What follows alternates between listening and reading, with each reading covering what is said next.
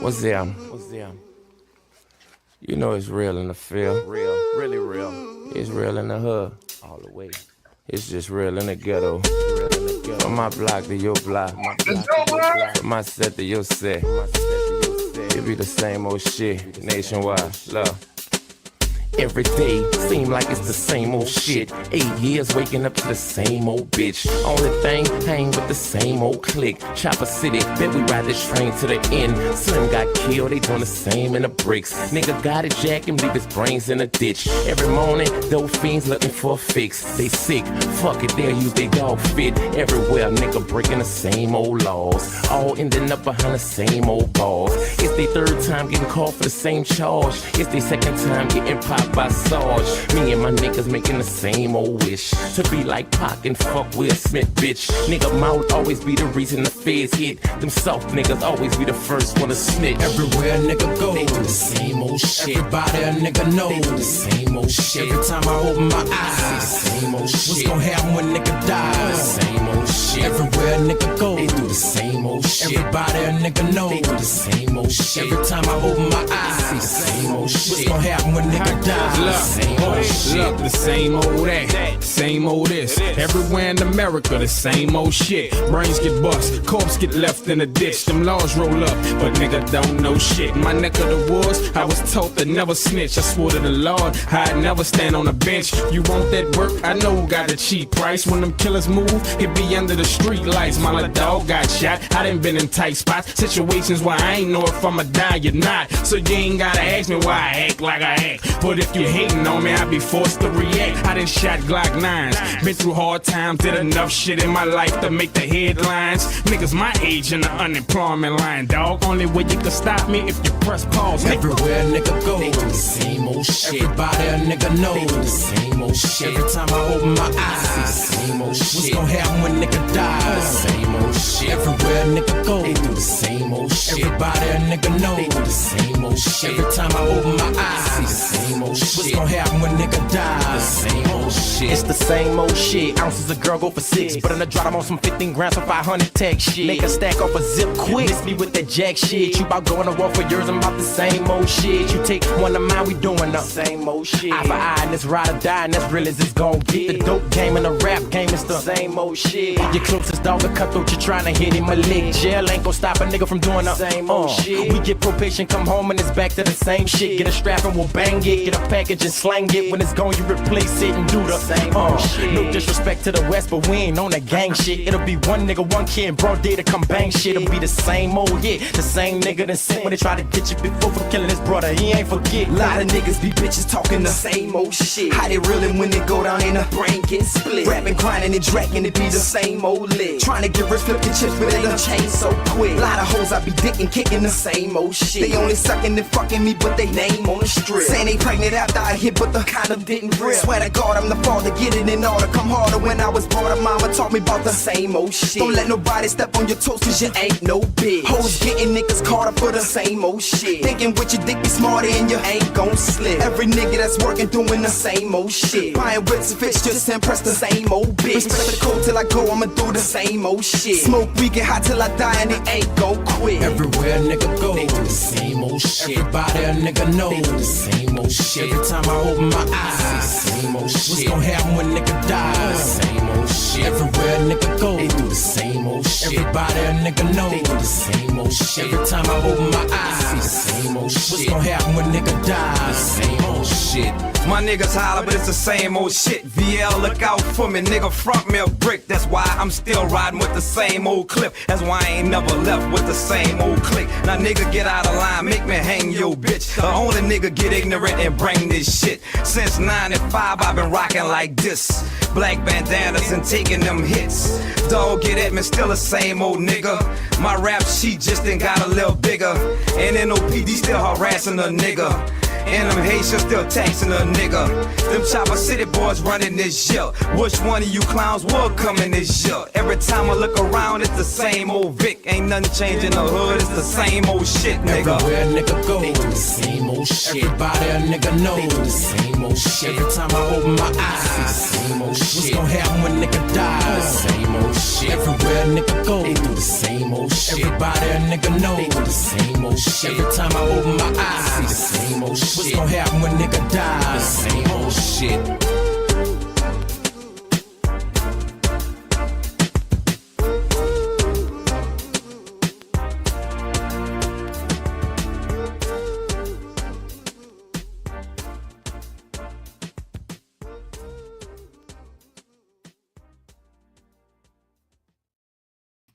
Wow! Whoa! So yeah, man, it's the same old shit. You already know. Everywhere a nigga go, it be the same old shit. Every YouTube video we watch, it be the same old shit. Bro, we about to watch this identitarian Jabari Osaze, however you say his name. That shit sound Japanese. I don't know what the hell. Is that his real last name? I don't fucking know, man. We hear these identitarians, we hear them about it, their pen pal names, you know what I'm saying? What's the old girl who wrote Harry Potter? Whatever, she uses a pen pal. That ain't her real name. That's what these niggas be doing on the internet too. I don't blame him, but it's like, you don't know. But he a known fraud. You know what I'm saying? When I say fraud, all identitarians are frauds because what they do is they will look at these ancient groups of people and say, all right, I like these ancient group of people. Now I'm going to claim that we are these ancient group of people. And then they go fight with other identitarians.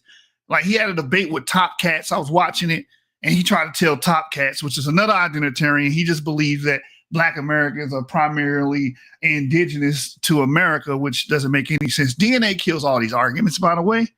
And they were going back and forth. He said, well, if we look at the DNA, I'm like, huh.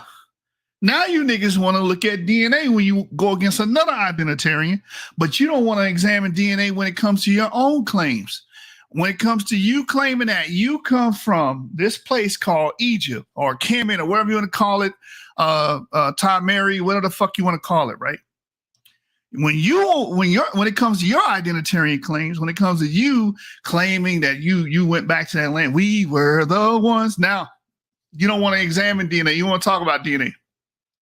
Because all the DNA from North Africa, all the DNA that we got on Egypt points towards an affinity towards modern day North Africans and West Asians. And they don't like that. They don't like that because they've been taught for years by idiots like Diop, doctrinaires like Obanga, Dr. Bean, James Smalls, this clown Umar Johnson. They've all been taught that everybody that's in modern North Africa today are all Greek and Roman babies and nationals. They came and flipped the whole population on some gang shit. They flipped the whole hood. Now, the original people that was already in the hood that was really originally from the set got ran up out the hood, got ran up out the set, and everybody flipped. Nah, that ain't what happened, man. The population that's there now has been there for thousands of years. The population that's there now has the Maghrebi component, has been there at least 15,000 years after it traveled back from Africa. It's over. The gig is up, man. It's 2025. And guess what? As we get older, we're just going to get more and more evidence that's going to collect and pile up against all of these identitarians. Man, somebody put something in the chat. Phoenicians. No, you ain't no goddamn Phoenicians. Phoenicians are European. The Phoenicians in Africa, the ones that y'all want to claim in Carthage, right? The Punic speaking population are largely Sicilian and Aegean peoples, Greek peoples, ancestrally. Like the gig is up, man. All this trying to claim these ancestral groups because you like them. That's the problem. That's not how you descend from anyone. You descend from people by the act of sex, by the act of reproduction, not because you like a damn group or you're fun to this group or you've been taught to have a liking towards a certain group. It don't work like that. You don't choose your parents. People, ancestors have sex and reproduce and create subsequent offsprings until they get to you. That's how ancestry works, and DNA tracks that.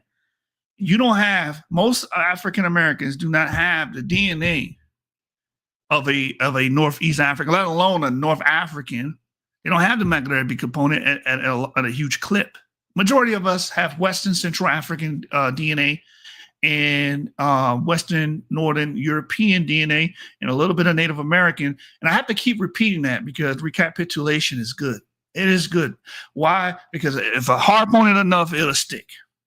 Because you've been bamboozled and baffled with bullshit so long by your Jabaris, by your Shaka Almoses, by your Zion Lexus, by your Tazarias.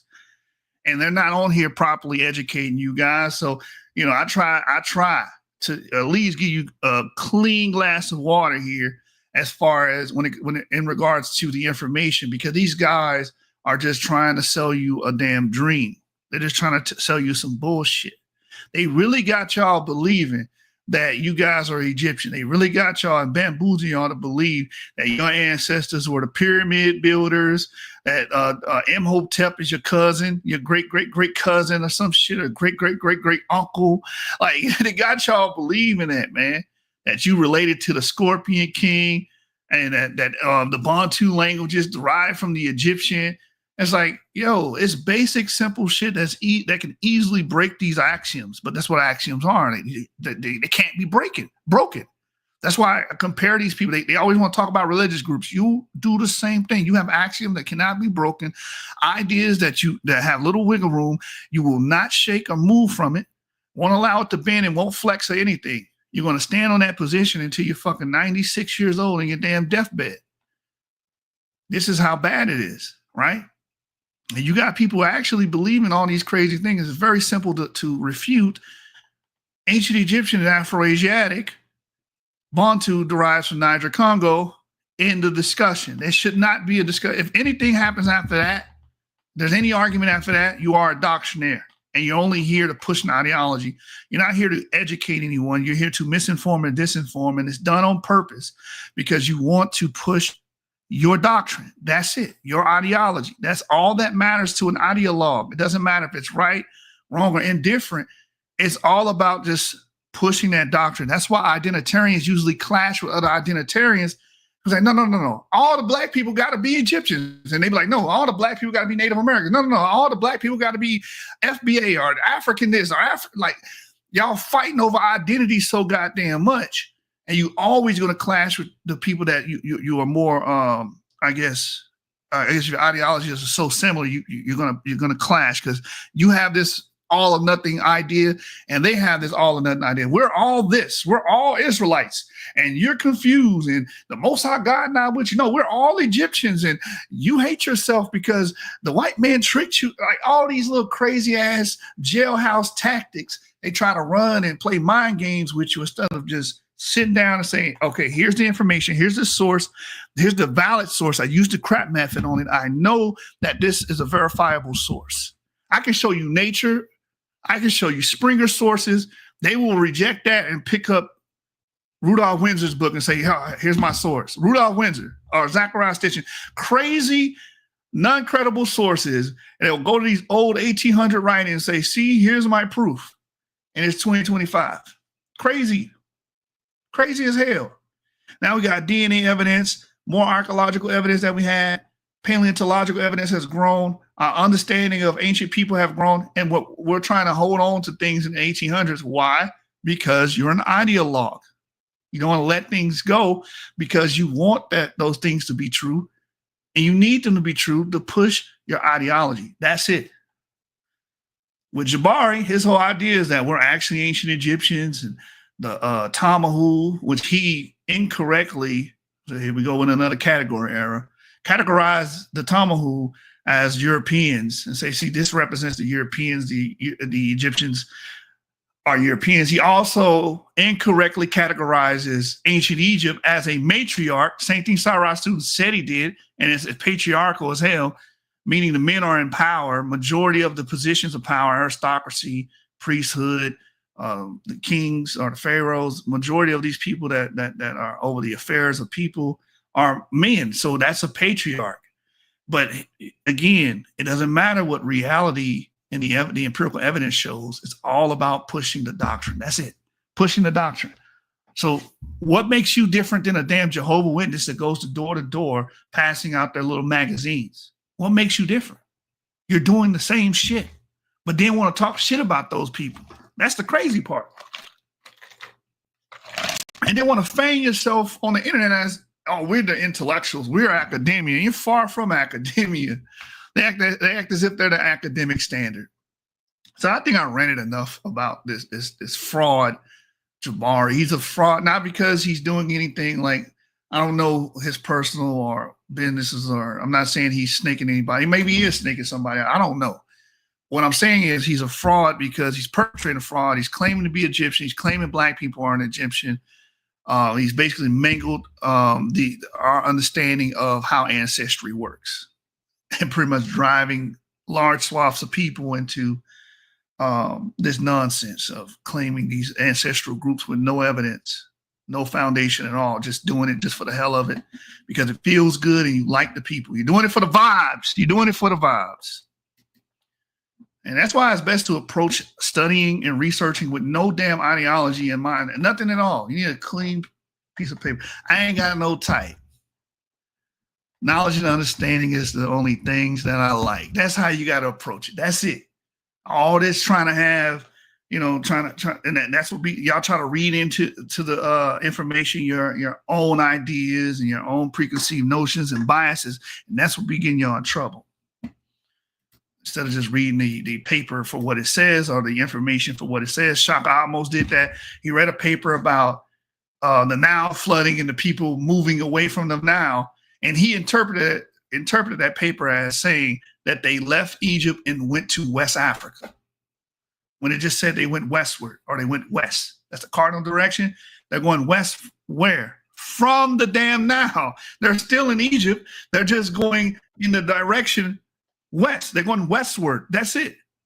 The same paper said they were going east. Did that mean they were going to goddamn Saudi Arabia or crossing the Red Sea? No.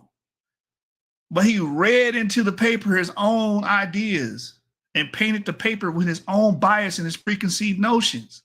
That's what be getting these people in trouble. And that's what makes these people frauds. This is not genuine. None of this is genuine at all. Somebody got to speak on it. What's going on, Moore? Bro, I'm shit for the bullshit. You know what I'm saying?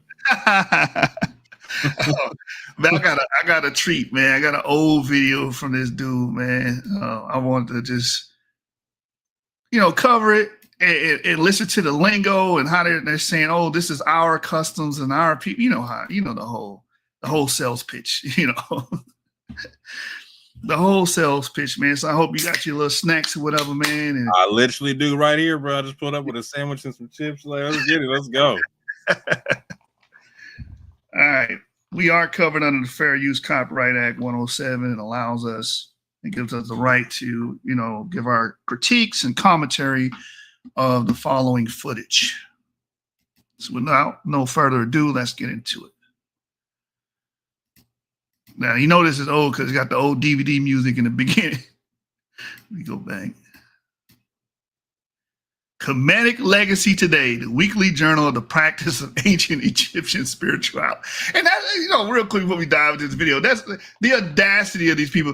They become the fulcrum. They become the omniscient one, or the people that can teach ancient Egyptian history or ancient Egyptian customs and rituals and rites. They like what? Who died and made this man the Pope of ancient Kemetic practices and shit, spirituality, as they say. They don't like the word religion, so they say spirituality. It's just crazy. Shout out to Wallace Budge, you know what I'm saying? Wallace, that's who ordained him. I mean, without Wallace Budge, they wouldn't know a lot about ancient Egypt. Without what, bro? Come on now, you already know what it is. I know, but I was just thinking, like, he put the what do you call it? The anointing oil on his forehead.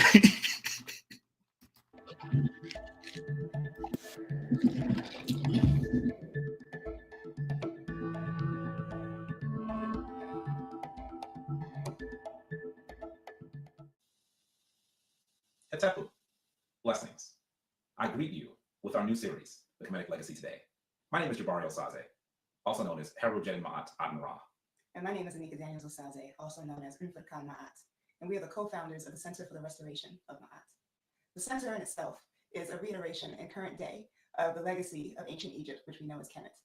Our purpose is to educate all those who are interested in learning our legacy from the past and bringing it to life today in current. You hear the language already. Learning our legacy from the past. They're going to be the restoration of Ma'at. And it's just like, okay, first you're assuming that that's your ancestry, and then you're going to restore the damn culture of the people. Go ahead, Moore. Go ahead. Also, can you turn up the volume a little bit? Oh, you can't hear it. My bad. Let me know if this is good. Time in a way that will enhance your life, a way that will educate you about your ancestors, your purpose on this earth, and how to live a prosperous and healthy, fulfilling life. That's right, Anika. The only way that we can find ourselves back to the grace that we once shared is through the ancient Egyptian moral practice known as Ma'at. And certainly we'll be discussing a lot about Ma'at during this series, Comedic Legacy Today. This weekly series will focus on bringing you discussions, interviews, and exposés on individuals who are living this Kemetic lifestyle today. Of course, what do we mean when we say Kemet? We're talking about the word that the ancient Egyptians used for the territory they lived in themselves, Kemet. So when we say Kemetic, we're referring to those who are embracing these ideals that were long considered forgotten. In terms of the word Ma'at, Ma'at is the definition of law, order, balance, justice, harmony, and reciprocity. It is one of the many different aspects of the Creator that you may call by many different names. In the Kemetic legacy, we call the Creator Unter. Some have heard it as Netcher or Netter, but the word itself represents both the feminine and masculine principle of a divine creation. And in order to be as close as possible or to return to that divine creation and to become divine in oneself, you must come to harmony, known as Ma'at. What you'll see next is a lecture that I did in Egypt this year that focuses on truly beginning to uncover the ethnicity, the origins of our ancient Egyptian or Kemetic ancestors. We truly believe that these sorts of lectures will be enlightening to you, will be interesting to you, and feel free to reach out to us and let us know if you have any input, questions, and really just want to join this. See, that's the first look. Everything else is just like ancillary, and it takes a backseat to the ethnicity, the claiming of the lineages. The first thing you want to jump into on this volume 1, the pilot, so to speak, is the ethnicity of the ancient Cometians or the ancient Egyptians. He got to go ahead and establish that we are identitarians. This is what we identify as. These are our ancestors. This is the first step. Same thing with Israelites. The first step is to identify, hey, brother, you don't know? You didn't know? You lost your ancestry, brother. You the real Israelite. Give me Deuteronomy 28, verse 68. That's slavery in the Bible. That's the first step in all these identitarian cliques, man. We got to establish who these people are and how they connect us. And this is the beginning of the goddamn scam. And I want to see a damn textbook definition of Ma'at being reciprocity and all those other things that they were talking about. That sounds like some African-American mumbo jumbo, but I reserve myself. I could be wrong. I got to look this definition up because I keep hearing that. I have yet to see it. This general dialogue that we're going to have around returning our universe, our nation, and our people to our blessed grace of Ma'at. So with that, we welcome you. We hope that you enjoy all that we have to share with you. Thank you. Twawu, as they would say in ancient language. Hetepu, enjoy. Hetepu, everyone. Hetepu. I know you're looking at me like, what did she just say? Hetepu means I bring you greetings. So again, I say Hetepu, everyone. Thank you, Twawu. Today, I have the pleasure of introducing my husband and also introducing you to his Kemetic name, Heru Jeden Ma'at Aten Ra. Okay. Heru Jeden Ma'at Aten Ra. Okay. Now we talked about the Jed column symbol. It looks like the backbone of a star. The symbol itself means stability. And we all talked about Ma'at, right? So Ma'at being truth, order, balance, harmony. So his life that he's chosen for himself is a life of stability, truth, order, and balance. And that's the name that he's given himself. Truth, so order, balance, harmony. I'd like to introduce to you today. Now, I just want to give you a little background on him so you know who he is. I know you've seen him speaking at the different sites that we've gone to throughout this journey here in Kemet. But just to let you know, Jabari has been studying ancient Egypt for over 20 years. He studied at Cornell University and earned his bachelor's in African Studies and also in Human Service Administration. He did his master's at Metropolitan College of New York in Human Service Administration, and he's currently working on his doctorate in interfaith studies so that he can one day be a Kemetic priest. I'm also proud to say that he was just accepted into a program called the British American Project, where he'll be a U.S. diplomat representing the United States.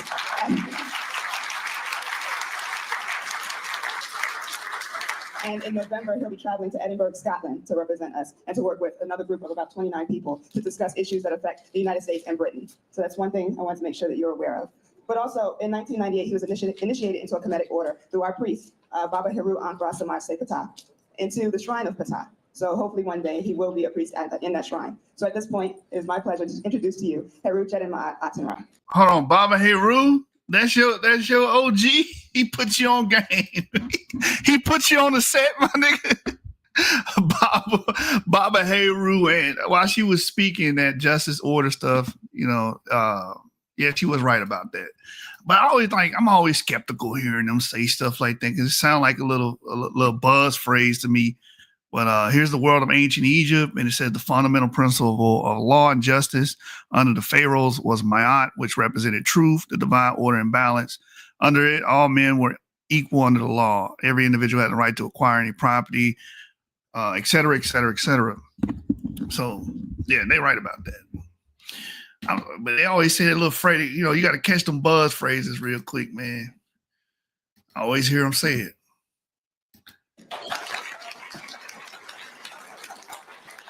Thank you.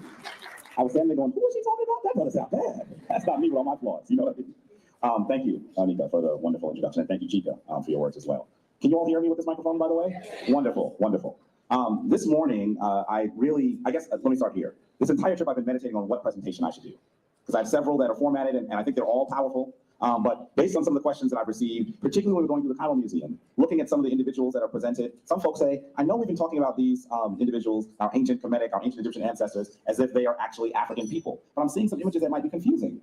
So can you explain them to me? Can you help me understand what I'm seeing? Particularly, and I know that since you've all been to the museum, you're probably all thinking about the same. Probably the one that's most striking is the image of Ra-Hotep sitting next to his wife. Do you remember that particular image? It's a gentleman with a little short mustache, and he's sitting next to a woman that is very light-skinned. And so people say, well, is she of African ancestry? And so as we discuss the ancient Kamites, hopefully we'll be able to understand exactly what their origin was.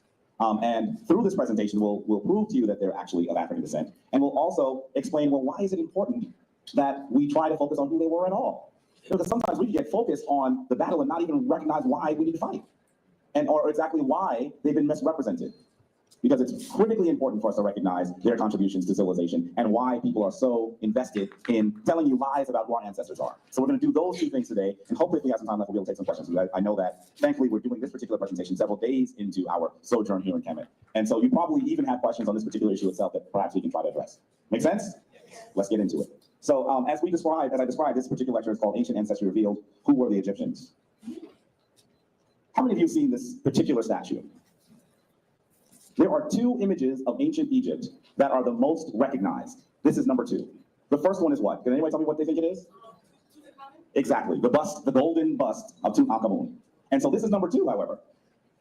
Now, I have seen this image many times, and I've actually seen several reproductions of this piece. The reason why I chose to show you this particular image is because you can see it almost facing forward. They never shoot it from the front. And whenever I see reproductions of it, they don't actually look like the one that they have in the Berlin Museum, which they claim is an original. Can you look here? Do you see that the left eye here is just not present? Did you ever notice that before whenever you saw this image? I'm glad that some of you picked it up. Now, I should say to you that the ancient Egyptians felt that particular portions of your body were critically important in terms of their philosophical, religious, ideological perspective. And so to create a statue without an eye would actually almost be an insult. The left eye is considered the feminine eye.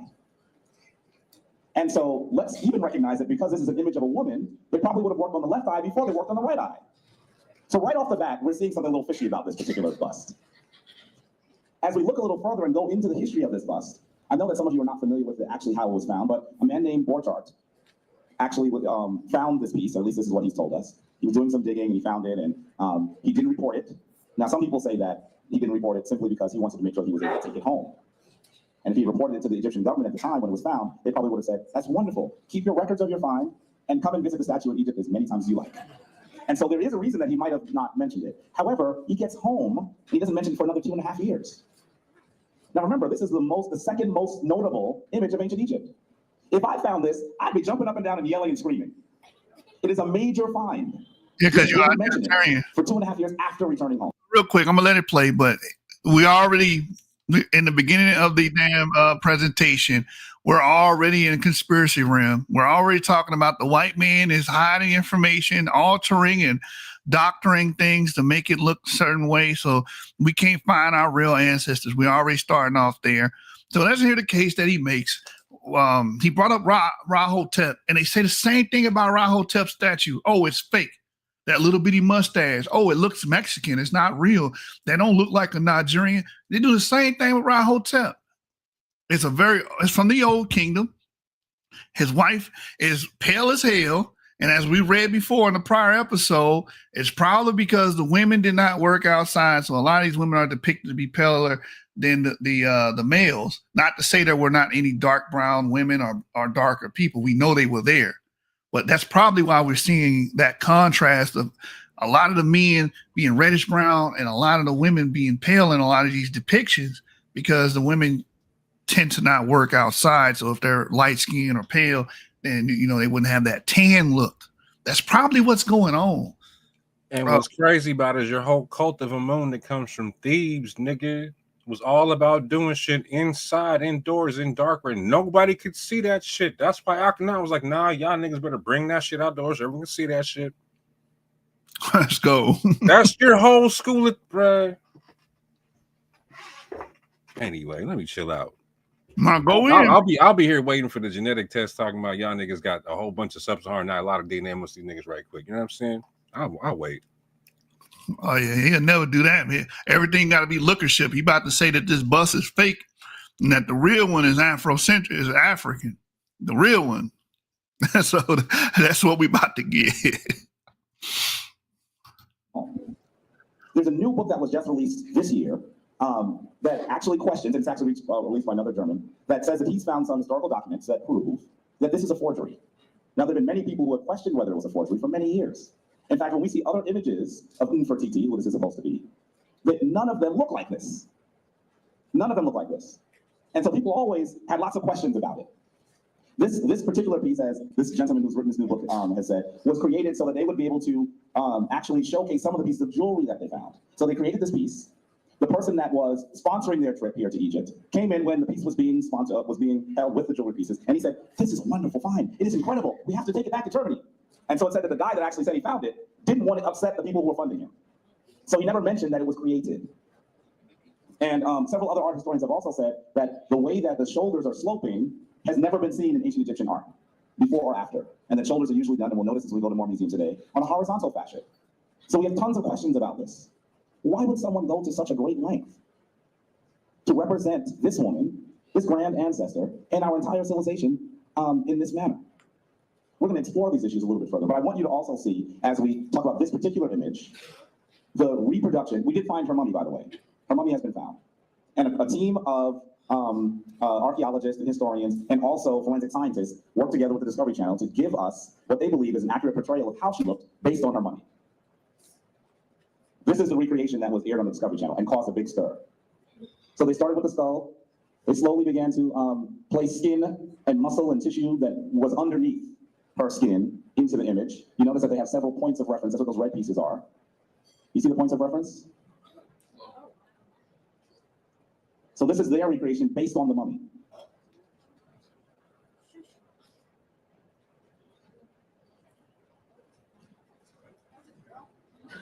Very different, correct? No, it looks the same. Different. It looks the same as the fucking bus. This was very hard to find.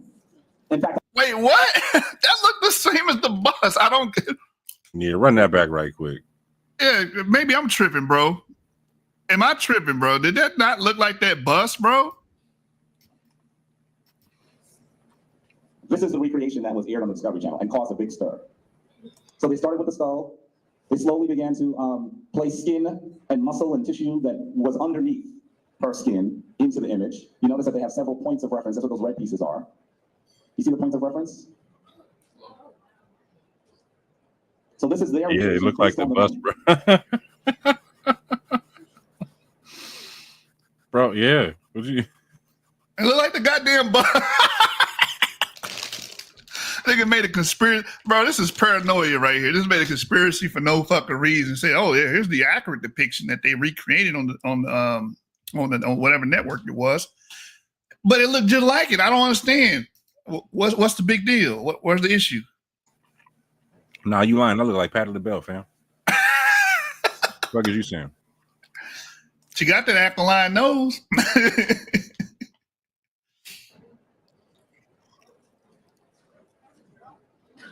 Very different, correct? Very different.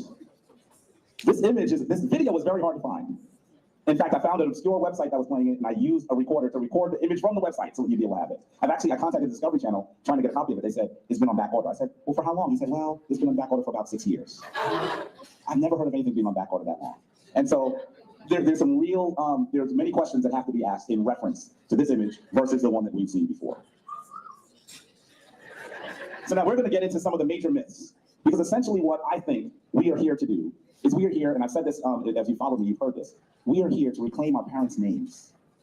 And so I truly believe that when you go home and you tell the story of what you've seen, you're going to need to have as much ammunition as possible, because you're going to hear everything that runs the gambit. And so understanding how to diffuse those arguments is critically important. So let's begin. Oh, by the way, I should mention this. I actually run a blog. It's called The Ujat. And I actually have quite a bit of coverage on the bus of Nefertiti and many other issues. The Ujat is actually a blog that uses ancient Kemetic spiritual and moral principles today. So it's an analysis site. You get up-to-date information on what the latest discoveries are, discussion of some of the spiritual principles, and even some analysis of other major books. So that if you'd like to visit, I'll give you the URL a little bit later in the lecture. But on the Ujat, we have a major article based on this. There was virtually no recognition of the new book by Henry Starlin, by the way, at all in the United States. It's all virtually in German. So I actually had to translate some of the articles for us to read. So if you go to the Ujat, you'll be able to see that. All right, you bullshitting right now. But real quick, here's the image for everybody to see. And you can clearly see why they have an issue with this. She's too light. That's the only problem he got. Would it be better if she was dark skinned? Would that clear it up? Since this is a depiction of her being light skinned or pale or whatever, now it's a problem. I really didn't see too much difference with the reconstruction. I really didn't. I'm like, oh, bro, you over here splitting hairs like a motherfucker. This is a 1-to-1 almost to me. Yeah, it's a lightened version of the red color that they use for the Egyptians. You know what I'm saying? It ain't like they made her look like a Nubian, fam. Yeah. So was he expecting the motherfucker to, excuse me, but he expecting this? Hold on. But would it have been better if it was this?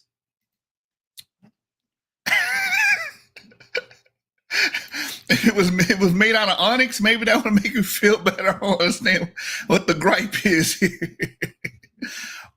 But when you occur, my fault.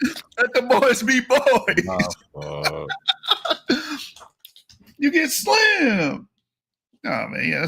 Look, what's wrong with this bus? There's nothing wrong. Oh man, that's just the cracker trying to inject his seed, the Satan serpent seed, into the ancient Egyptian population. He perpetrating a fraud. He's stealing everybody culture. But I don't know. I've been seeing y'all steal everybody fucking ancestry. Y'all making everybody. I had a debate with somebody about damn the Cambodians and Chinese people. We were the real Chinese. We were the real. We brought them ships over there to the Cambodian war chieftain or whatever. Oh shit. Back on the Ujat, we have a major article based on this. There was virtually no recognition of the new book by Henry Starlin, by the way, at all in the United States. It's all virtually in German. So I actually had to translate some of the articles for us to read. So if you go to the Ujat, you'll be able to see that. Myth number 1. The Egyptians were a group of Aryans, or whites, who came from the north to build one of the world's greatest civilizations. Now, I know that you might have heard this. One of the major proponents of this argument is a man called James Henry Breasted. Who's heard of James Henry Breasted? Some consider him the father of modern Egyptology. He is a giant in the field.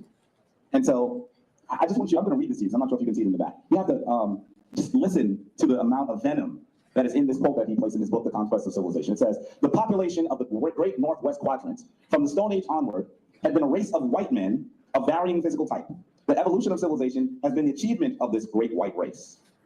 On the south of the Northwest Quadrant lay the teeming black world of Africa, separated from the great white race by an impassable desert barrier and unfitted by ages of tropical life for any effective intrusion among the white race. The Negro and Negroid peoples remained without any influence on the development of early civilization. This is a direct quote. This is what he started to describe when people were beginning to actually travel here themselves and see some of the pieces. That's exactly what y'all do. Y'all model yourself after these racist ass white people of the past that was doing the same thing you doing, racial diffusion, saying, yes, all these people are white. These white people started civilization. They built all the pyramids. All y'all do is Uno reverse the whole shit and say, no, they actually were black and they were all black and they engendered blackness and created blackness and came from blackness, created all of the inventions, created everything, the pottery wheel, all of the greatness comes from the black race. Y'all doing the same thing this racist dude right here was doing. He was incorrect. He was wrong as hell. He was racist as hell. And guess what you are? All of those things, all of the above, Bob, all of the above. Started to say, hey, wait a minute. Were these people actually black? It was kind of the whispering in the back rooms. If they weren't black, they certainly weren't white. What are we going to say? So that James Henry Breasted, the father of Egyptology, had to come out with this statement to be very clear about who we were talking about. This myth has been entirely debunked. Entirely debunked. Here's why. First off, if these Aryans originated in Europe to build Egypt's great monuments, where are their precedent in Europe? This is a just basic logical argument. These folks from Europe come in, they build the Merkuti, the pyramids, they build these incredible tech-ins, they build this whole society. Why didn't they do that where they came from? Isn't that a little strange? It's kind of like you going from the 5th grade as an F student and getting to the 6th grade to be an honor. That's a bad argument because just because you're related to some group or another group does not mean every technological innovation that they have, you should have too. They could have just developed it there, but anyway, Egyptians are not Europeans, and they're not all quote unquote white, or they don't fit this white racist myth. But I say this to say this. Why y'all don't apply that same standard to the shit y'all believe? Where are your pyramids in the Congo? Where they at? They must be hidden under the fucking thickets of the forest and shit. It's all covered. Or it's all buried under the Sahara Desert. The Sahara Desert is hiding all of the pyramids that were built prior. It would have to be prior to the Nile Valley civilization. It would have to be prior to that, right? That would be the conspiracy you would have to say, because you're claiming that, oh, well, where's all this culture? Where's all the pyramids in Egypt or in Europe? Ditto. Where's the pyramids in the Congo? Where's the pyramids in Angola? Where's the pyramids? Hell, where's the pyramids in Tanzania? Where they at? Show me these pyramids, and they got to be Egyptian pyramids too. I don't want to see no damn offshoots. Y'all tried to tell me that Egyptians went to what was that, Thailand or some shit, because they had a pyramid or something. Y'all was like, oh, that's obvious. Egyptians went there. Mr. Black Taxi says a new research paper from Brown University says the ancient Carthage were Semitic Phoenicians who originated in Levant, but after a few hundred years, it became predominantly Sicilian. Mr. Black Taxi said, where have you been? We covered that paper, brother. We covered that paper. We went over the whole article. And Moore found somebody else I've been watching. I think his name's Metatron. He did a real good video on that, for like an hour piece on it. Go check him out. He broke it down. I was watching some of it earlier. Really good analysis of the paper from what I saw. From a little bit I was able to catch when I was at work. He did get a little bit scared about the E1A being found amongst them folks. Oh, he I got on his Q&A the other day and asked him a question about that in the chat, and he jumped off that. I was like, no, I'm not going to answer that here. You know what I'm saying? I did a whole video about this over here. You just go watch it over there. And I want to watch. I was like, I watched the whole video first, but like first he said shit about the E1A. You know what I'm saying? I ain't trying to I ain't saying nothing crazy. I ain't trying to blackwash it. I'm just saying, I just want to know what you thought about it. Damn, you know what I'm saying? You scared them. You know, some of these people are anti-African, so they're gonna be against it. Well, yeah, like so with Metatron, his whole thing, his channel, he's pro. He started out doing samurai videos. He's an Italian guy, right? From Italy. He lives in America now, but like his whole thing was he did stuff on samurai culture because he studied Japanese and samurai fencing and all that type of stuff, right? And their armor and whatnot. And then he studied Roman culture, so he talk about both and whatnot, right? And so for him, I mean, you know, he's already stuck on the fact that the paper was talking about cats was close to the people in the Eugene and etc. You know, he was like, "Oh, word." So he's focusing heavy on that, right? And so I asked him, I was like, "So just as a quick concept, I was like, so what are your thoughts on the fact that the paper cites E1A being in Tunisia, Sicily, in Spain, and the fact that E1A is in its thickest densities in the Western Sahel. Just that question, bro, he got all tight real quick. You know what I'm saying? Hey, Metatron, don't make me get on your ass, man. I'm gonna have to get on your ass now, nigga. But you know what it is though, like so he stayed like so he's on the reverse thing where like he doesn't want to give him no ground, like there can't be no black people up there. I'm like, nah, like so like that. Then be black don't mean sub-Saharan Africa. We gotta knock this shit off. You know what I'm saying? We gotta cut this out. We was just going over an Egyptian sample, you know what I'm saying, of them testing the actual phenotype, and the dudes act like, okay, he is a dark-skinned dude, you know what I'm saying? With the E1B1A haplogroup I. Like he's not sub-Saharan African like that, you know what I'm saying? But he's dark-skinned, right? Dark to black. Right, exactly. Mm-hmm. So you like he's still at that concept where I think like to him dark skin equals sub-Saharan Africa. Like, no, we got to knock that off, man. Knock that all the way off. Man, them Punic people had dark skinned people amongst them. They were dark. And that was the whole point I was trying to throw out there. You know what I'm saying? I was even trying to throw out the fact that like E1A could have been the contributing factors, that being that we saw that the vast majority of the DNA was not coming from the African continent. You know what I'm saying? So like what African DNA did that were like where were they getting the African DNA from, right? Like, and we see that E1A was one of the few North African haplogroups that were contributing DNA. So it's like, all right, just trying to throw out some plausibility to some things. You know what I'm saying? Like, right? I ain't no one trying to say out of nowhere like, hey man, you know the Carthaginians was all black. I was like, nah, calm down, bro. Calm down, bro. With paranoia, man, been running into See, hey, Mr. Black Tassi, man, he on demon time. He said, "Send Shaka." Nefertari, look. Hey, but real talk, this is what I need my man to break down, right? Why would Nefertari man, right? Why was his son haplogroup K? You know what I'm saying, on the maternal side? Oh yeah, I wasn't even thinking about that. What are you thinking about it? Like that whole area, like he talking about the whole Akhenaten, like, you know what I'm saying, the whole Akhenaten and Tutankhamun, all like all them, right? Queen, why was Queen Ty black in the motherfucker, right? Haplogroup K in this piece. That's a fact. How we my man talking about the mothers of this thing, fam. Like, yo, who we know? Who came up the spaceship haplogroup K, my G? I guess him. I don't know. You know, I saw, yo, y'all got me looking at y'all crazy, man. Yeah, man. Majority of us, we most of us, when we take our test, we usually some variation of L. My grandma was L2A1. You see what I'm saying? Uh-huh. K? I think did we see a K on the Alabama black the black belt of Alabama? Was there a K on that one? I don't remember. I remember it was E1A1, which is East Asian. Mm-hmm. I don't remember if it was a K. Now I kind of want to go look. Could have been. It's rare, it ain't gonna be representative of us on the population level, bro. You gotta right. Not enough to say we, like, you know what I'm saying? Right. Y'all right. Saying we, us, like, hold on, wait a minute. Whoa, we gotta slow that one down, bro. You talking about cats that was R1B and haplogroup K talking about we. Whoa. And the genome is non-African like a motherfucker, like. And shout out to my R1B people that are African American. I'm not taking shots at you. I'm talking about like in terms of like representative enough of the conglomerate to say we as a whole like that. You know what I'm saying? Like, yo, we got to slow that one down. All the way down, man. Man, this brother, I'm glad you said that because I didn't even think about King Tut and all that with the mitochondrial DNA haplogroup K, and we all know that haplogroup K is seen in Near Eastern and European population.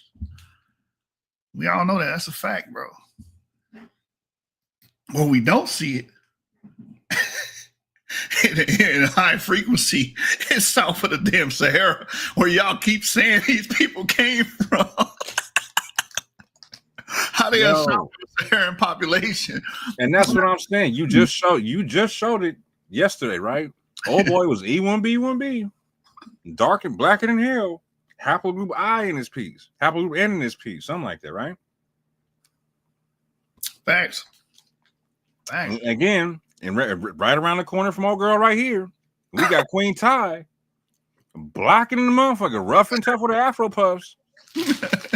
Haplogroup K in this piece. Out here looking like what's the black British supermodel I was out there messing with all them Diddy parties and whatnot. Oh damn. Naomi Campbell. Out there, Queen Ty out there looking like Naomi Campbell whatnot. You know, haplogroup K in this piece, man. It's a sad day, man. It's a sad day in Afrocentric land.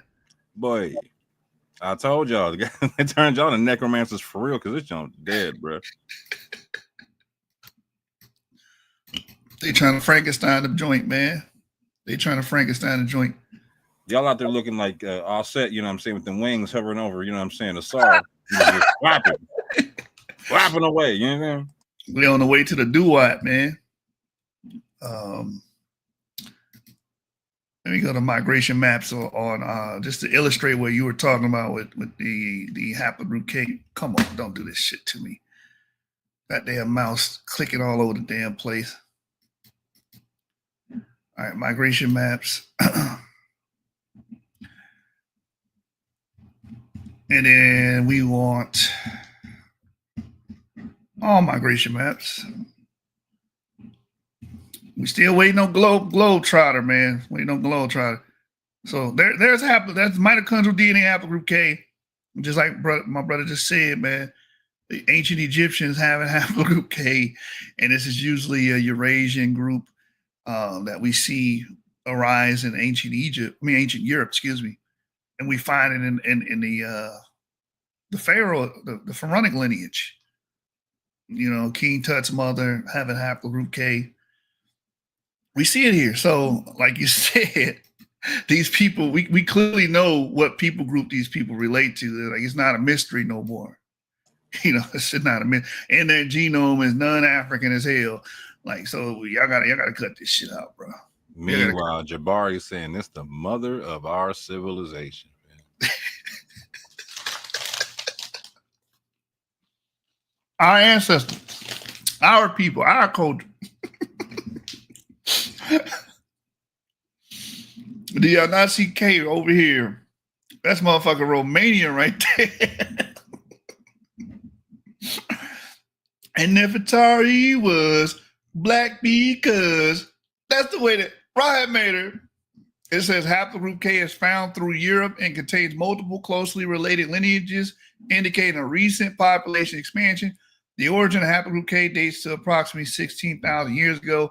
It has been suggested that individuals with this haplogroup participated in the pre-Neolithic expansion following the last glacial maximum. So I want to go results, tools, mtDNA, discover haplogroup reports. I want to see, can we make the ancient Egyptians pop up? What do you mean session error? Sign in.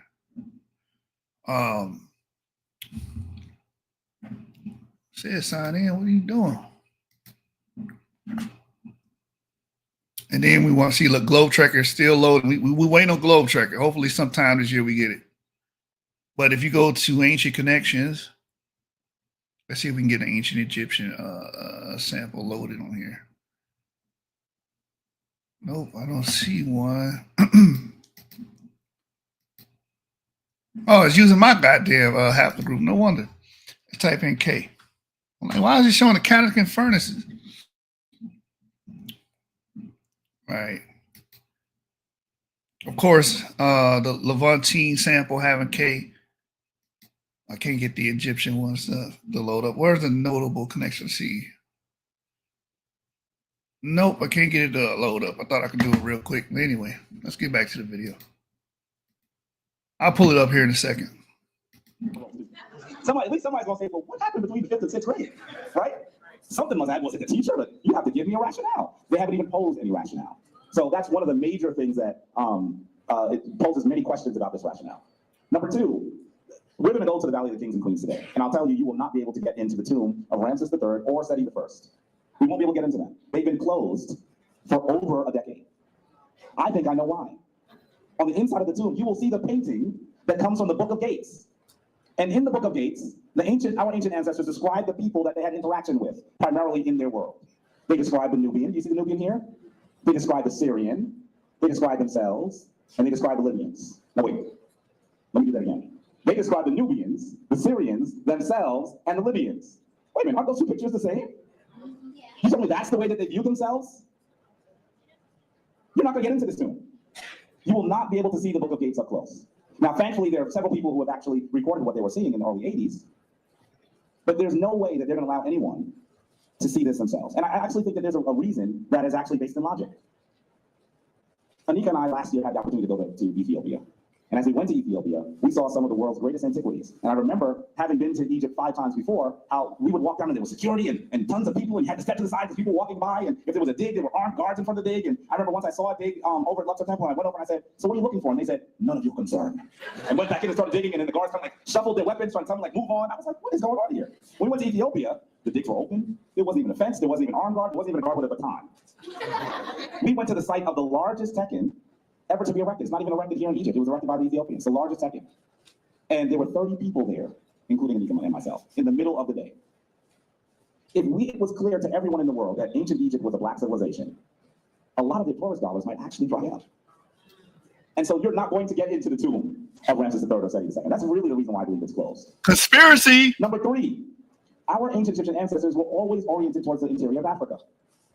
When Brother Chika did his presentation, he actually showed you the way that they viewed the continent of Africa. They believed that we were actually where we are right now in the south, and that the north would have been where South Africa is now. That would have been the extreme north.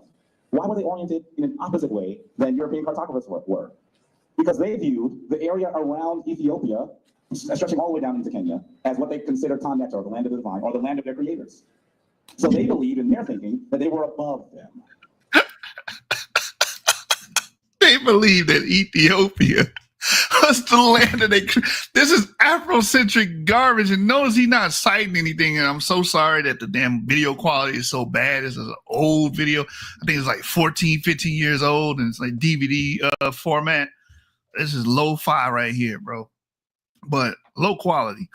But he ain't citing no source. He just, rambling and baffling his audience with bull. This is what most of these people do. They baffle you with bullshit, a bunch of feel-good, rebel-rousing. Yeah, and they won't let us go into the pyramid. They won't let us see the Book of Gates. Nigga, we can look at the Book of Gates on the internet all day. They got pictures and everything of it. We can see it. They won't let you in there, though. Like, come on, man. Conspiracy shit. You know what he about to cite, bro. He about to cite that whole, you know what I'm saying, like I just put up there, you know what I'm saying, the whole, we come from the mountain. Exactly, the foothills. We come from the foothills of the mountains of the moon, where the Nile God happy dwells. You already know what it is, bro. Yeah. And so they believe they came from Ethiopia. And they don't mean the Sudan. They mean the Horn of Africa. Right. Yeah, exactly. Oh my God, that's how they interpret it. Just garbage. And so they oriented themselves toward the south. When we get to Hatshepsut's tomb, mortuary temple later today, we may even have an opportunity to see the text of her expedition to the land of Punt, which is probably in Ethiopia, Eritrea, Uganda, that region there. And she says these people were the divine people, the people of God, our ancestors. She sent an expedition there. Now I'm telling you, I have seen at least 5 Discovery Channel, History Channel, Science Channel discussions of Hatshepsut. And they never mentioned, they said she went to Punt, but they never said why. And so as we look at what our ancient ancestors believed, they were actually very clear about where they came from. Very, very clear. Number 4, how many of you know who this brother is right here? Everyone, I want you to say his name with me. Sheikh Anta Diop. Sheikh Anta Diop is actually our modern day multi-genius historian. This man was trained in you done made a memo linguistics, history, DNA analysis. You done made Sheikh Anta Diop Imhotep film? Oh my God. Diop is Imhotep. Man, talk about deifying people, man. This shit crazy. That's what they do though, fam. And that's what, like, y'all gotta stop acting like you don't do it. And if I speak against your deified ancestors on this level, you know what I'm saying? Like you act like I'm committing blasphemy and sacrilege. Let's stop playing. Man, he said that the land of Punt was what did he say? Ethiopia, Somalia, it was another place. I think Eritrea as well, but no. Yeah, Eritrea, yeah. They had to go there because in his mind, that's reaffirming that these are our people because there's a bunch of black people over there, so therefore they got to be all right. Let me newsflash: a lot of those Horners are Eurasian mix at a high clip. He's talking about some haplogroup J, haplogroup T. Like you was bringing up K and all that, and the reason why, what we're finding out is because Egyptians are Egyptian-related groups migrated south and started mixing with the local population, so much so that the offspring of these people are 40 to 50 to 60% Eurasian. That's what that Kalub-Nardi paper was telling you. That's what it was about. It's like, hey, we can't blame this on the Arabic expansion. This mixture was already here. Well, what are you talking about? Oh, let's go south. All right. You mean to tell me that the genetics is completely telling the difference and the opposite story to this whole foothills of the mountain of the moon nonsense? The diametric of opposite of it. Like the complete opposite, brother. It's flipped on its head. They're coming from the north and then go south, not the other way around. So, hold on. So you mean to tell me he out here cultural appropriating some cultural appropriators? Yes, exactly. Oh, damn. Oh man, we are officially in the Twilight Zone, man. Yo, for real, where he reclips that, bro? I need that one for real, bro. That's wild. Cultural appropriating some cultural appropriators, bro. That's y'all can't get away from that, fam. Y'all better put this down now, bro. Look, check it in the paper. Whole genome ancestry of an old kingdom Egyptian. It states here, nevertheless, we found that the Neurarot genome fits as equally a good source as Levant chalcolithic groups for the West Eurasian related component of East African pastoralist genomes. There you go. So in layman's terms, this related population is responsible for the West Eurasian DNA that we see, that we have been calling Levantine DNA in like Tanzania, in Kenya, in the Sudan with the Kadruka sample. The reason why we see these people become more and more Eurasian is because people related to these old kingdom Egyptians, these ancient Egyptians, migrated south and started mixing with those people at such a high clip. Now they're 40, 50, 60% Eurasian. There you go.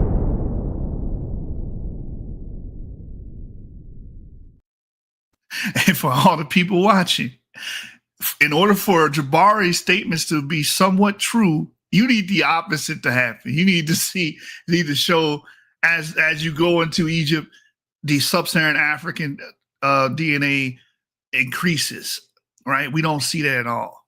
It's very minimal in ancient Egypt. And then we see Eurasian DNA penetrating into what we call the Horn and Sudan and Kenya and Tanzania. That's what the evidence is showing us. You guys can't get around it. And it shows the same admixture coming to Northwest Africa, West Africa, etc. whatnot. You know what I'm saying? There's similar admixtures or whatnot. But it's not the way y'all think it is. Like, so if you want to make an argument, dude, like, is there a component of West African ancestry or stuff coming through the Sahel, etc., that connects to some of this North African stuff or what we see coming through Egypt? Sure, you can make that argument, but it ain't gonna look, bro. It don't look nothing like what you think it look like. Nothing like you think it look like. Not at all. They're not saying you got a whole, like it's a whole bunch of sub-Saharan Nilotic African. No, bro. No, not at all. At all. But it's there. So what do you do now? And they got it there. They can, bro, they're dating when these admixtures happen, fam. And it was going on for time, bro. That's what it's like, bro, for time. And the time frame that they're looking at this stuff, right? We're looking at Levantine autosomes coming into West Africa, right? 8,000 years ago. And I'm not talking that's the only migration. I'm just saying we're just that right there. What do you do with that? Because we're seeing the same thing happening in East Africa, fam. You can't erase that, bro. That's like you should keep talking about the one thing you can't stop like human beings from doing, bro. We finna mix it up, bro. We're finna get it in. It is what it is, and we're bro. It's not looking nothing like what y'all were trying to paint the picture of, man. So you can't stand on that and then point to anybody else talking about, oh yeah, you want to believe in some fantasy? Like, no, bro, you got me all off in the fantasy world right now, bro. And at this juncture, you out here culturally appropriating another group. How do you explain the fact that the Egyptians were saying they came from there, but you can't prove that now? Like, the evidence is to the contrary. Now they got you looking like a whole bunch of set of liars, man. Like, they were how do you explain the fact that they were lying about this thing? Huh? I'm sorry, I had to go on a little round right there. I thought the cracker was the liar. I thought the Tamahu, the white man, they deceiving. They lied about this bus right here. Like, I thought, but I've always seen you motherfuckers lie. That's the crazy thing. You always getting caught in the lie. Jabari, James Small, Baba Heru. Don't even get to Baba Heru. He said Baba Heru is the one who put him on the set. So Infudici, all these guys, man, y'all always get on here and spew a bunch of nonsense, cartoon Walt Disney bullshit. You know. But I'm glad you went in. I want you to go in, man. Keep going in, man. These niggas deserve to they deserve to go in. But it's a definitive lie at this point, fam. It's a definitive fucking bro. Like, you can't defend this at all. At all. And he said Baba Heru deals with genetic analysis. That's what he said. I'm like, okay. And I know this is 14, 15 years ago, so maybe you and I both know that if we go back 14, 15 years ago, there's enough information, genetically speaking. This is why I couldn't, bro. This is why I'm so happy I ran in the Yap game, because it let me know, like, damn, I was this wrong. That oh man, I could have been more right about this like a decade ago. Damn, like, bruh. I had no idea, you know what I'm saying? But now we really know what it is. Yeah. We were all lost in the sauce, man, until we grasped the understanding of how ancestry works, you know? Yeah. You can't defend this now, Jabari, fan. What you talking about? All right. It's over, bro. Now I would gladly debate you on this and whoop your ass. I would gladly punch your teeth out your mouth. You know, I'll gladly Mike Tyson you on this subject. And I'm not even saying put down your belief system. Like, if you want to keep rocking with Pod or whatever, bro, do what you do. But just, y'all got to stop saying, well, that's weird. That's like, yo, not mothers of our civilization. What are you saying?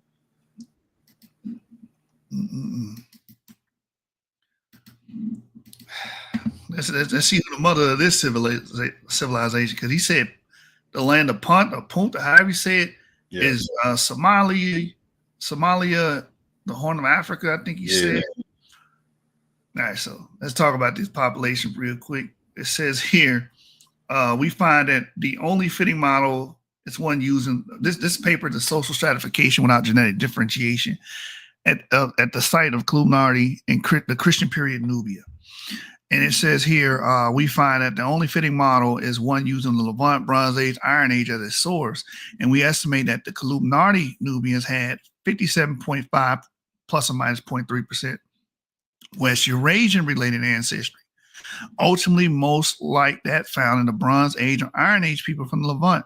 Although this ancestry was likely introduced to Nubia through ancient Egyptians or a group related to them.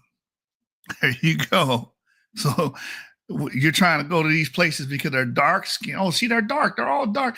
Look, these are our people. These people are highly Eurasian mixed. And the reason they're highly Eurasian mixed is ancient Egyptians travel south and mix with those populations. It says this reflects deep biological connections among populations inhabiting the Nile Valley and further confirms the presence of West Eurasian-related ancestry in the Nile Valley prior to the latter Arab migration. So you can't blame it on, the Arabs came in and flipped the population. They were already Eurasian. We already knew about the 3,000-year-old migration, 4,000-year-old migration, even 5,000-year-old migration with the SLC24A5 gene being dated to that period. We've been knowing about this, right? Going into East Africa, the Horn of Africa, the pastoral package that they got, that comes from Levantine farmers. And these Levantine farmers, the donor population, is most likely ancient Egyptians traveling south. Flack says, what are we talking about? We're talking about an Afrocentric known as Jabari Osaze that loves to teach that African Americans are ancient Egyptians. And we're correcting that on this video as we watch this video in this lecture, his indoctrination speech. We're correcting it. And one of the things we're correcting is trying to look at other, East, surrounding East and Nubia and Somalians. These people are highly Eurasian mixed. Like, you kind of shooting yourself in the foot going to those populations and referring to those populations. And it's ironic because the reason why they're Eurasian mixed is because an ancient Egyptian population or a population related to them traveled south and went as far as Tanzania 4,000 to 3,000 years ago, and now we see the offspring of these people. Yo, this is the Afrocentric Holocaust, bro. This is the worst year in y'all history, bro. That's a fact.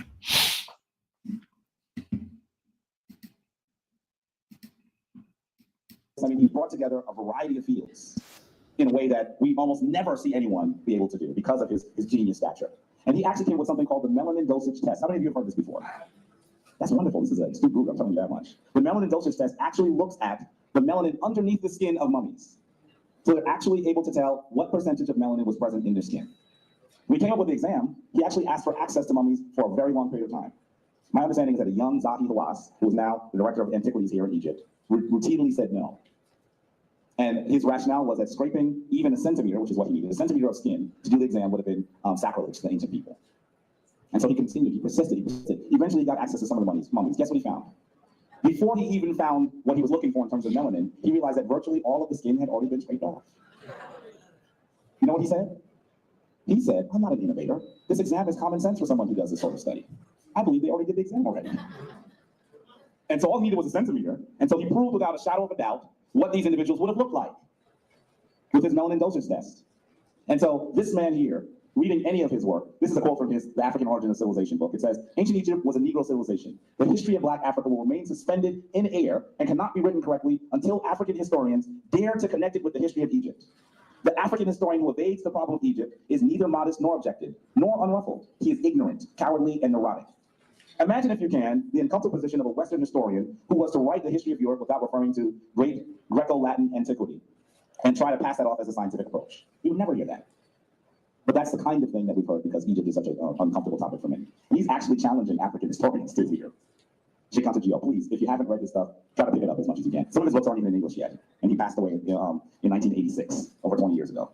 And so the more access, the more people are actually seeking his literature, the more incentive there will be to place some of his books into the English language. Myth number two, they'll just focus on the final stages of Egyptian history in order to make the Greeks and Romans primary. And this concept, as you see in Cleopatra, this is one of the reasons why Cleopatra is such an important movie to folks, by the way, because we question whether Cleopatra was an African. She was a Ptolemy. And so she was one of the Greek leaders that took over ancient Egypt after it was conquered. And so to depict her as a white woman is probably not incorrect. Although there are some that are actually looking at her lineage, and they believe that they may have actually found that while she was a Ptolemy, she was also the product of intermarriage. So we're going to see some interesting things coming out about Cleopatra very soon. But this concept that the Greeks and Romans were primary to ancient Egyptian civilization has also been debunked. Why? While the Hyksos, Assyrians, Persians, and Greeks and Romans conquered Europe, their involvement is certainly not primary. Most of the ancient Egyptian civilization was actually in place, and most historians and Egyptologists and archaeologists will acknowledge this to you, most of it was in place in the later part of the Old Kingdom. In fact, some of your guys probably even said to you that the greatest period of ancient Egyptian art took place in the Old Kingdom. No one is disputing the Africanity of Old Kingdom leaders. No one is. But the best way to ignore them is to focus on the later period, when other folks from other regions came to conquer Egypt after 3,000 plus years of history. It's almost like you looking at Europeans and saying that they're Native Americans. It's a similar argument, actually. And so keep in mind that as long as we focus on the very end, we're missing the rest of the argument. Who's seen the movie on Khufu? There is none. Who's seen a movie on Amenhotep III? There is none. But we've had a movie on Cleopatra, right? And so that's the kind of... Wait a minute. We had the movie of the Scorpion King, nigga. We had the Mummy series, nigga.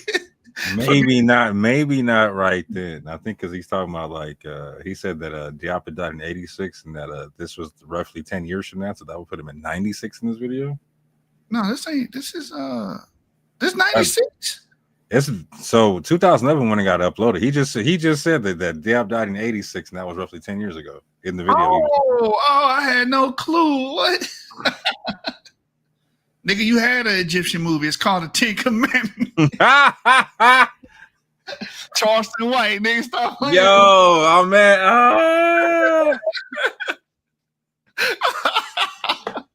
It was cool. They saw you some black ass Nubians and Watusis in that movie and shit. For being the Nubians and shit.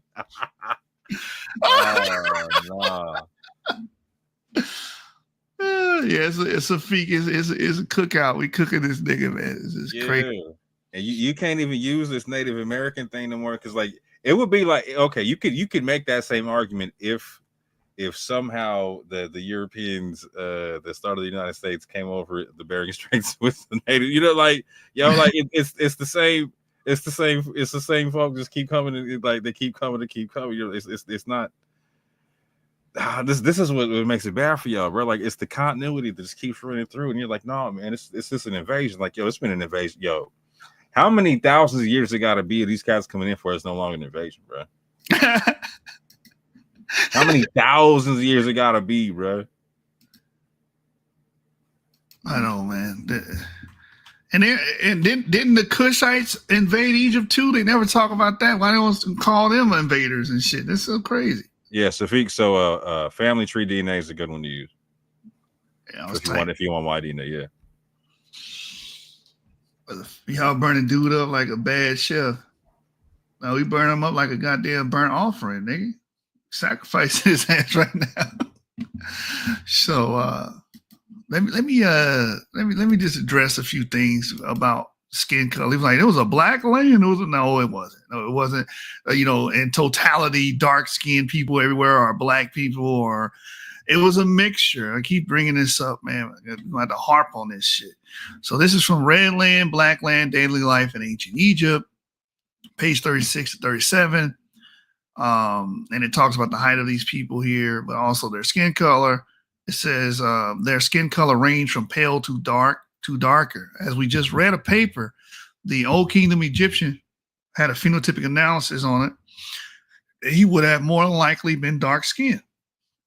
All of his alleles reflect a darker skin tone person, and possibly even what we call black skin, which is even darker, right? So you have dark skin. They did the 3 genomes of the third intermediate mummies and discovered that those 3 individuals would have been intermediate to pale.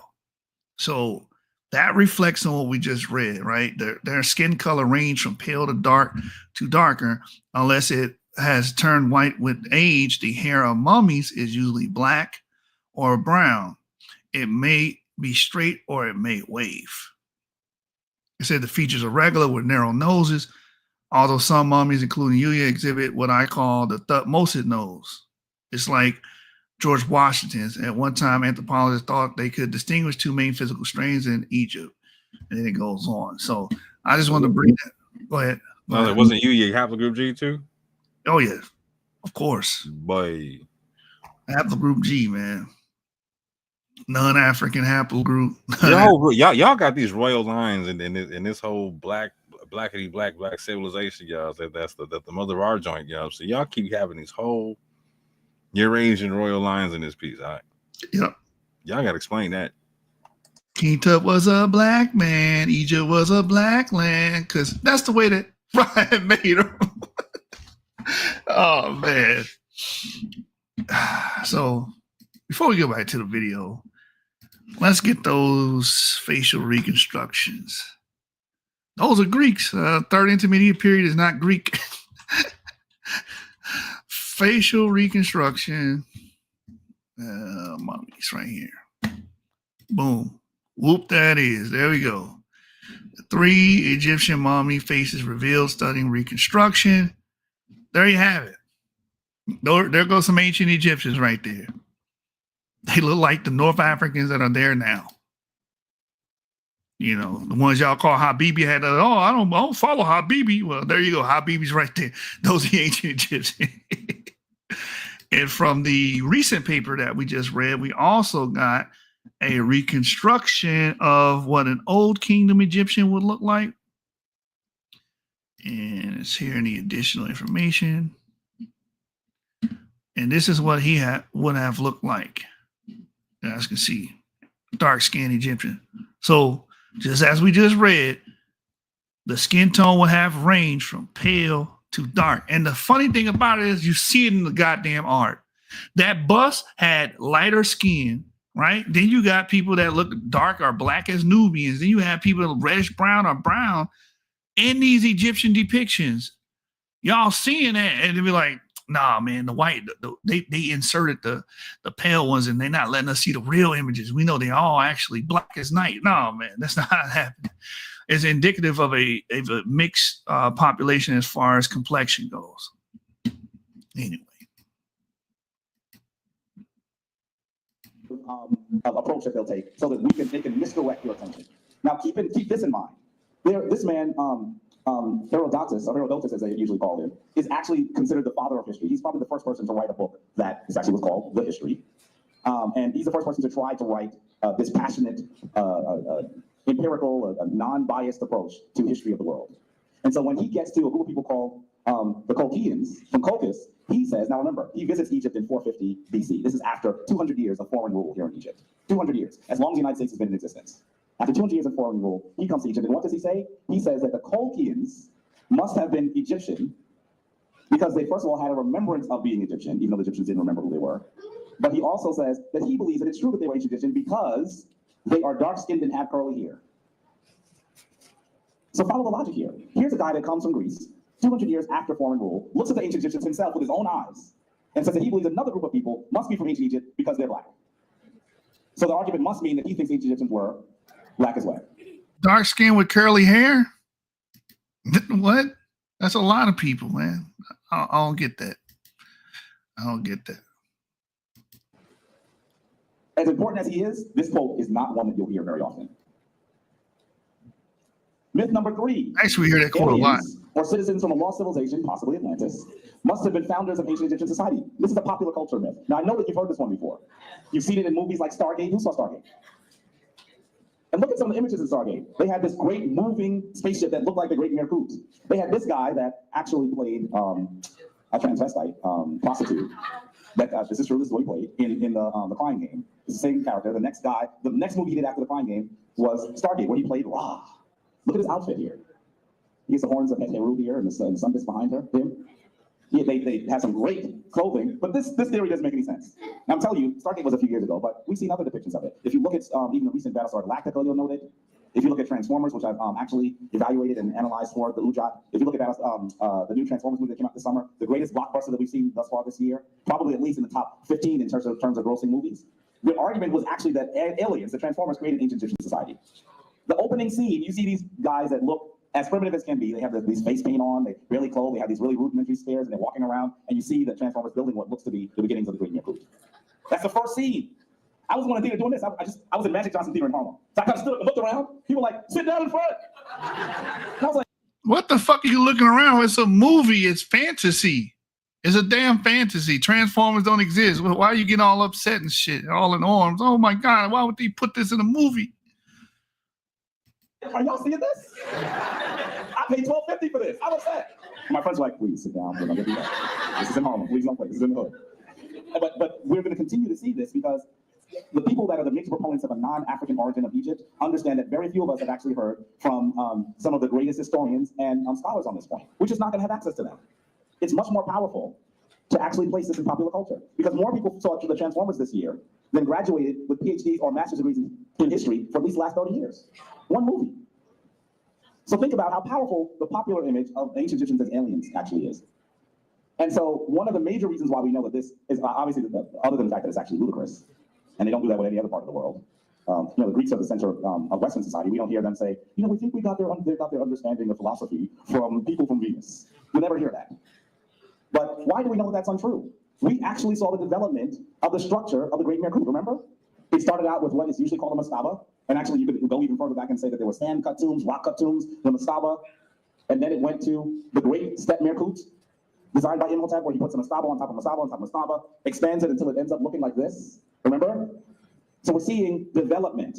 Clearly, if someone from outside had come in with this concept, they would have just built it just where it was. They wouldn't have to actually go through the process of scientific inquiry to come up with the form that we're seeing.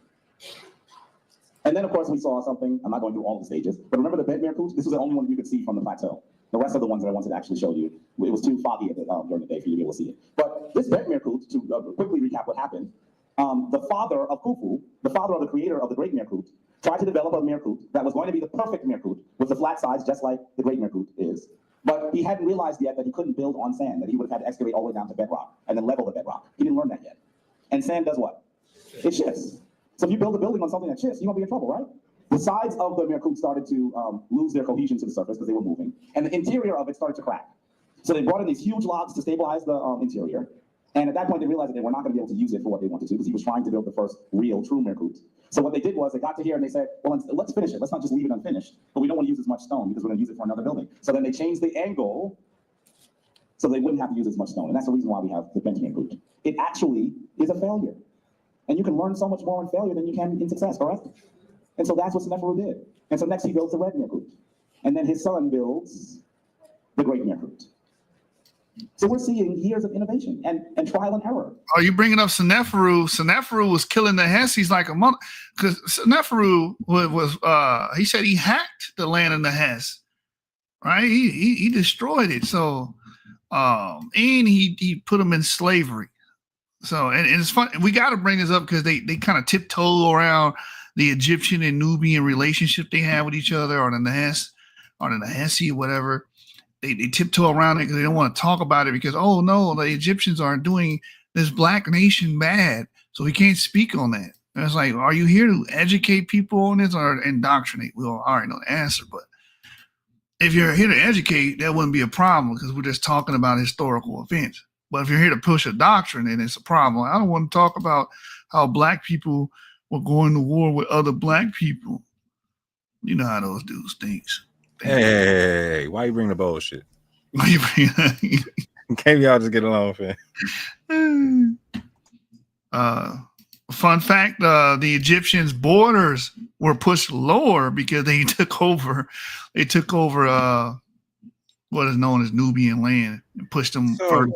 So, and here's the cold part, right? Like, so if we're talking about like on it, so, oh man, I've never really stopped and thought about the level of cultural appropriation that's going on with this, like to the umpteenth degree. But like, so let's just take this to this logical end, right? So you're feeding me this story about how the Egyptians come from people farther south, right, or farther north, however you want to do your program. Yeah. But these niggas farther north that you're talking about, you know what I'm saying, that y'all come from, y'all had no issue enslaving, putting under the whip, you know what I'm saying, like talking all kind of crazy shit about you, like, you know what I'm saying, like, I feel like, how does this work? Yeah. Which one is it? Like they the ones you come, like you disrespecting the people you come from like that? Like what's going on, fam? You enslaving the people you come from? Then what's going on? I guess the foothills ain't over there. The foothills. I guess they were talking about somewhere else. Maybe that's deeper into the Sahara some damn where. So you talking about the origin of cultural appropriation and black on black crime, money? You supporting all that shit right now, bro? That's what's going on. Facts. Yep. All right. Let me read this to y'all about this because these people probably would never read this. Matter of fact, I sat there and watched Jonathan from the Amon-Ra squad saying, I quote, "This image of these tied up Nubians with their arms behind their back sitting down is not, they're not slaves. It's a wrestling team." All to just say, just because they're not comfortable with ancient Egyptians enslaving other people because they they have a soft spot for slavery because what happened to us in the Americas, right? So now they want to project that on the ancient Egypt. Like, no, the ancient Egyptians didn't have slaves. They didn't enslave nobody. Those images that's a wrestling team. They getting ready to WWE and smack down each other, man. No, motherfucker. Those are captives. Those are prisoners of war. They're going to have to serve in hard bondage. Yo, it's this simple. Is there a symbol of anybody with or without the war club being raised in that whole joint, showing that these people are in subjugation to them, fam? Oh, it's definitely a symbol. Yeah, Daddy, I used to rap. What are you saying, bro? Talking about a fucking residency, nigga. Like, bro, what is you doing? They had Kurt Angle. They had that's what they got. They had the Hardy brothers. They had the Big. Oh shit. They stole everything from us, you know. So oh man. Let me go to this damn. Here it is here. So this is from the Oxford Handbook of Ancient Nubia, page 165, Encounters with Egypt. It says during the 1/A phase, the C group people established cemeteries at the most fertile plains of Lower Nubia. The population had become sufficiently numerous to disturb Egyptian activities by circa 2500 BCE. Sneferu, the first king of the fourth dynasty, claimed to have hacked up the lands of the Nahes. From the fifth dynasty onwards, the Egyptians used this toponym to construct the eponym Nahesi, meaning the people of Nubia. So the land of the Nahes was probably Nubia. Sneferu recorded a booty of 7,000 captives and 200,000 heads of livestock. So he went over there, you know, smoked niggas and shit, killed them, took captives, and robbed them and took their damn livestock. Yeah, give me that. That's the history of ancient Egypt with the heads. So those are their southern brothers, as they would say. That's the history right there, man. Not even brothers, progenitors, my guy. Oh, progenitors. Thank you. Damn, that's like you did this to your daddy, all right? Mama, all right? Y'all ain't got no respect. You know what I'm saying? Hey, can y'all get into the comedic Kevin? In my eye, are you allowed to do this to your mama? Are you allowed to do this to your daddy? You know what I'm saying? Right. Is this cool with the 42 negative confessions on? Oh man. I don't know. They might be violating my yacht, brother. Hey, let's talk about some. People got to forget, Egypt is an imperialistic society. They do stuff like they go take over lands, they rob, they pillage. That's what imperialistic societies are known for. So why do we act like it's rainbows and marshmallows? And somebody said earlier, oh, there's a behavioral difference between people that's out of Africa and in Africa. I'm like, they were doing the same shit. What are you talking about?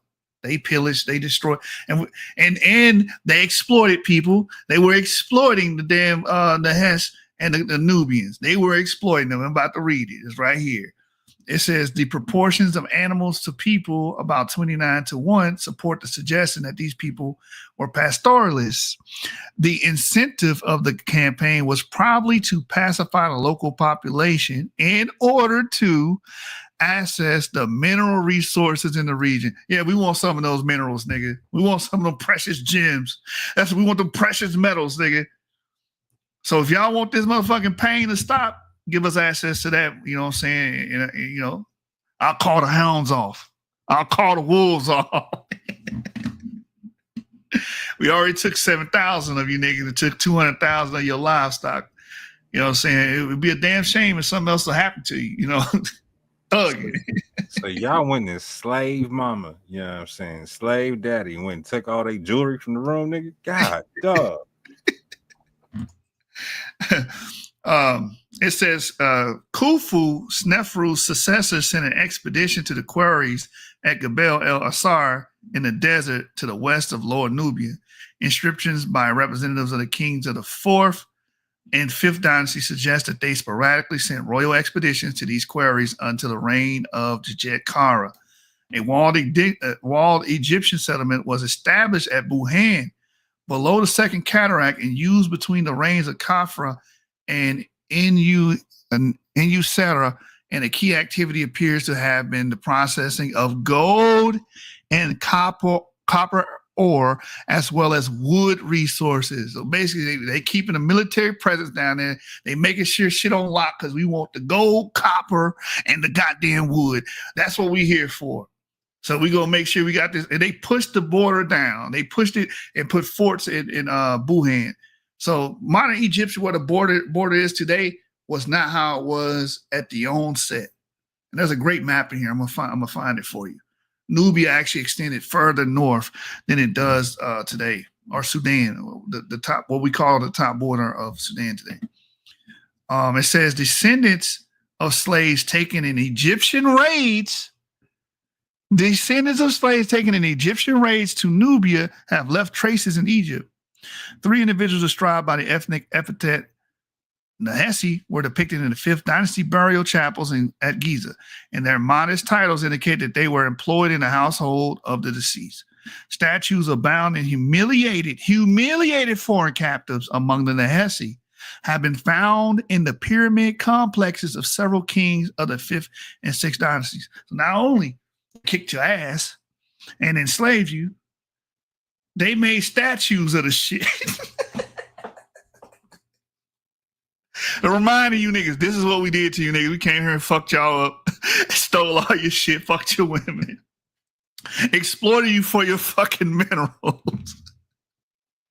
Put a military fort down there and make sure we can lock shit down for the next 100 years and shit. Oh, it says, the need to depict their southern neighbors as subdued probably reflected an ambition to control the Nahesi rather than the actual reality on the ground. The earliest of the so-called execration texts written to magically cause destruction or harm to their enemies date to the 6th dynasty. The Egyptians mentioned Nahesi in such texts from the beginning. And the execration text, what they would do was write it on vessels. They'll write the name of their enemy. They'll put down the Hesse, fuck them bitch ass niggas on the clay pot, and they'll break it. And the semblance of them breaking it is like, we're destroying our enemy. We're breaking our enemies. We're subduing our enemy. And the first enemies ancient Egypt would do that too. Were the people living in the south of them, than the Hesse. You'll never, I guarantee you will never hear these clowns read this. I never saw it. And I'm not going to sit up here and act like I watched every Jabari, Infudishi, or Baba Heru, James Small's video.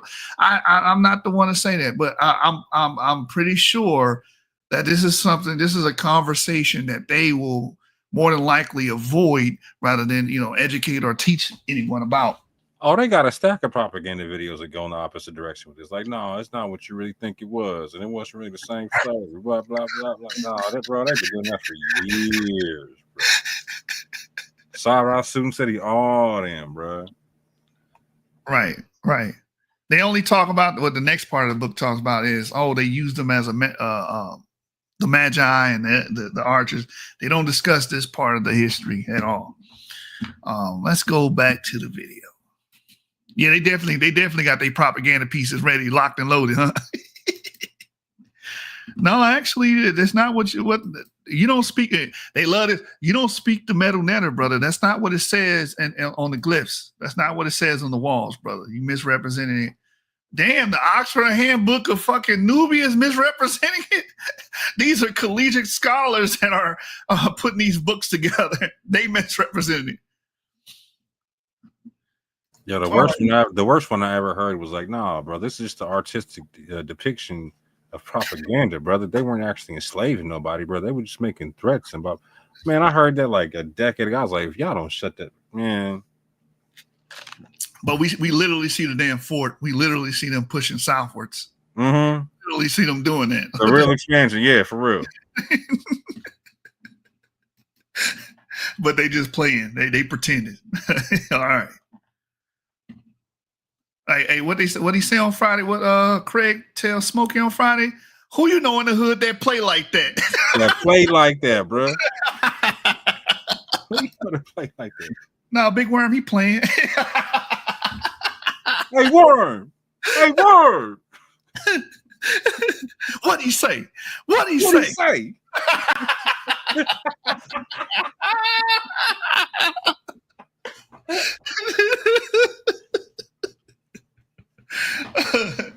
Oh, no, he playing. Oh my God, niggas about to get smoked over $200. That shit crazy. And it comes from Mars. And so this concept is, as you can imagine, foolish. The fourth myth that we'll describe. The ancient Egyptians must be the region's contemporary inhabitants. How many of you have seen a lot of black folk as we walk around Egypt so far? Very few of you raise your hand, because there are not that many black folk. You'll actually see people that we would consider in the US, that we would consider Arab. They are of color, yes. But see, because the other arguments have been refuted, now they'll at least give you someone of color. So you're not going to see Elizabeth Taylor anymore. You're just not going to. But you will see someone that's Arabic. Look at this depiction of Imhotep. Now this is in the early kingdom. This is the old kingdom. That just doesn't make any sense. Look at Tutankhamun. This is what they're doing with our ancestors now, because they believe that if you're not going to study history, it seems like it makes sense that the folks that are ancient Egyptians would be the people that are in the region right now, right? Once again, this is just like saying that the white folks that we know in the United States are Native Americans. Some of us do want to study the history, and some of us would like to maybe not take it as a major, but maybe as a minor in history, and have time to study some Right. Egyptian studies. But a lot of us will worry before we actually get the truth of it. If we do major in Egyptian studies and African studies, in college. Absolutely. And let me say to you, that's actually the reason why Anika and I have created the Center for the Restoration of the Mind. We're not going to have a chance to go into it much now, but we actually believe that the study should be coming from our people, and that we should finance our own DNA specialists. We should finance our own linguistic people specialists. We should finance our own DNA specialists. That sounds fine and dandy. But why do you believe it has to come from your people? It's because you already seeded the idea that if it comes from anyone else, it's corrupt. These Arabs are lying. Everybody else is lying. It has to come from a black person, because white people are inherently liars. That's just what they're teaching. And what we are the only ones that can be the purveyors of truth. This is what they're teaching. So this is the type of trick. This is the same shit I learned with IUIC. Only our people can have the truth. That's basically what they all say the same thing. They got the same buzz phrases and catchphrases and catch lines, man. Right there. See, it got to come from our people, which is fine to have black people involved in those things. We encourage that. But the thinking behind it is fucked up. It's like, oh no, it has to only come from this particular ethnic group. White nationalists, white racists said the same shit. Only white people are the true Christians. Only white people, like you read earlier, are the purveyors of civilization. Can only come through them, because you guys are all, man, this is a fucked up way of thinking, man. Look at the bullshit. I'm not like you, Paul. Go ahead. No, I was just about to say that's usually the language of these cult leaders. My bad. Go ahead. Nah, but look at the bullshit though. Like, so he's talking about like, yeah, we need to do our own studies to fund our own genetic research. Okay, and from just when this video was uploaded, not when it was made, but when it was uploaded, have y'all niggas had any kind of genetic studies ever done? Ever? No. Y'all just out here trying to hustle the people, bro. Stop fronting. It sound good, right? Our own historians, so that we are at the table when these discussions are happening. Of course, when we get in the room, they're gonna be like, "Oh man, this cat is here again." We can't say he's not qualified because he has the same degrees we do. He's looking at the same stuff we are. We can't hide in the basement as long as he's here. We need to be able to have our own specialists look at this stuff. And so I agree that it's challenging. It's challenging to be able to go into these classes. As we did our study, and I'll say this about Anika as well, she actually knows how to read the glyphs. And as a linguistics major at Cornell, when she took her class, once the professor realized who she was, he did everything he could to make her uncomfortable. And so when that started happening, she started telling other folks in the black community at Cornell. So we would just go and sit in, and he would come into class like, "Oh man, I gotta deal with black folks again today. They are not paying me enough for this." That's exactly how he treated her. So your concerns here are absolutely correct. That's exactly what happens. But we have to do it ourselves, really, is what we have to do. Lost my place here. And we're running out of time, so I'm gonna move a little bit faster here. These are folks that we actually recognize. And even if you look at the facial features of Tutankhamun, most of his depictions look very similar, which gives us the impression that he was close to how he looked. He looked nothing like this cat. Not at all. And so let's be clear that our ancestors were also clear about who they were. Here goes Imhotep here. He looks nothing like that guy. Where'd they get that guy from? And he even got a fat guy. I was like, I've never seen Imhotep depicted as a fat guy. They really want me to believe this? But it's on the History Channel, so it must be real, right? So this has been debunked. Why? First of all, we explained that believing that the current Arabic folks that are the current inhabitants of Egypt are the actual ancient Egyptians would be like believing that Europeans are Native Americans. But in addition to that, if you understand the history of... Oh, it would not. Let's address that real quick. It would not be like believing that modern Europeans are Native Americans, because again, the Arabs, the people that are there, I'm not going to use that term, the people that are in North Africa didn't just discover the shit 300 years ago. So it's a false equivalence. They didn't come and discover the shit 300 years ago. They've been there thousands of years. And they do represent the ancient population. Yeah, it would be like if the Native Americans represented the Native Americans, nigga. Exactly. Exactly. Every time we find an ancient genome, they're the best proxy. The people that live there today are the best proxy to the ancient people living in North Africa. Right? We don't got to go outside and look. Yes, there are layers of admixture that come later, but the pretty much the core population, the core or the core components, if you will, pretty much tie back to these people.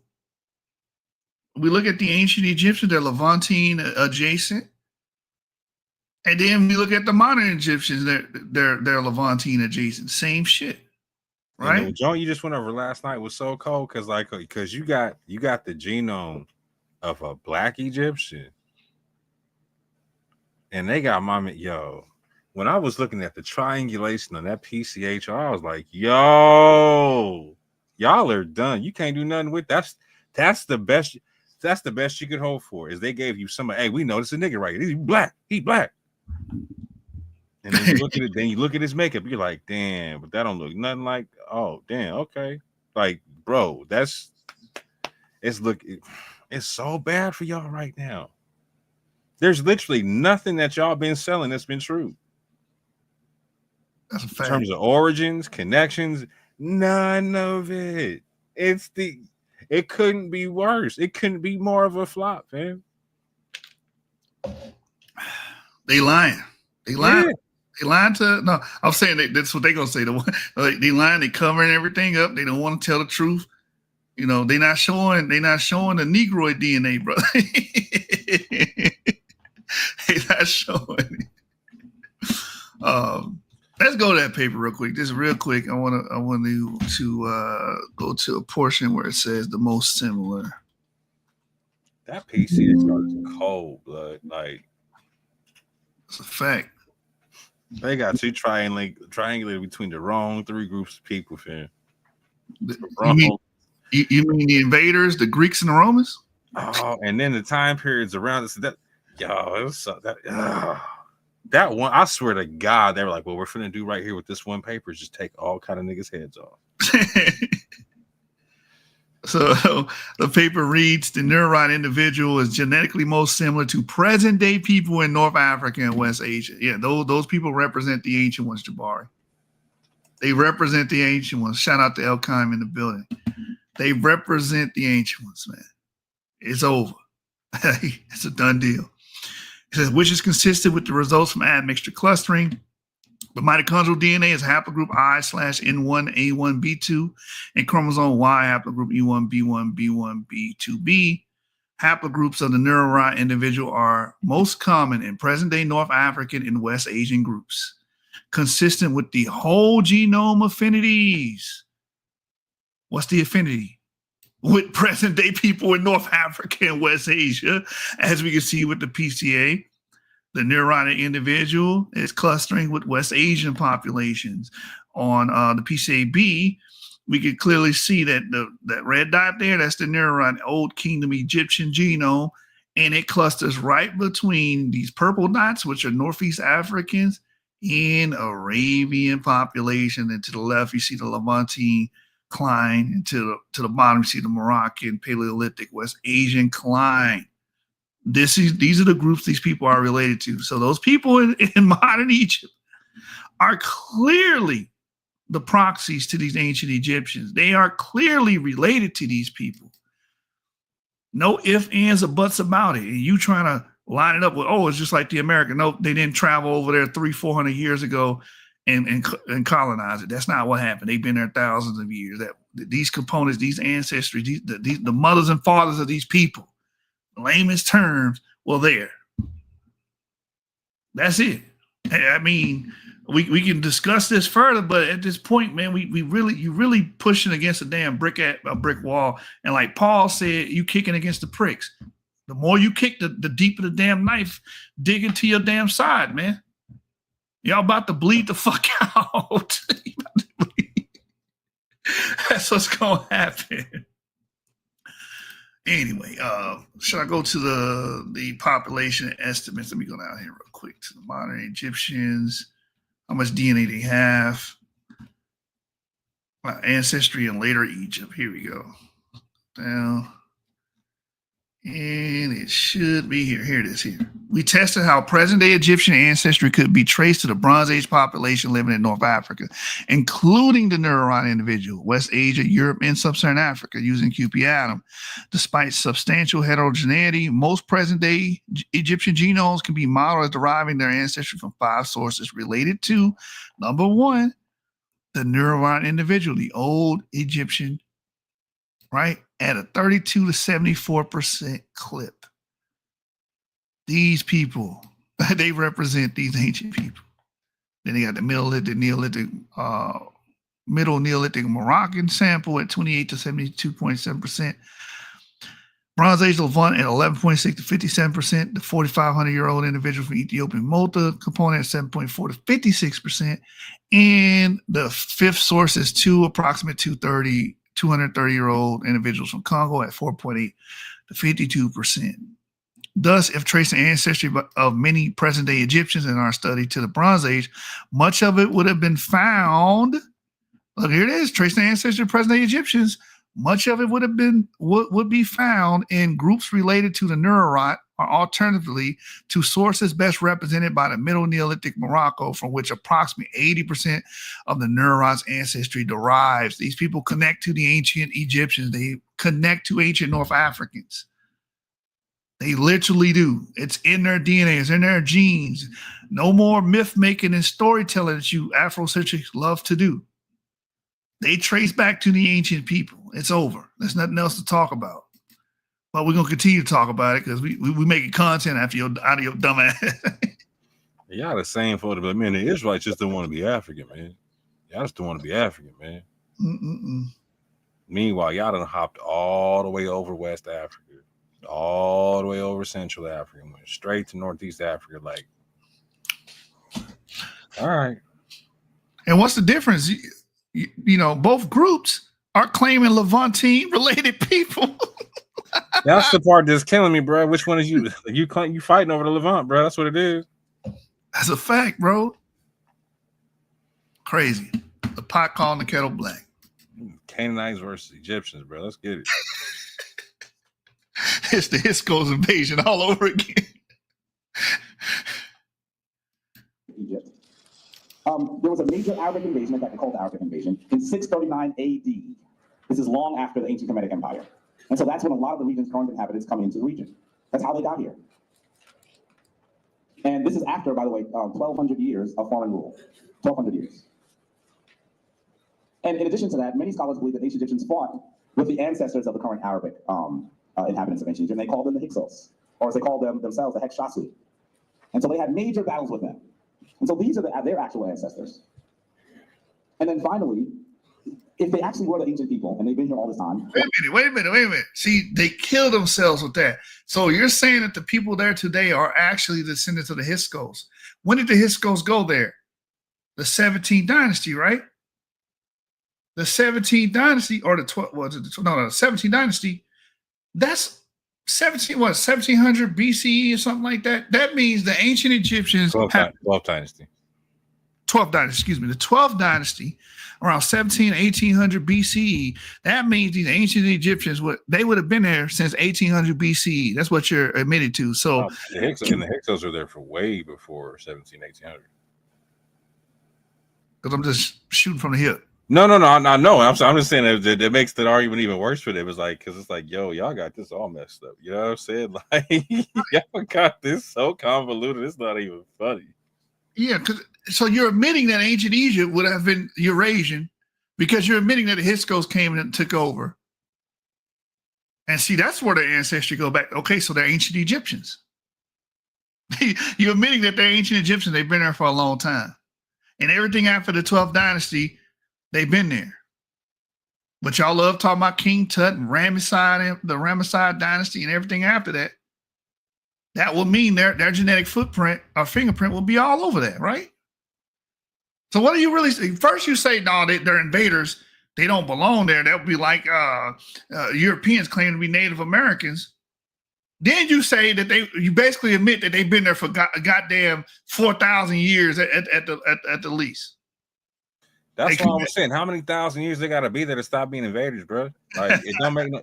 And here's what's cold. I think the coldest thing that you did all year is when you read that paper about the late Roman period or whatnot. Because it's like, wait, y'all niggas didn't get dark into the late Roman period. Y'all didn't get more African or sub-Saharan African to the late Roman period, nigga. To the end of this shit. Yeah. Like literally every aspect of the story you tell is wrong. Opposite, completely false. Y'all gotta start, literally start at the go back to the drawing board, fam. Start from scratch. Yeah. Throw all the papers away, ball them up, shred them, start over.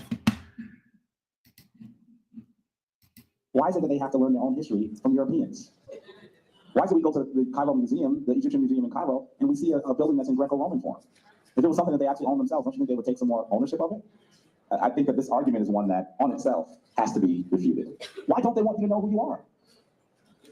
What's the reason? Why is it that they're doing this? Really quickly, let's go through this.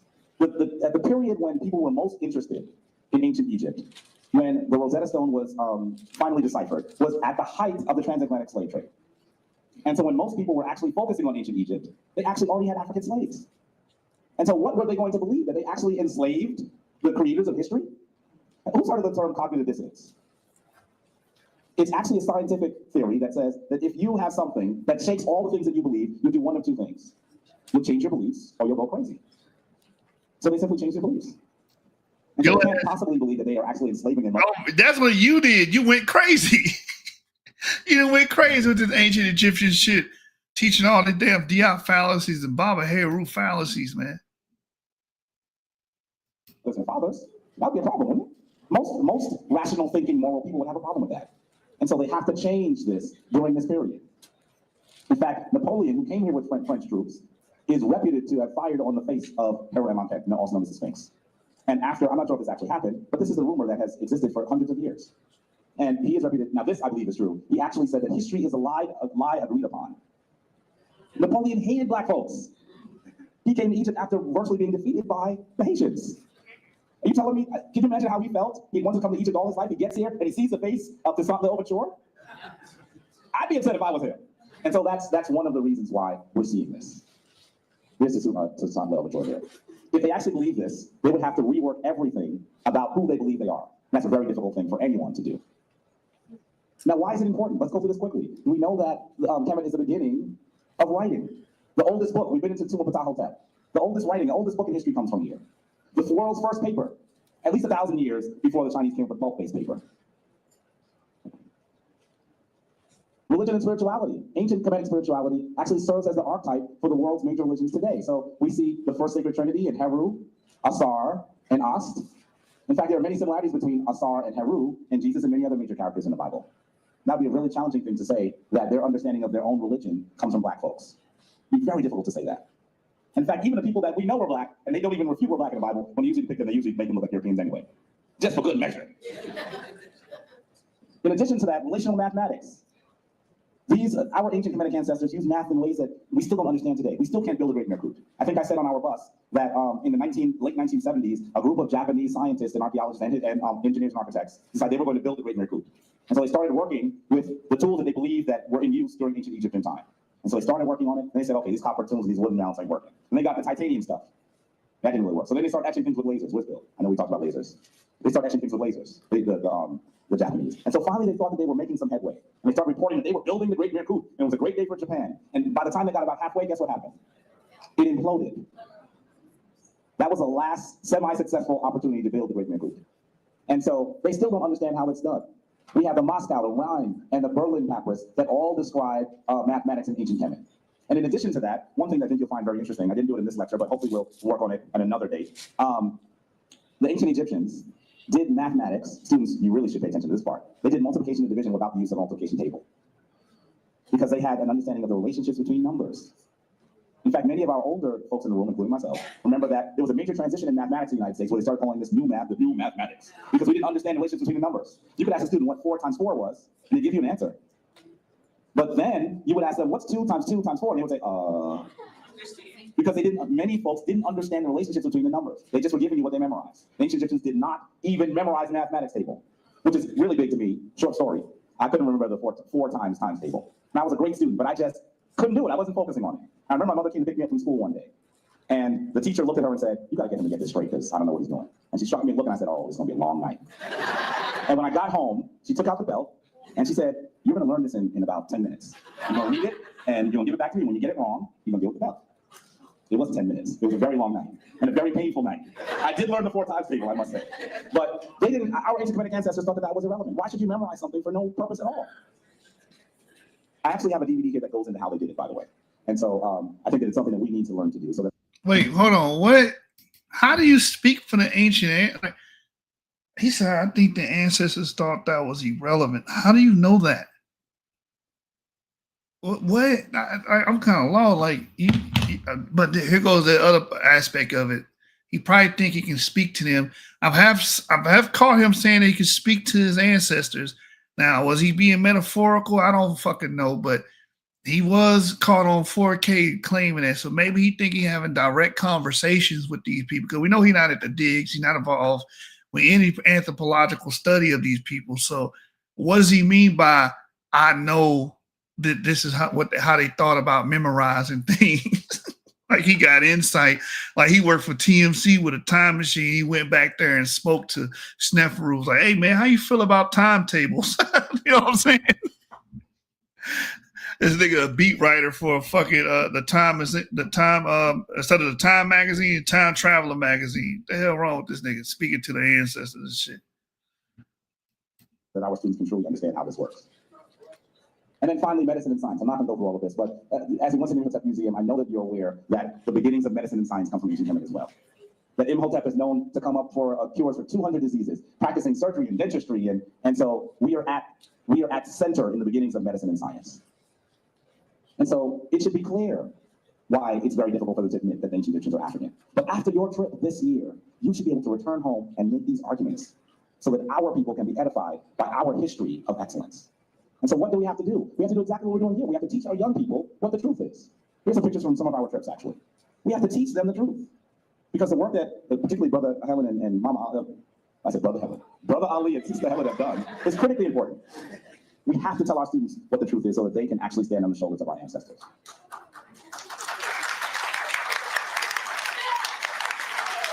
With that, we have so little time. And so I want to just make sure that you have all of our contact information. You'll see our website.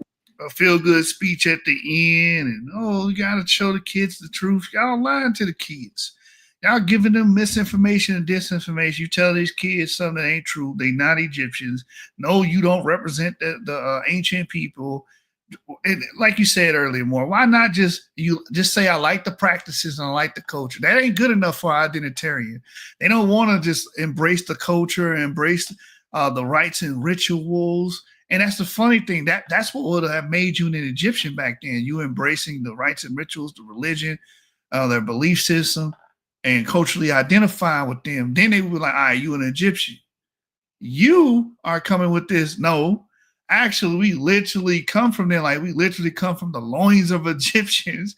And the white man is hiding this information from us. They hiding it from us and keeping it suppressed. Like the Saint said on the other video we watched. So you know what? I'm going to do this, man. If you got time more, I'm going to do that. I want to turn this up a little bit. I want to go to Infodishi's crazy ass video. I found Infodishi's crazy video when he said the Egyptians were doing magic and we can actually do the spells and shit. I want to see if we even go through that. Run that. You want to run Run that. You know, Jabari's all dry and boring. But with Nishi, this family. Come on, family. Let's see, Infudishi. Let's see, son. I know I seen it earlier. This shit was hilarious. I was like, there go that fucking video. I was looking for that shit all day yesterday, it seemed like. Oh man, here's another good one. He got a lot of classics, man. Spiritual warriors are healers. The power of learning your legacy through the mental netter. Oh, here it is. I remember I took notes on this. I don't have that notebook anymore. But I watched this and took notes because, you know, these people call it, you know, at the time I was a Hebrew Israelite. Oh, y'all believe in spookism. I was like, I'm gonna watch some of this shit y'all believe in. And I watched this. I was like, man, this dude talking about incantations and spells and how we were magical and all type of shit. Here it is. Fair use. We are covered under 107 copyright to give our opinions and commentary and critiques of this video. Let's increase this damn speed. Basically, but we're about to go in. The brother laid the groundwork. He's about to go heavy into it. You know, I don't even know what he's going to do. I'm going to learn right now from with him. Brother Infudishi is going to break down magical chemistry. Imhotep. Before I start, Imhotep. I'd like to ask permission for my elders to here. Speak. Thank you. I'm going to pass something around. It's a sacred blue lotus. This is what was taken by Is the volume as far as you can get on that? The idea was to alter your consciousness so that all the outside world will be left outside and you were ready to join the ancestors that exist within you. And so your consciousness rose. That was the reason for the incense and the sacred oils and stuff. And so we get ready to take a magical journey. I just want you to take a bit and roll it on your wrist and rub your wrist together. Is that better? Every once in a while, when I go in real deep, I'm going to say, take a sniff. Yeah, it's just a recording. It's cool. So rub it on the wrist and pass it around. Okay. You know, I already going to put it on you. Imhotep, Uncle Johnson Neb. We are divine spiritual beings having a divine human experience. And most of us leave the word divine out. We have to regroup. Brother Khaled began to break down who we really are. Some of us don't even know it. Even those of us who are African historians. Even those of us who... Oh, just look at the chalkboard. Just look at the chalkboard. You see the continent of Africa is upside down because just like you brought out earlier, these clowns will teach that the map that we see is upside down because we know the Nile River, all rivers flow south. So since they flow south, then that means the map is upside down because the Nile flows into the Mediterranean Sea. Like, no, it's because the elevation of the Nile is higher, so it goes down. Rivers flow down. Everything goes down because of gravity. It has nothing to do with the orientation of the damn map. So that's why they got Africa drawn upside down in the background. Does Infudishi have a degree in anything? I don't know. That's a good question, man. I don't know. He probably got Africana study. Listen, that's an easy ass degree. Hey, yeah, exactly. There we go. That's like that. Like when they call it like the psychology degree, like the housewives degree. You know what I'm saying? Like, yeah, I guess, yeah, that's the equivalent in the black communities. We get the African studies, John. Oh no. Okay. Yeah, he damn sure didn't take a course in geography. I'll tell you that, drawing a damn map upside down. But they be doing with authority though, bro. That's what be killing me. It's like, how are you so damn sure? Can you show me Egyptians doing that, John?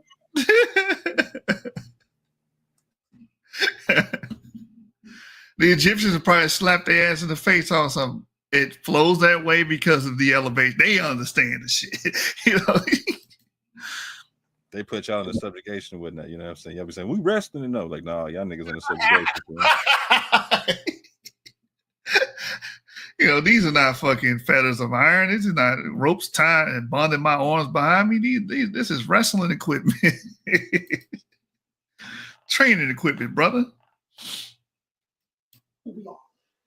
Those are wrist weights, my nigga. These are wrestling weights. Wrist weights and ankle weights and shit. You know what I'm saying?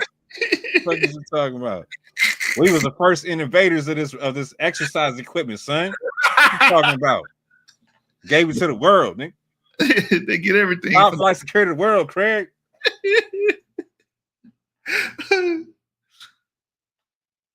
black plasmic matter that exists within our blood. Your blood is liquid crystal. You are a dynamic human being capable of thinking. You can't get 2 minutes. You help blood's liquid crystal. I wasn't even ready, bro. He came out swinging, bro. Whoa. Whoa. It's almost like, the Philosopher's Stone, when they make it, it looks like blood. Yeah, but he wouldn't flip it. He said, no, your blood is the Philosopher's Stone.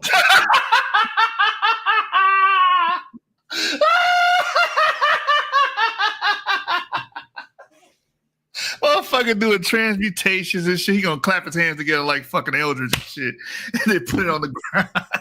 Hey, they had them motherfuckers doing the transmutation with the blood drops and shit, you know what I'm saying? Drawing it out on the ground with the blood, you know what I'm saying? Anyway. Oh, bro. Hold on, he not even 2 minutes in talking about, oh my God. Oh, it gets worse. It gets worse. Beyond your comprehension. When they look at the smallest particle in the universe, a quark, it appears and vanishes, and it vanishes and appears based upon the observer to let you know that the creator is observing itself through you. That's how powerful you are. And we're ready at this time, 2012, we were talking with Reverend Clemson, and he was saying we have to pay attention to this number because so many people have made reference to it. But brothers and sisters, 2012 is here now. You can see things happening. The magnetic poles are changing and shifting. You see volcanoes, tsunamis, you see earthquakes, you see things moving at an accelerated rate. The weather's going crazy. Things are happening. Some of this is not just based on the Wazungu, the European Caucasians who are trying to survive in the 21st century when their time is up. A lot of this is Mother Nature, Father Nature regrouping itself for the next millennium. This Aquarian age. And so, brothers and sisters, you need to be prepared. Don't get caught with your pants down. You heard Brother Kaba saying a lot of y'all showing your pants because you're elder. It'd be killing me. He always said that Aquarian age shit. Isn't that like Greek? I thought you was representing Kemet. Why are you talking Greek shit? Oh yeah, I forget the Greeks stole that.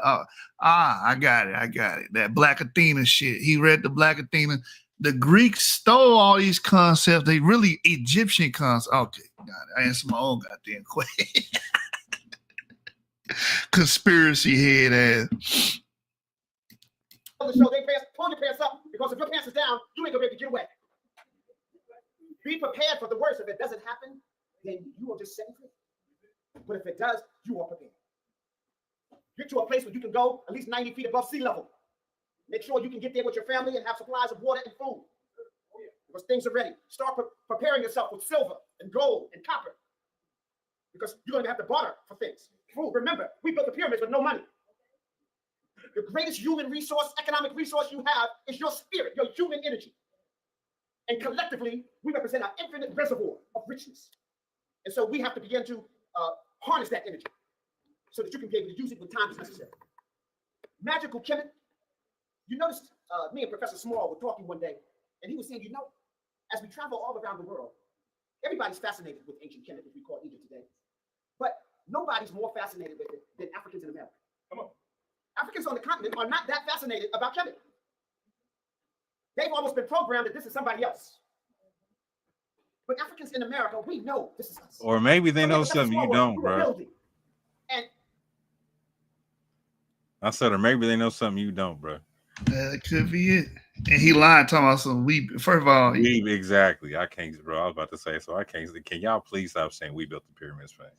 And he said we, the identitarian shit, and then he was like, with no money, like, are you fucking serious? There's nothing in this world is free. They had to fund the construction somehow with their minerals. Of course, they did have like corvée labor and shit like that, but it had. You were feeding niggas all that. What are you talking? How? Like, bro, it was a whole national project. Oh my God! It's just like try to be realistic a little bit, just a little bit, a tiny ounce, like just a little bit. You got to feed your work. You got to pay them. You got to have some kind of wage, unless they're corvée laborers. But other than that, there has to be some kind of compensation for the shit. Nothing is free. You're paying something. So that it was called. I can understand. Like, so this is 13 years ago, right? Mm-hmm. there was a lot of unsubstantiated information they was running with 13 years ago. But why? Like, here's the cold part. Why would this same presentation be like? You can still run it right now on the same lecture circuit and it sounds just the same as what they're saying right now, just as relevant as it is right now. Yeah, same talking points. Ain't nothing changed. That's why I opened up with the song, same old shit. Hey, I missed that. That's what's everywhere a nigga go, it'd be the same old shit. So yeah, we are pretty much progressing at a snail's pace when it comes to this information. As we began to analyze African movement on the continent, we noticed that around the time that Africans were kidnapped from the continent and brought to the Caribbeans and dispersed throughout the diaspora to America, that was the same time that we had this invasion of Eastern Africa. And these Africans had to fight for their life. We know that some of our chiefs and generals in their indigenous cultures sold some of our people, bartered our people off. But they didn't barter necessarily the people in their immediate village. What they did is they went out and got people who were just migrating, who were just passing through, who were just coming. We were coming from the valley, coming from the Happy Valley. We got caught in this transatlantic slave trade. And so many of the Africans what? The diaspora. Yes, they teach that. Yes. Oh, whoa.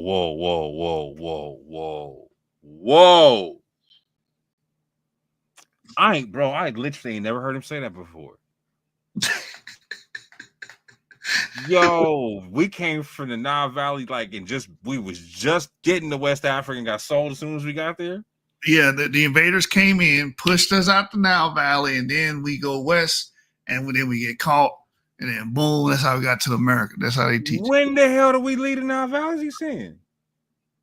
I don't know what they don't. They don't do chronology. They just say shit happens, and that's it. Hold on, where we at? I need my joint right quick. Hold on, I know it's on this shit. Where is that? There it is. Oh.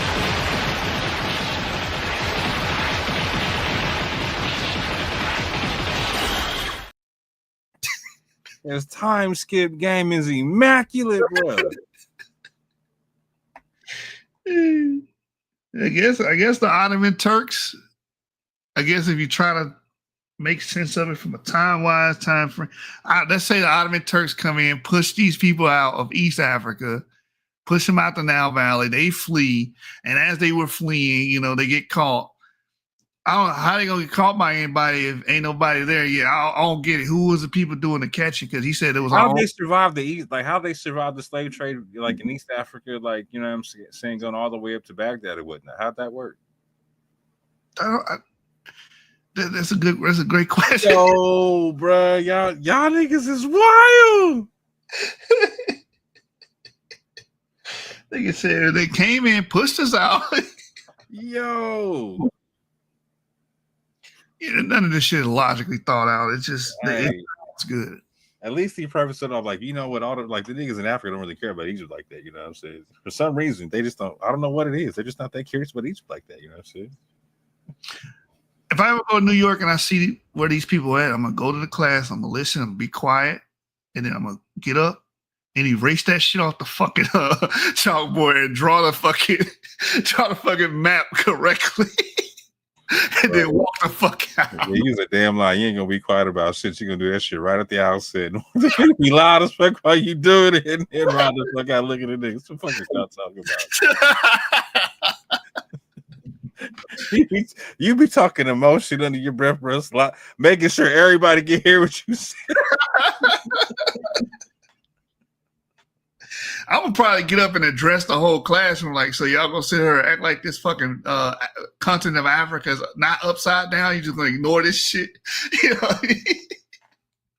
Then I'm like, man, look, establish when this shit happened. What time frame was this, man? What political power was in charge? Why did they want to invade? Like, we need answers, man, because you talking some hoodoo voodoo shit. I don't know what period of time you talking about. I don't know what group of people you're referring to. You know how they speak? They really do treat, we said this before, they really do treat the continent of Africa like it's a small country. Oh yeah, they just came in and pushed these niggas out of here, and then we went this way. Bro, the Sahara itself is as big as the United States of America. What are you talking about? Like, pushed out where? Like, the fuck? Anyway, that's they man's pots and pans, man. Africa are people of African descent who actually come from the Happy Valley. So we got the Netra root in our blood. We are the Netra root. I have conversations with people. They don't know them do Netra, but they can feel it.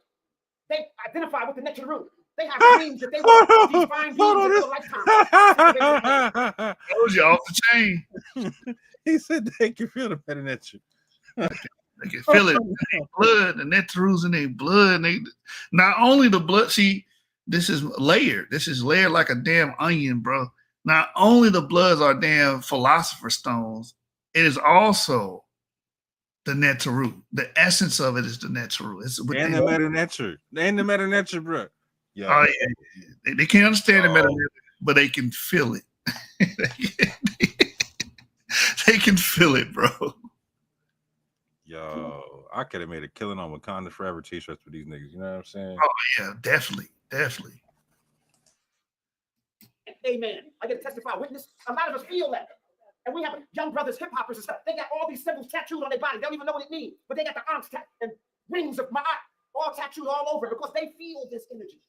We are these divine. No, it's not. They did that because you niggas in the 80s was fascinated with King Tut and everything and Brand Nubian.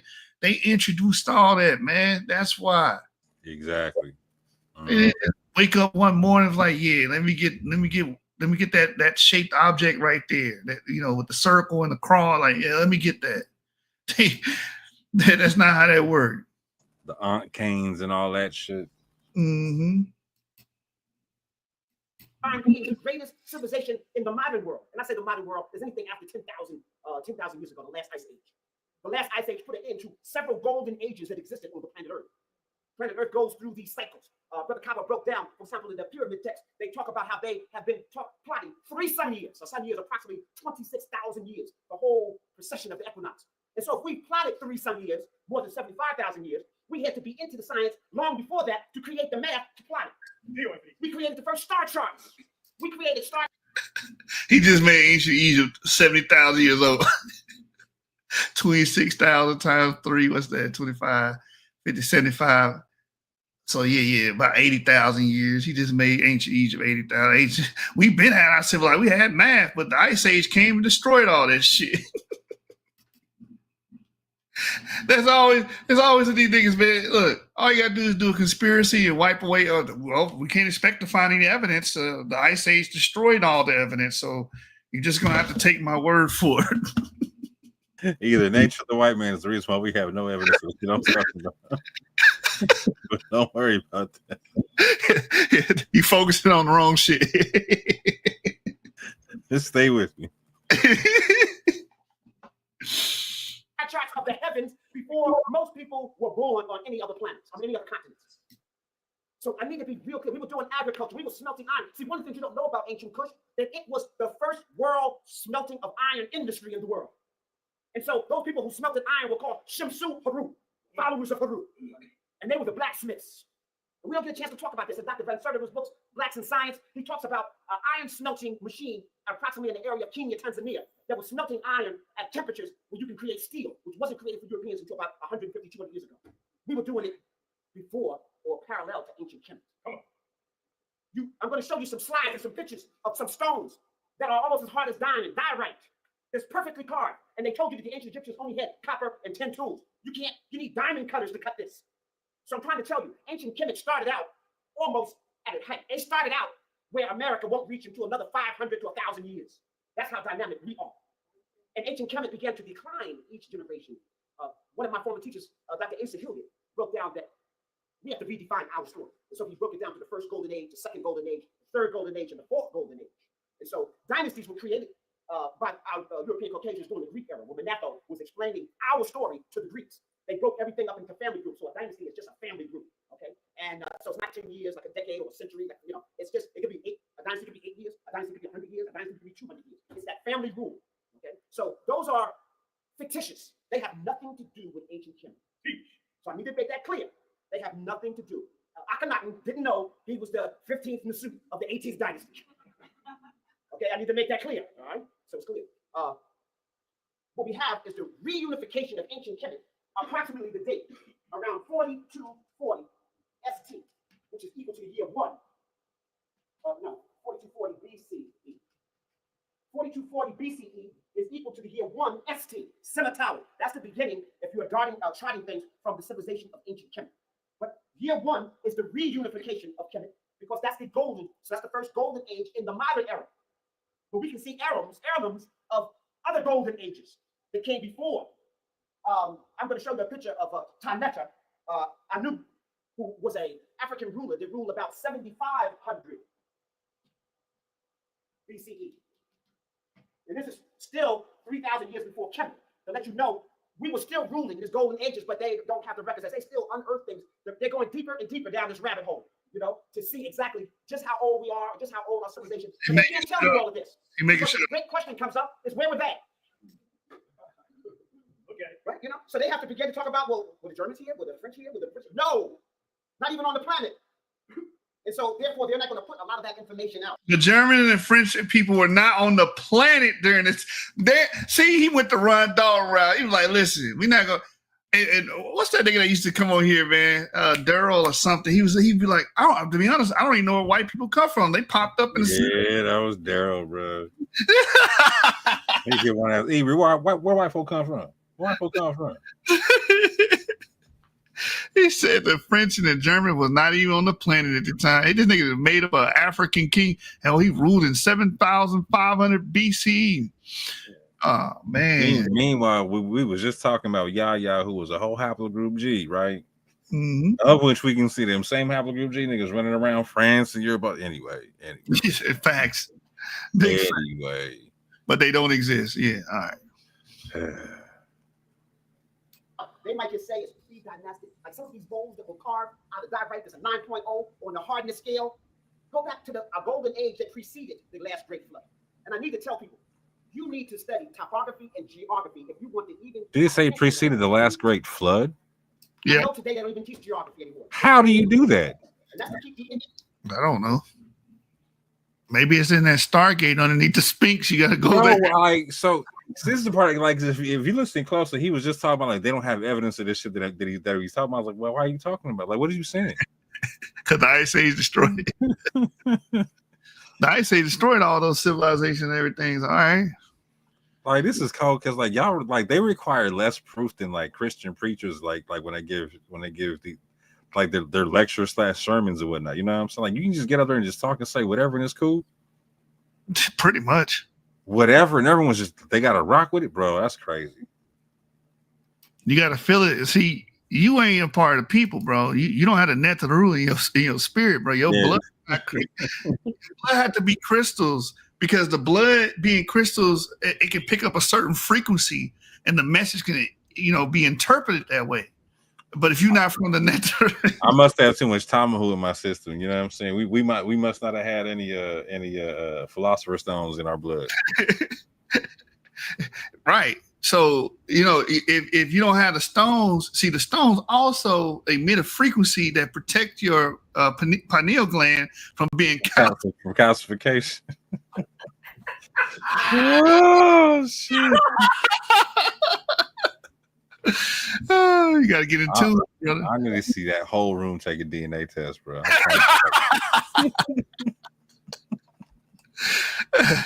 Man, we should just have a damn van pull up with test kits ready to start heading them bitches out. Go to all the goddamn little cult centers and shit, and little, I don't even know what they call these temples or whatever. I promise you, I don't like. I wish we could do this study, bro, because I feel like they are not representative of the African American diaspora in a sense. But I feel like they will be overly representative of Eurasian haplogroups, claiming that they're not. You know what I'm saying? I would love it, man. Poetic justice all day, talking all this shit.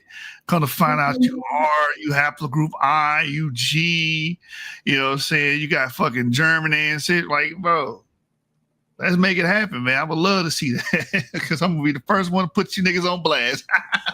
Hey, but for real though, when we look at it, for all these ones that actually put their clades out there, don't we see it being non-representative of the actual whole film? Like, it's way more than that, the average. Yeah, it seemed like when he me and Avery always talk about that movie Hello White People, I think it was Dear White People. Yeah. It's the same concept. Like you talk all this shit, but meanwhile you descend from these people, or you have a direct relation to these people ancestrally. So I mean, like I said, it'll be poetic justice, man. I will hope Infudigi, Dr. James Smalls, Reggie would take their DNA. Reggie did take a DNA test. He took Ancestry, but he needed to take family tree DNA so we can know what Y chromosome, mtDNA. I'm mad at all you niggas taking the Ancestry. Man, y'all know what y'all doing with that, bro. Y'all looking for the easy way out, bro. Yeah, that's cowardly, fam. But they be telling on themselves with the Ancestry.com, because just even looking at the autosomes, like even the autosomes be giving it away, you know. So the cats be out the bag, bro. They don't want you to know anything about the planet Earth. You are the planet Earth. You are the essence of this planet. You are a carbon-based unit based on copper and iron. That's in your blood. European Caucasians are ammonia-based people. And you will know that if you ever get caught in the elevator with them. Okay. What the fuck? I forgot he said. Like, I watched this video a long time when I took notes on everything he said. You niggas is the most racist niggas I've ever seen in my life, bro. We're carbon and copper based, and these niggas is ammonia based. And you would know that if you were stuck in an elevator with him. Oh, that's Meanwhile, you probably smell like a whole incense stick. What is you talking about? Ammonia, baby. Fuck, you know. Talking about pseudoscience, man. Golly. So now, I want to drop some things down. My divine brother Kaba talked about language. Some of y'all will get that in the morning. Talk about language. How a language is the expression of a culture. Your culture is not to teach you just to survive, but it teaches you how to flourish. So when you're out of your culture, you are out of your living mind. And it's very dangerous when somebody else defines your thought pattern. Dr. Amos Wilson used to tell us that our colonizer has given us their desires. So even the most Afrocentric of us are recovering addicts of white male domination. Now, you know, if you're an alcoholic and you haven't had a drink in 10 years, you're still a what? You're just a recovering alcoholic that haven't drank. I'm saying that anybody in this room, if you've been educated by Europeans, been indoctrinated in any of their religious institutions, if you've been today, if you're a movie addict, a television addict, radio addict, if you are in love with English, if this is the only language you know, then you're an addict of white male domination. You might be at a suicidal state. You might be responsible for the destruction of your family and everybody around you. And you're afraid to destroy your enemy because you're so much like your enemy, you're afraid to destroy yourself. And that's what we are. And so we have to change our paradigm, change the way we look at things. Think about it. Even your definition of success is defined by your enemy. Your parents told you, get a good what? Job. You don't want a job. You'll be just over broke your whole life. So what West African language you speak, huh? So yo. Remember that because they got pushed out and they went to West Africa or something like that.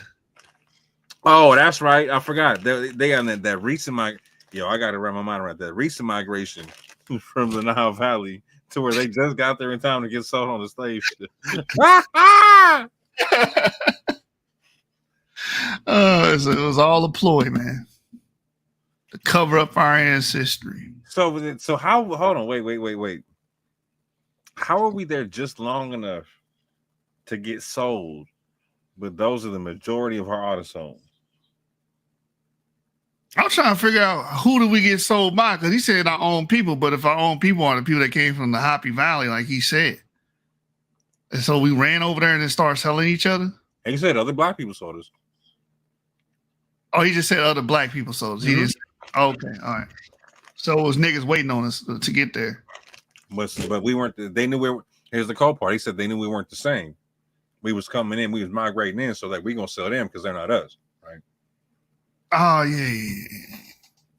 yeah. They knew. Like, but I'm saying, like, so how does that happen? And the majority of our autosomes are from the people that sold it. Yeah, I mean, we don't look Nilotic, bro. We look West African as hell. That's a fact. Somebody got some explaining to do. The white man tricking us, man. When all else fails, just say the white man, the cracker trick. I got it. No, I got it. So just like how the map is in the wrong direction, north to south, we got to flip the wrong direction, bro. We didn't come from West Africa. We came from East. No, we don't have West African autosomes. Those are East African autosomes. You got to flip the map.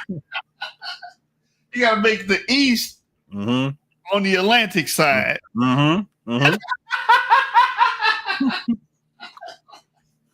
It all makes sense.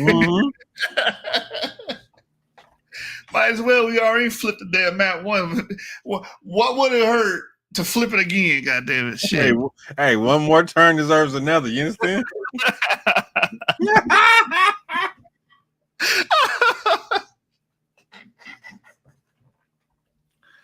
Yeah. Oh, bruh. Oh my God! They might as well just move the damn move Egypt to fucking Morocco. There you go. Boom. Problem solved. Bro, I'm trying to tell you. Hey, I promise you, within the next 3 to 5 years, we're about to be hearing how the Congo was the mother of all this shit. You know what? They actually already kind of do that because they be talking about the Pygmy Twa. I have the oldest stories, and everybody filters through them. So they kind of low key already got the rainforest on the map. You know what I'm saying? When it comes to the progenitors of all these cultures and civilizations. Oh God, and they about to do the most bullshit with the Green Sahara, bro. Like the absolute most bullshit. It's over, bro. It's over. And what I said, they probably gonna say that the we got older pyramids that's underneath that damn sand. You can't get a good education in these universities. And I know, I was in them. I got 2 PhDs and 3 masters. And what I'm teaching you today, none of it came from their institutions. It came from outside studies and books and traveling. Brothers and sisters, your best education is to go to the source.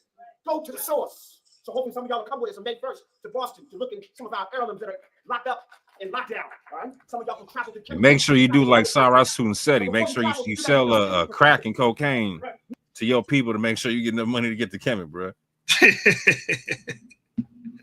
Right, that's the right regimen right there, bro. Said I sold dope to get the Kemet, fam. That's your orientation. If somebody's getting ready to orientate you, they get ready to bamboozle you. So when you go to your job and they say you got to go to orientation, you get ready to get bamboozled. You go to a new school, you got to go to orientation, you get ready to get bamboozled. Okay? You need proper spatial perspective. So now let me run this on you real quick. Brother Cabo gave you some pictures of the Earth, pictures of Africa. I'm going to change the world just a little bit. Peterson projection is good, but it's not good enough. Not good enough. If you buy the book in Peterson projection, inside of that same book, he has a map like this. And he says, maybe the Australians are not wrong. Maybe they're not down under. Maybe we're upside down. But he can't sell this to the schools or he'll be broke. So he doesn't sell this. He just lets you know that this is probably the proper spatial perspective of the world. See, he's trying to make money. He has to send his kids to school. Okay. But this is a proper spatial. So this is how the Africans left the continent. So you begin to see. So up here, I drew Africa. So no, I didn't draw it upside down. You've been upside down. The Happy River, which they call the Nile, does not flow up north. It flows down north. Europe is not above Africa. See, when it's flipped like that, West Africa is East Africa, bro. The whole continent, Africa is the only continent between the Tropic of Capricorn and the Tropic of Cancer, with the equator almost dividing it directly in half. No other continent has that. That means that you're a tropical and subtropical people. And it doesn't matter that you were born in New York, Philadelphia, Chicago. Within your veins, your DNA, you are still a tropical and subtropical person. So you should be eating like that. Your stomach culture is still there. He lied. The Americas. He said no in South America. It also means down. This word suit or sutin or suti or rashi means south, but it also means up. This word amiti means west, but it also means right. This word yabit means east, but it also means left. We had this plotted before the Europeans knew there was directions. Come on. Before the Asiatics came out of their caves and were civilized by us. And so we set up directions. In order for your west to be on the right side, you have to be facing like this, facing up to the land of where your ancestors come from. But the carpet showed you that in this region in Central Africa is the origins of where all of us come from. And from there, we migrated to the continents. So you need to be real clear on our migration. And when we migrated into Asia and into Australia, we stayed along the coast here. And so all the people along the coast here are people that have melanin. And all that, if you've ever been to Papua New Guinea, you would think you were in the Congo. Same culture, everything, just a different language.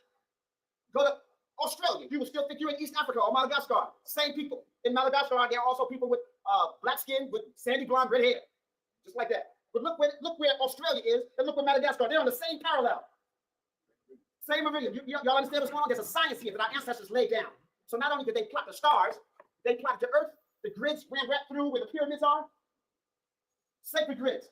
There are 3 major points we call mountains of the moon. Kilimanjaro means mountain of the moon in Kiswahili. Mount Manzuri is mountain of the moon in one of the languages in Uganda. And Mount Choka is mountain of the moon in Ethiopia. All of them feed into the Nile, which was in ancient time was called Happy. Not happy. I know you're happy for the information, but it was happy. Okay? So a twisted rope flat, which also symbolizes your DNA. I'm gonna really get into this with lecture if y'all give me a minute, because this is your classical language. If you think about it, so lecture was ancient, so the first Greek got to Greece. So you know Greek can't be your classical language. So you have to be really clear. We are the original inhabitants of the area they call Greece. That used to be all water and canals, and we drained the land and started. It never stops. Like this identitarian shit, it's always layered. Same thing with Israelites. It's not just that, oh, yeah, well, we're the Israelites. We got to be the fucking kings and Franks and the fucking Genghis Khan and the people that went to China and built the Silk Road. And then we got to be the fucking Cambodians and the people that introduced ships and naval warfare to the Japanese. We got to be the goddamn first samurai.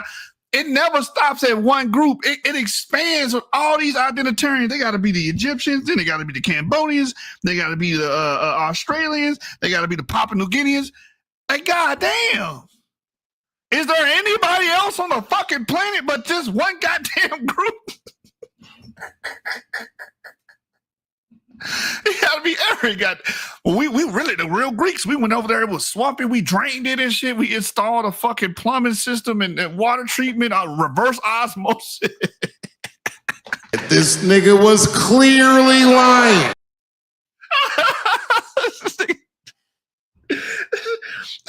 Why this nigga just flow, bro? You freestyling this shit. We the first Greeks. Oh man, we went across the coast. We the Dravidians. We the fucking. These people got melanin. Started civilization as a colony there, and the Wazungu coming out of the rainforest got tired of eating each other, and they began to migrate around us. And then they became the first ones with Macedonia, and then into Egypt. Into the land we call Greek today. So this is the word happy. The twisted flat stands for your DNA. So our lifespan is connected to the Happy River. There's the hand. This is a receiving information, receiving knowledge, receiving light. There is the mat in which everything rests. You know, in Africa, you sleep on the mat, you eat on the mat, you rest on the mat, you have conference on the mat. And when it gets deep, you roll up your mat and take it with you. This is a canal. The canal, mer. And even the same word for love is mer. But this canal, if you're out of the water, you ain't got no love. Look where there's no water. There's no love. Okay, and so they built canals to go out in to make sure that the love was every place they were. And then you see the 3 waves of energy, which is also the word for water. And then happy, there's a little hermaphrodite at the end. It's a man, beard, he has breasts, he's pregnant, he has a phallus, he got it all. Water is trying to show you that it can give life by itself, just very nature, harnesses life. Okay, so happy, this is our lifeline. It goes from Central Africa, it's over 4,160 miles long, the longest river in the world. That's not an accident. So we have to understand this lifeline. It's a cultural highway. Not only did the information come from inside of Africa, traveling down the Happy River, the culture flowed that way, the language flowed that way, and trade. So it became a cultural highway, an economic, commercial highway, and all of that. And trade took place in Africa, all the way to South Africa, for literally hundreds of thousands of years before we left the continent. When we left the continent, brothers and sisters, we were intact already. We set up the first dynasty in China, the Shang dynasty. If you're feeling a little stuck with your paper, Grammarly will always be there to provide you with new prompts, fresh ideas, and even outlines. I told you, it's not enough. Egypt not enough. We got to claim the whole fucking globe. We started the first dynasty, the Shang dynasty. That was us, the Kung Fu and all that shit, karate and all that. We were completely intact entered trading culture all around Africa before we left, bro. 300,000 years, bro. For hundreds of thousands of years is what he said.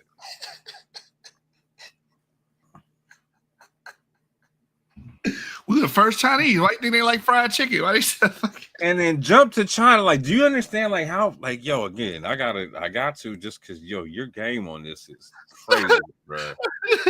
My nigga.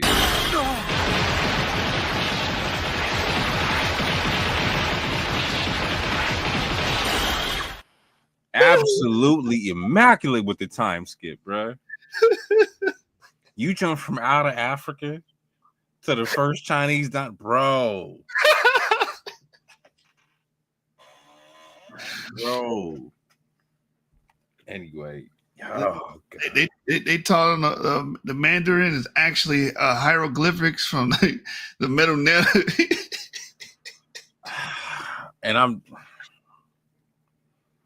I'm not mad at you niggas, right? Because like I understand, like, so I took Chinese in college, bro. I understand that it originates from a pictographic language, etc. You know what I'm saying? They got the bone script, but do you understand how old that shit is, bro? Like, yeah, oh my god. Apparently, it's 300,000 years old. Oh my god, this is so. Why do you think niggas like Maruchan noodles? That's the Netzeru in us. The Netzeru in us is. Hey, I forgot karate. I forgot karate.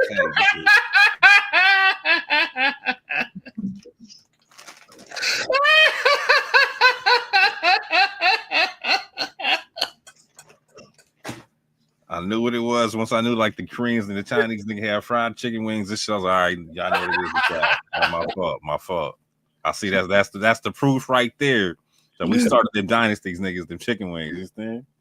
Y'all finna go give me some Maruchan noodles right now. Give me a fucking chicken season. Let me get some ramen noodles popping right now.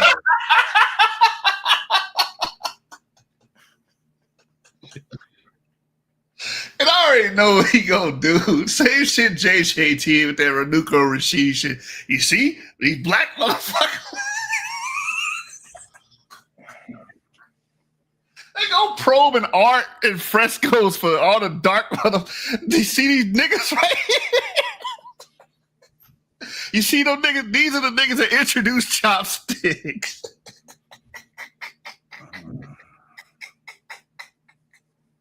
It doubles as a pick. You know, they had coarse hair, so they had the chopsticks also was used to pick out our coarse hair. Why you think?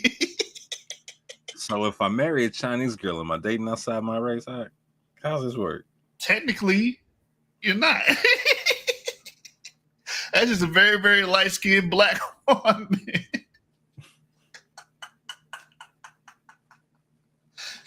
These motherfuckers, boy. You motherfucker, you can't make this shit up. You can't make this shit up. Oh my god. And these some fast traveling motherfuckers. They jump from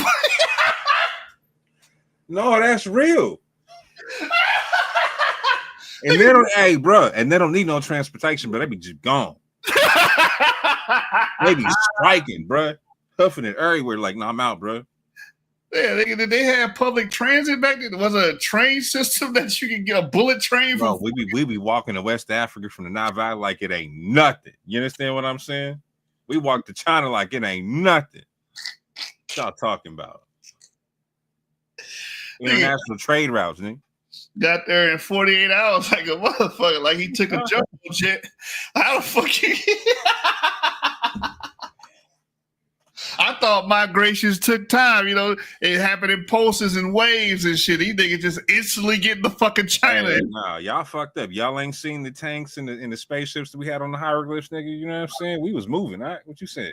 I forgot. And he did bring up the golden eras that existed before. Now, yeah, you forgot everything that was erased, nigga. What you saying? How you not remember what was erased, son? What's wrong with you? Niggas had all type of shit, motherfucking vehicles that can fly from one end of the earth to the other, man. Yeah, they had the OG Concorde jets and shit. You know what I'm saying? My fault. I gotta remember. You know what I'm saying? I gotta remember this shit. Where you think Boeing come from? That shit don't come from Seattle. Where you think that shit come from, bro? Area 51 and shit. Nigga, that's actually Egyptian alien technology, nigga.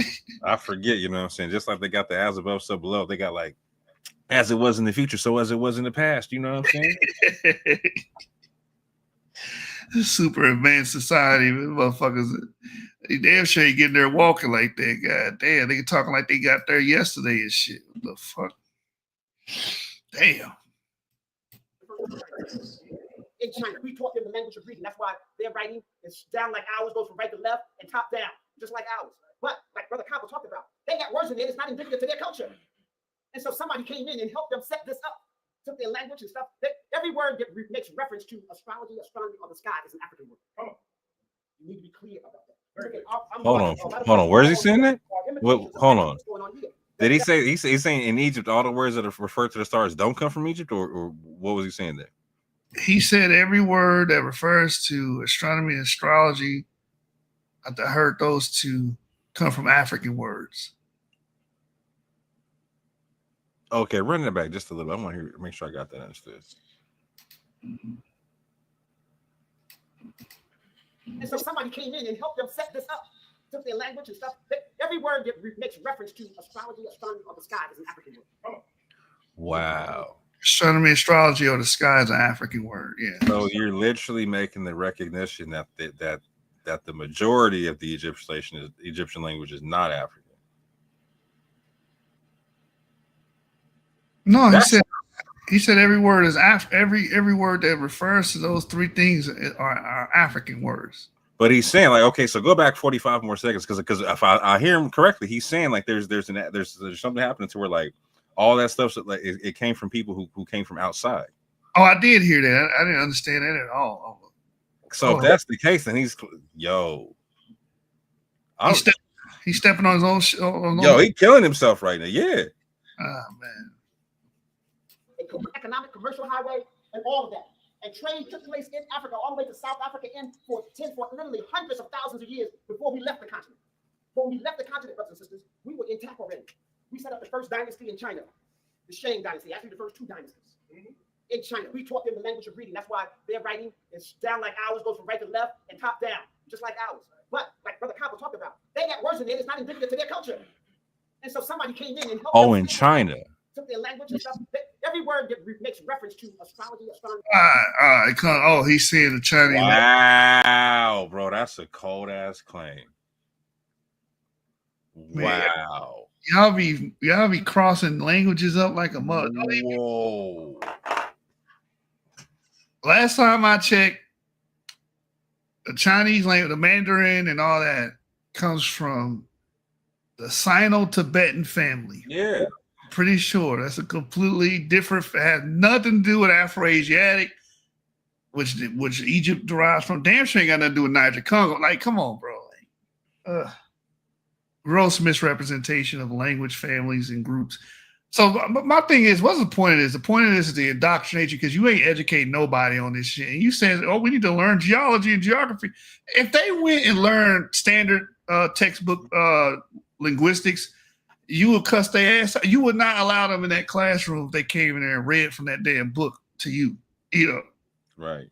That's crazy ass shit you talking about. And ain't no fucking collegiate source or resource that's worth its salt now. We know there's some shit out there that's gonna make that damn claim that the Chinese language comes from these African speakers, which was probably, if you're claiming ancient Egyptian, now we're talking Afro-Asiatic speakers. If you're claiming Nubians or Nilottic people, you're probably talking about a Nilo-Saharan language. Like, you're talking about different language families that have nothing to do with Sino-Tibetan, Chinese, Japanese, none of that. What are we doing? This boy lost in the sauce on this one, man. He going all over. You don't give a fuck, man. This is called throwing shit on the wall, hoping it sticks. The sky is an African word. You need to be clear about that. Okay, I'm watching a lot of places all along here are imitations of actually what's going on here that's left in this world. Because you have to understand, at the last flood, all of this area went under. Africa is a plateau, the whole continent. The whole continent is a plateau. And so when Europe was totally submerged with water, or ice first and then water, Africa was still a valuable place. That's why I don't want you to know geography. But how many people saw the movie 2012? When the water finally receded and the rest of the world was destroyed, where were they at? Africa. Thank you. Thank you. Okay, so this information is there. A lot of people, my Moor brothers, I'm a Moor, a lot of people, no, civilization was here in North America first. I need to tell you, during the Ice Age, North America all the way to Florida was under ice. Where there was a flourishing civilization here, this was under ice. People don't know geography. Some of the brothers is like, no, when the continents move, we moved with it. Like they were surfing the continents as they was moving. No. When the continents moved, there was no people here. All right, so I need to be real clear about that. They talk about, 65 million years ago was the last disaster. They got footprints and stuff like that of human beings older than that. We won't go that deep. Don't want to go that deep. Now they got footprints of human beings older than 65. Bro, we ain't good. The Cartoon Network shit won't stop. Like they got footprints older than 65 million years, meaning their humans are older than dinosaurs because they 65 million years ago was around the time when they say the dinosaurs went extinct. So damn, nigga. You ain't hear him say we are the earth, bro? Oh, forgot about that. Gaia. That's a Greek concept too, ain't it? Gaia, or is that fucking? Yeah. It's one of them. No, remember they stole that shit from Africa now. Oh, they stole that. It's Gaia. Okay, gotcha. Shout out to Martin Brunel. You know what I'm saying? We got our spatial perspective correct. You're not getting orientated here. You got your proper spatial perspective together, and you'll understand. In the Happy River, we buried our dead on the western bank of the Nile when the sun sets. Okay, the sun rose on the east and sets in the west. We face most of our temples orientated like this or south in the direction of our ancestors. Okay, not north. So you need to be very, very clear about this. So now we got our spatial perspective, right? We have a little direction of what's going on in the interior. I want to talk about some of these places. Ancient Kemet could not come into existence without places like this first. This is called, let me erase some of this. Let's see what's going on. Take your time. This first one is called Ta-Seti. Ta-Seti is one of the ancient names of Kush or Kash, or what you call Sudan in present day. It means the land of the bow. We were the greatest archers in the world. How many people saw the movie Hero? Right, with Jet Li and all, right? Remember the archers in the bow? They took that from ancient Kush. The Chinese wasn't that deep with the arrow, so we introduced it to them. So that was a scene coming out of ancient Kush where your arrow. Chinese people didn't get the bow until it was introduced. Yeah, hold on. My guy literally just told you that we started the Chinese shit. And then told you they didn't get it till we introduced it to them. How does this work, bro? Either you are them or you're not. Like, yo.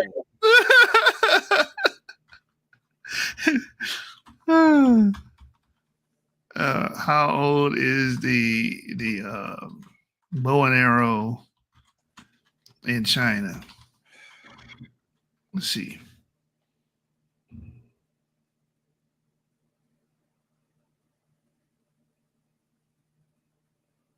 Like, first of all, can we just talk about how like the composite bow is a Eurasian introduction into Egypt first and foremost? Damn.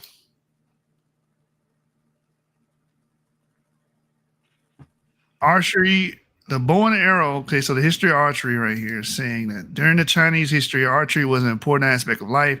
Bow and arrow were used for hunting, sport, rituals, and examination, and as a weapon of warfare since 20,000 years ago. So this is long before the Shang Dynasty. Yo, are you telling me it's before? Are you telling me that they had this shit before the Egyptians was recording the Nubians using this shit? Yes, like damn. Man, y'all got a chronology. I keep telling you, I got a chronology issue, bro. Like, damn. Nothing y'all say lines up like with any timeline. Like, y'all need to write down, literally just sit down and write this shit out, and then start putting time dates underneath it so you can see, sequence it properly. Because these arguments are anachronistic as fuck. because we know the Shang dynasty when they said, "Oh, we started the Shang dynasty." That's 4,000 years ago. So I don't know how you just mash these, like you said, man. Time skip game on another level, bro. For you to just fucking crunch all that damn time, man. There's the Qing dynasty. They were already using it. The Shao dynasty.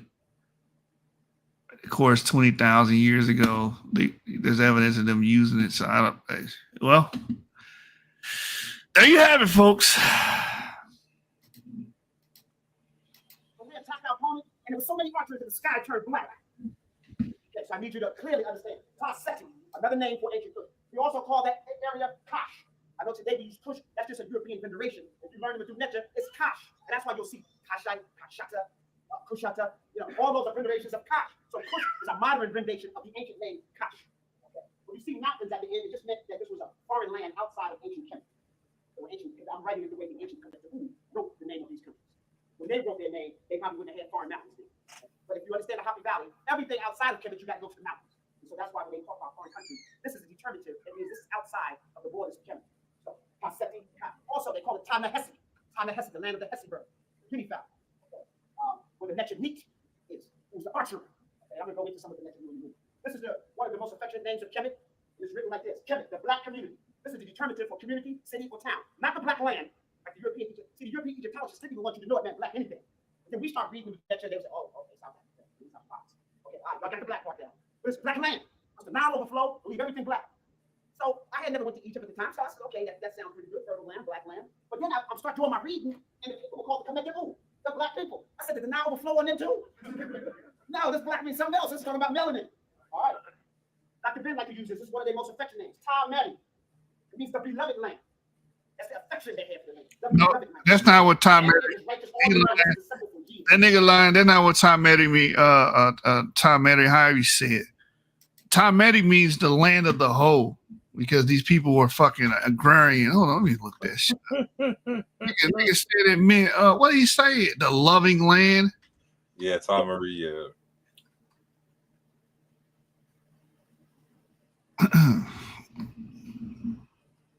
Let me just go to Facebook. I know I upload that shit from that book on there. This nigga said it means the land of the loving land. Man, what? No, it doesn't mean the black soil. All right, so when they say the red land, they mean the red people, right? Shut your dumb ass up. Facebook. Genesis. All right, hold on. Pop this up real quick.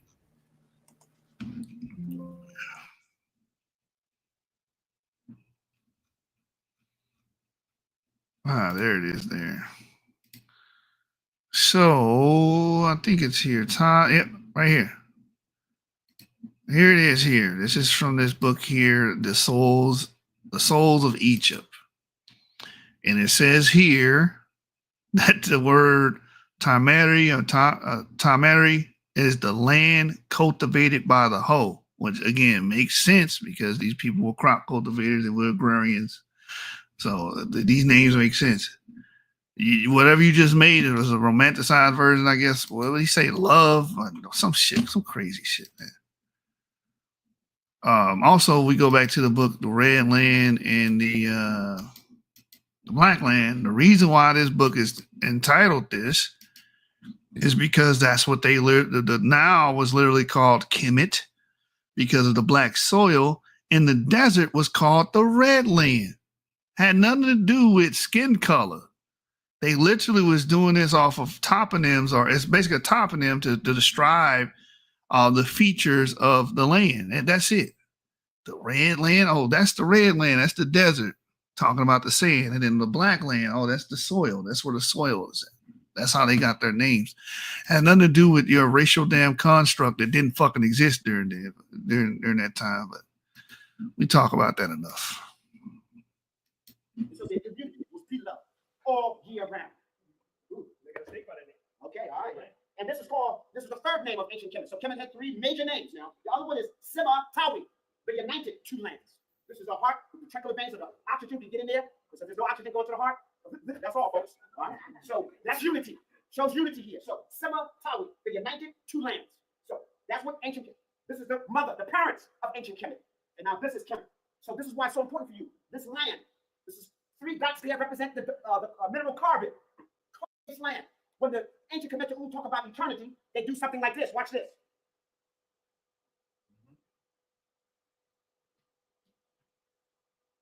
That's one of the ways they write eternity, right? As long as energy exists within your DNA and the light of Ra shines, you shall exist. This is why they want you to know your language. Yeah, I'm sure that's what that meant. I'm sure that's what they meant by writing those glyphs. As long as energy exists in your DNA, shut your dumb ass up. Okay. They also make forever and eternity like this.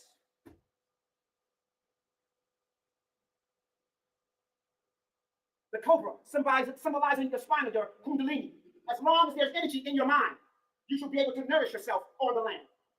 As long as the land exists, you will have nourishment, you will have energy, then you shall exist. You see how important this language is. So it speaks to us. It talks about who we are and how we are to flourish off of Ra and the land. Okay, so we understand there's 3 major domains on this planet. Each planet differs within the solar system. You have the mineral domain, which is based upon carbon, which is black. You have the plant domain, which is based on chlorophyll, which is green. And then you have the animal domain, which is based on melanin, which is black. So only black and green are sources of life. That's why Asar depicted green and called the great black. Chlorophyll is to plants as melanin is to human beings, as carbon is to the land. Right, so hopefully that will resonate on you. So again, it's important to jumping into the lecture. And you notice when we wrote the family, the black family, we have the child, the woman, and the man. Not 2 brothers, or not 2 sisters up here. Okay, that's representing eternity. Okay, all right, so we're jumping in here. All right, so is everybody comfortable with what I got up there? You understand what's going on? You understand why it's so important for us to understand the Medudection? Now, ancient Kemet, most of us are mesmerized by the pictures, the gold, the jewelry, and all those things. But what's really so dynamic about Kemet is the mathematics. It's their ability to understand so above, so below. Even a town, these districts in ancient Kemet were written like everybody got this down. You understand that you've been on your head the whole life. Okay, I can move forward.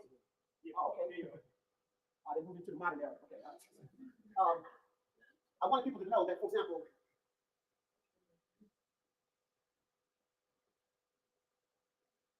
Yo, they're making some more bullshit. They're gonna make this into some dumb shit. Watch. They were playing checkers. Ancient Egyptians were playing checkers. this is the sideline of the earth. And the creator rests and is near. The cosmos, sky.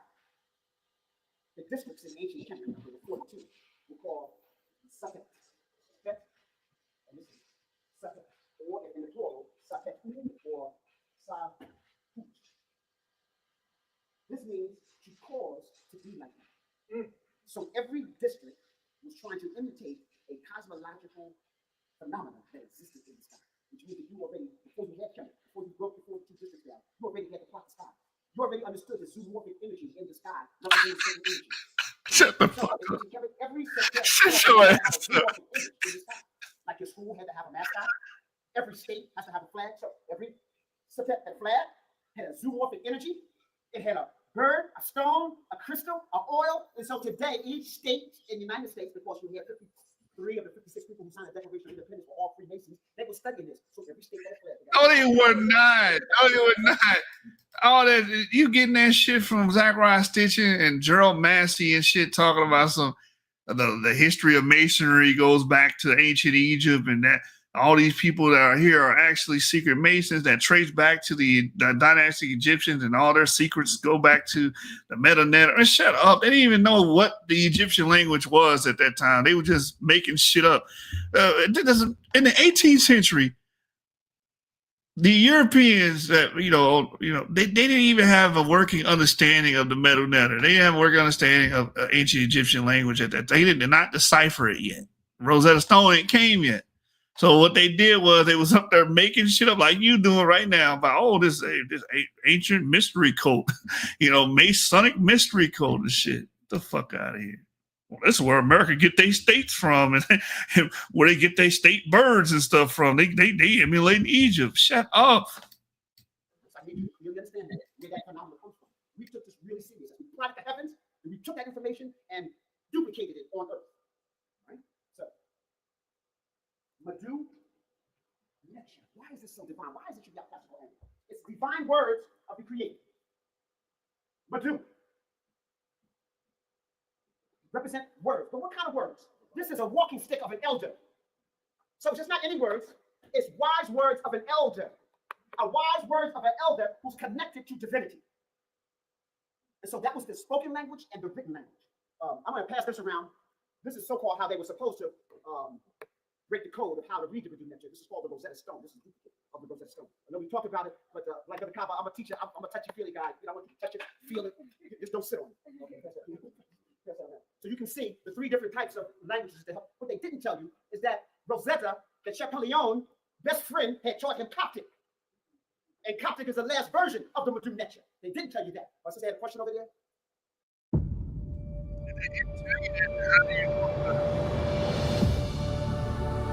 If they didn't tell you that, how the fuck you know about it? Somebody had to tell your ass about it. How the hell you know? God damn, boy. Secret knowledge head ass, the secret squirrel head ass nigga. Well, it's divine words, but I was letting you know that the words represent words of an elder. So it's divine words of our elders expressed through the Creator. Mostly we're going to have a question and answer period, so Neter. Now, some of our brothers who don't speak the language or regurgitating what the Europeans say, so they break this down and they just use NTR, and they say Neter. But I want you to know, in the old period, the first golden age, and in the second golden age, they use the word Neter, and they spelled it like this.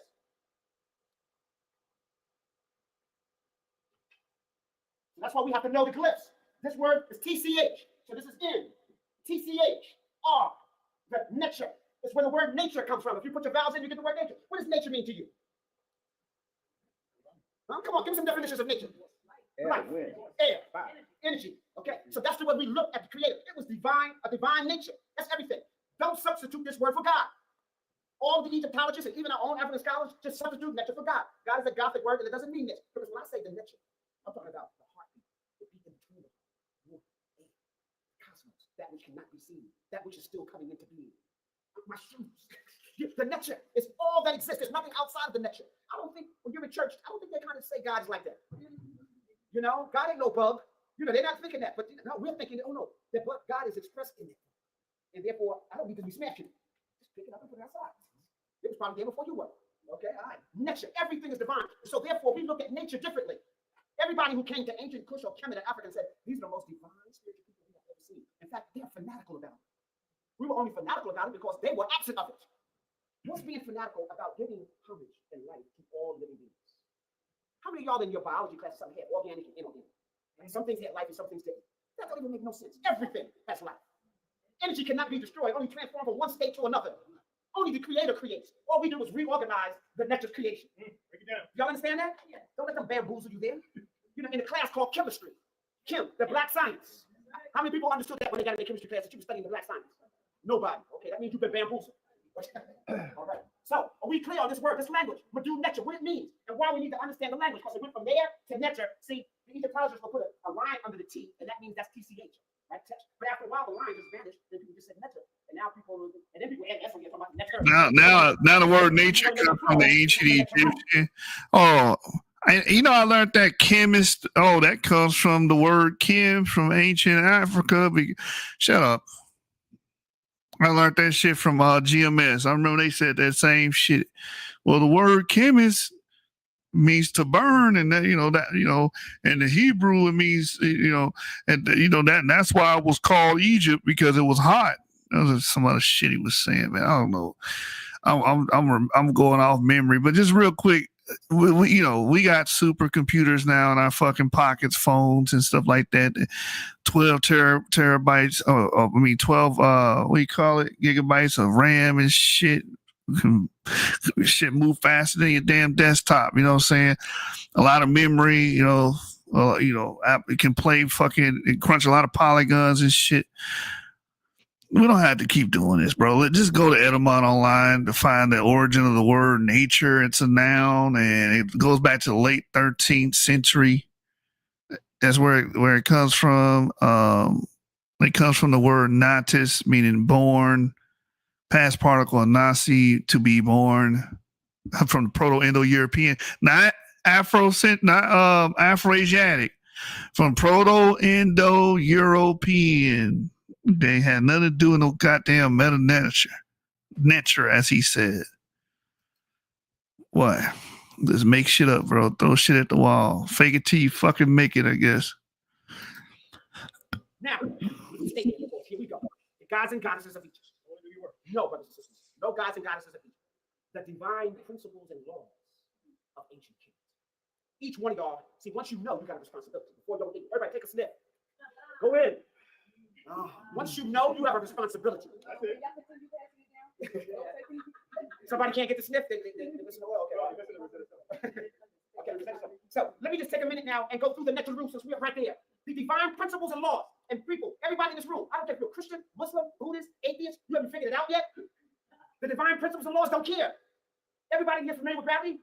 Do you think gravity cares if you like it or not? Do you think gravity cares who you are? Whether it's going to respond to you?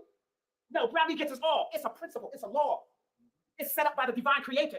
And it acts on all of us unless you become creator-like. And only when you become creator-like can you mind melt with that energy and alter its state. That's what alchemy is about. Transferring the energy and the vibration, because everything in the universe is energy. So that means the only way you can divide a law or a principle is you become the law or principle and you redefine it within your own paradigm. Some of y'all will get that in the morning. Okay. No, we ain't gonna get it. That was dumb. You can't become no goddamn law or principle. That's just stupidity. That's stupidity, man. That's you peddling idiocy. And this is another thing too. Y'all trying to dumb down black people, man. That's it. You just trying to make them dumber with this nonsensical talk, man.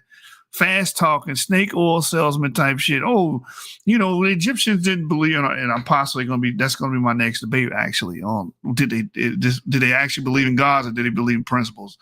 But they believed in divine principles, and you can become a principle. Shut the fuck up. That's the part when we say shut the fuck up. How many of y'all want to call this something else? Come on, level with me. You want to call it the what? The Sphinx, y'all. Come on out with it. The Sphinx, a mythological creature that comes from Europe that has wings that will kill you if you don't know the riddle. Has nothing to do with to master your animal domain, which is like the lion, to rise to your highest spiritual nature, which is the high priest. So now, if your son says, I want to be a Sphinx, or if he said, I want to be which one would you say? Right, he says, Dad or Mom, I want to protect our family and our culture from sunrise to sunset, and I want to be like Haru, the champion of the earth. You see, that's why we can't let other people define our stuff. Haru im Aketi. Let me hear y'all say it. Haru im Aketi. All right, I can feel the vibration go up. All right, Washington, D.C., how many people been there? You seen the Washington Monument? Some of y'all think they came from Washington. No, this is imitation. This is the ticket. How many people saw our video of the ticket? All right, I'd like to see that. After all this. Yeah, give yourself something. Okay. The ticket is of our spiritual energy, representing the masculine phallic symbol, which has to interconnect with the female symbol in order to create life. But it's symbolic of our resurrection, our rebirth, our renewal. There were usually two of these set on both sides of all the temples in Kemet to represent the Father and the Son, Asar and Aset. The ruling king was Haru. When he died, he became Asar, to resurrect, to be reborn, to live over and over and over again. And we bear witness because we are their children. And they live through us. Let me make this statement, y'all. You are the ancestors. The ancestors is not somebody who just put like, because I embodied the natural. I embodied their energy. That's what you gotta do when you're fighting this enemy here. See, let me just tell you. Remember I said we were covering addicts of white male domination. If you're thinking like they're thinking, just with a little Afrocentric flavor, that's what we do. We still in the You're still them. A little African flavor. Just put a little African flavor in there. You know, you put a little vanilla, you know. No, you just put a little African and some European Caucasian flavor. So they know what you're gonna do before you do it. Because you're trying to imitate them to get free. When you speak their name, Marcus, when you speak their names, they resonate within you. Okay? That gives you your energy, your responsibility. When you say Harriet Tubman, you're leading the Underground Railroad. Even if it's just your neighborhood, help somebody. What? Harriet said she could help hundreds of thousands more if we only knew we were slaves. If you only knew you was upside down, you'd be able to get yourself straight.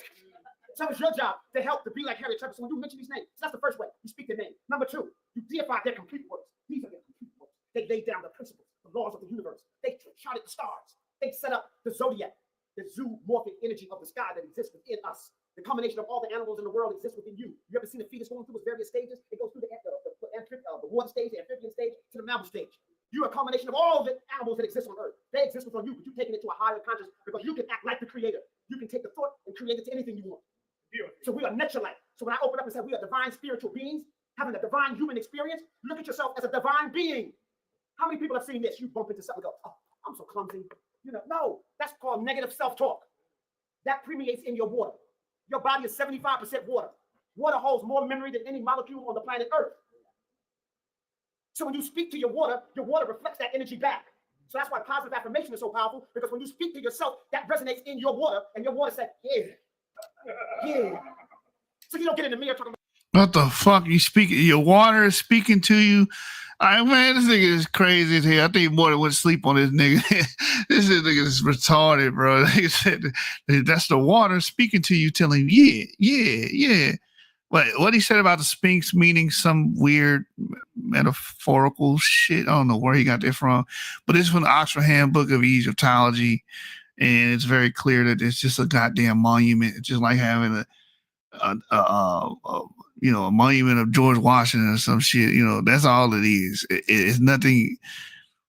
I don't know where the hell he getting this from. It's supposed to have a deeper meaning. I protect my family. No, it's a damn funerary monument. When somebody dies, it's like they erect it in their name or that person's name or whatnot. And I think this right here is going to the Old Kingdom and discusses that. It says here on page 766, chapter 29, that little is known about Khufu himself, but it is quite clear that the vast amount of pyramid building going on at this time required the development of a strong central administration to enable such work to proceed.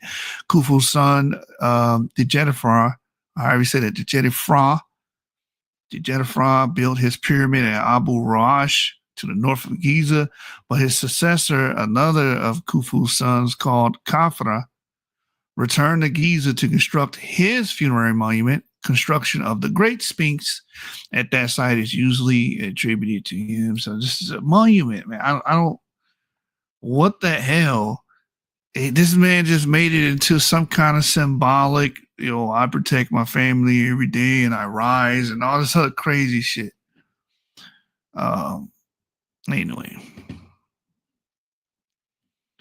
Anyway, and he's like, oh, don't, you got to learn from me. Don't learn from them. Yeah. Don't get a proper education on ancient Egypt. Let's go learn from nutcases that tell you that the water is talking to you.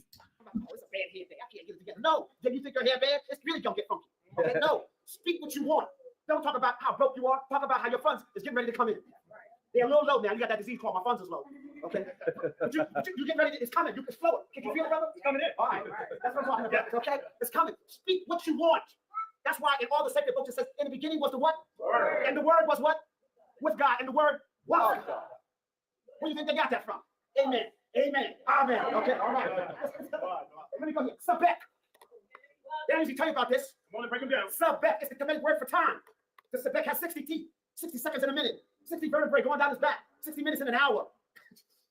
This goes on. Sabek is amphibious, but yet it's mammal. It lays eggs like a bird, but yet it's a mammal. It has to lay its eggs outside of the water. And so when the Nile was getting ready to overflow, Sabek knew just how high the Nile would flow, plant his eggs at that level, and the people knew where to start moving their things to. Because that's how in tune Sabek was with the flow of the Nile and the energy that exists within humans. We have that ability. We just kind of lost ours. Okay? But Sabek, symbolic of time. Sabek is another energy of Setesh. Okay? Sabek, the crocodile, will only bother you if you are confused and don't know what you're doing. When the Happy River was low, Sabek would come on land looking for some food. Now, if the Happy River is low, you know you ain't supposed to be hanging down there, taking a nap on the beach. Then you was going to be a snack. Okay? And then you want to be mad at Sabek. He's doing what he was doing. You were not doing what you're supposed to be doing. Controller of time. You can't control time. Control your energy within time, because time is only a concept of consciousness. Our ancestors were able to travel through time because they bent it based upon their consciousness. So it didn't take you 1,000 years to go to another planet. You can get there like that. It's about we come from Sabek, Spadet. If you were on a spaceship like we have today, it would be 1,000 years to get there. They got there like that. They bent time, because time is only relative to your level of consciousness. This happens to be Usur Ma'atras and Tepinra, the person they call Ramses II. He's wearing a compressed crown, the blue crown. If you see little curls, little knots up on top of you, it represents a hairstyle. In my book, I showed about it. The Watusi, the Zulu, all of them wore this hairstyle during the second golden age when it came to an end and we got invaded by the Hyksos, the Asiatic foreigners who ruled Canada for maybe 100+ years. When they were kicked out, the brothers from the south, up south, where's my map? No, I short here. That's all right. I got to back up. The brothers from, you see, we have to manufacture our own stuff. That's what's in here. I don't depend upon Wazoo information. We got our own stuff because we are the creators of all this stuff. We have to go back and producing our own books, producing our own tapes, producing our own works, producing our own houses. Most of our houses are backwards instead of for Wazungu. We need to change it. Why do you want energy from Con Ed when you got Ra, the sun? Let me say that again. Why do you plug into Con Ed when you get Ra, the sun? You see how we're dependent upon our former enslavers? We need to come together and we need to make it happen. Ra's still waiting on us. All right, man. So our brothers who came from up south wore this hairstyle as they kicked the enemy, the Hyksos, butt all the way back into Asia. The ancient Kemet was so thankful and so appreciative of this that they developed a crown, a war crown. It's called the war crown. That whenever they went into battle, and it didn't have to be physical battle, it could be a spiritual battle. Whenever they were having large meetings to organize the community, then the Sioux put this crown on. So this is from the third golden age on. That's the so-called 18th dynasty. So from that dynasty on is the only time you see this crown. So if you see somebody with this crown, they try to say that was the old period or the first, wrong. Okay, you know your story. Third golden age on, 18th dynasty on. Okay. I have to put Aset with Asar. We have Sar, the great black. Aset, let me write her name down so that y'all see this connection between the two.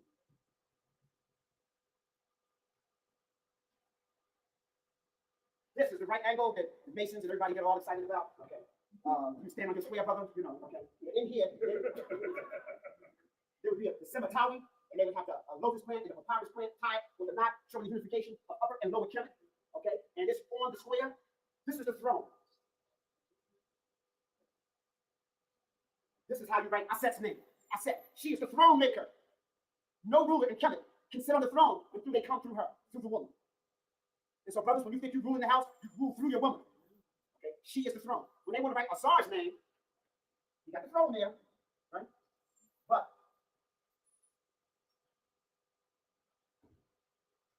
his name, Wasar or Asar, is like that because he is the eye behind the throne. Her also is an action verb that means to make, to bring things, to make things happen. And so he takes the energy from the feminine energy and makes it happen. He's the eye. Man, tricks are for kids. I'm over here eating cereal watching this shit, nigga. This is a goofy goober. Oh, goober, man. Y'all want to learn ancient Egyptian? Go take your ass to a real course and actually learn it. Don't learn from this lunatic right here. Talking about some time married me the land of happiness. Shut up.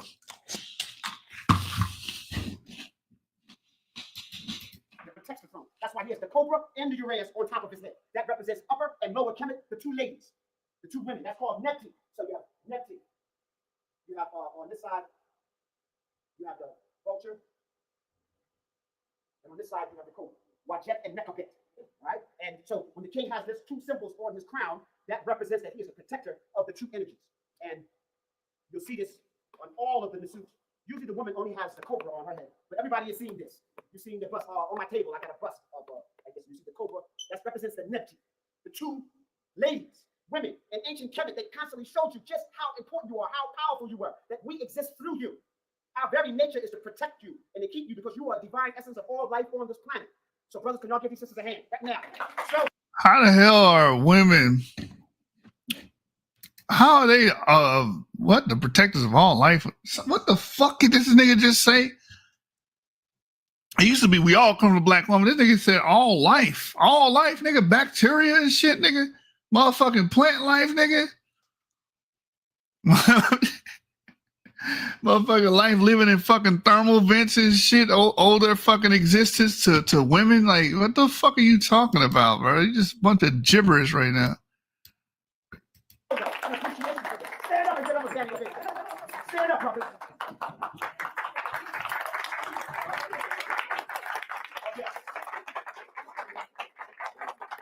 You are the reason why we do what we do. We ain't doing this for the other brother, like Alexander and this Greek army. No, you know, Alexander was gay. You know, he was undefeated in battle. He would divide the lovers up and have them fight from both sides. And so the lovers, and they would put the enemy in between. So the lovers was fighting to get through the enemy to get to their lover on the other side. So they were tenacious warriors. Okay, all right, so we're not going there. Right. So you understand his feminine nature. So Asar became the eye, the maker, the doer. Aset. She is the feminine energy, the mut, the womb. On top of her head, she has the cow, because she was also depicted as the great cow, like in Het Haru. That's what's up here. Het Haru, Aset, another head. Sometimes they would be all intertwined because they represent the mut, the mother energy. And the mother energy would be depicted by the vulture. Now, I know I was teaching them to do that class, and this sister said, oh, so y'all the great falcon, and we got sister, no, you went real left. You went real European woman. You got to alter your state of consciousness. You only came like that because you was upside down. What you should have asked me was, well, what does this represent? And you'll realize that it's one of the greatest nurturing mothers on the universe. Right? It will eat off its own leg, chew it up, and feed it to its children when there's no food. The female vulture doesn't need a male to get pregnant. It faces the eastern wind, and the wind is Oh, she has such a powerful stomach acid. She can devour a carcass that has maggots and everything on it that would make any other animal sick. She can digest it. Now there are animals that can reproduce without the need of a man. I don't want no smart ass one. Oh well, you know they got this lizard that can fucking shut up, man. You know, goddamn buzzard can engender by itself, and most of those animals, not all of them, that can do that, they can only reproduce females because they don't have the male counterpart to create a male. Let me just type this in. That nigga said the buzzard can hold his wings up in the sun and the wind get impregnated by the goddamn sun. Buzzard, no need for sexual reproduction. Maybe I'll just type in and show y'all the animals that can actually do this. You know, outside of like sponges and shit. Because sponges are, what are they? What kind of zoan are they? They're protozoans, I think. Buzzards, no need appears to suggest buzzards might reproduce asexually. The information available indicates that. Yeah. So, AI overview is really confused by me even asking this question. Yeah, what the fuck? Yeah, I don't see none of that shit. Let's see. Animals that can reproduce by themselves.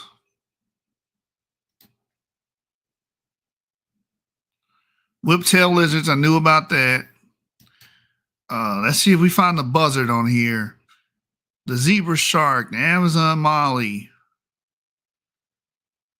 starfish. You know, starfishes will cut a part of their body off and then it'll engender a new seahorses. Oh, the condor. Okay, there you go, the condor. That's not is that a buzzard? Are we calling that a buzzard? The California condor. Let me look at California condor. Damn sure ain't got nothing to do with Egypt if it's the California condor. Reproduce asexually.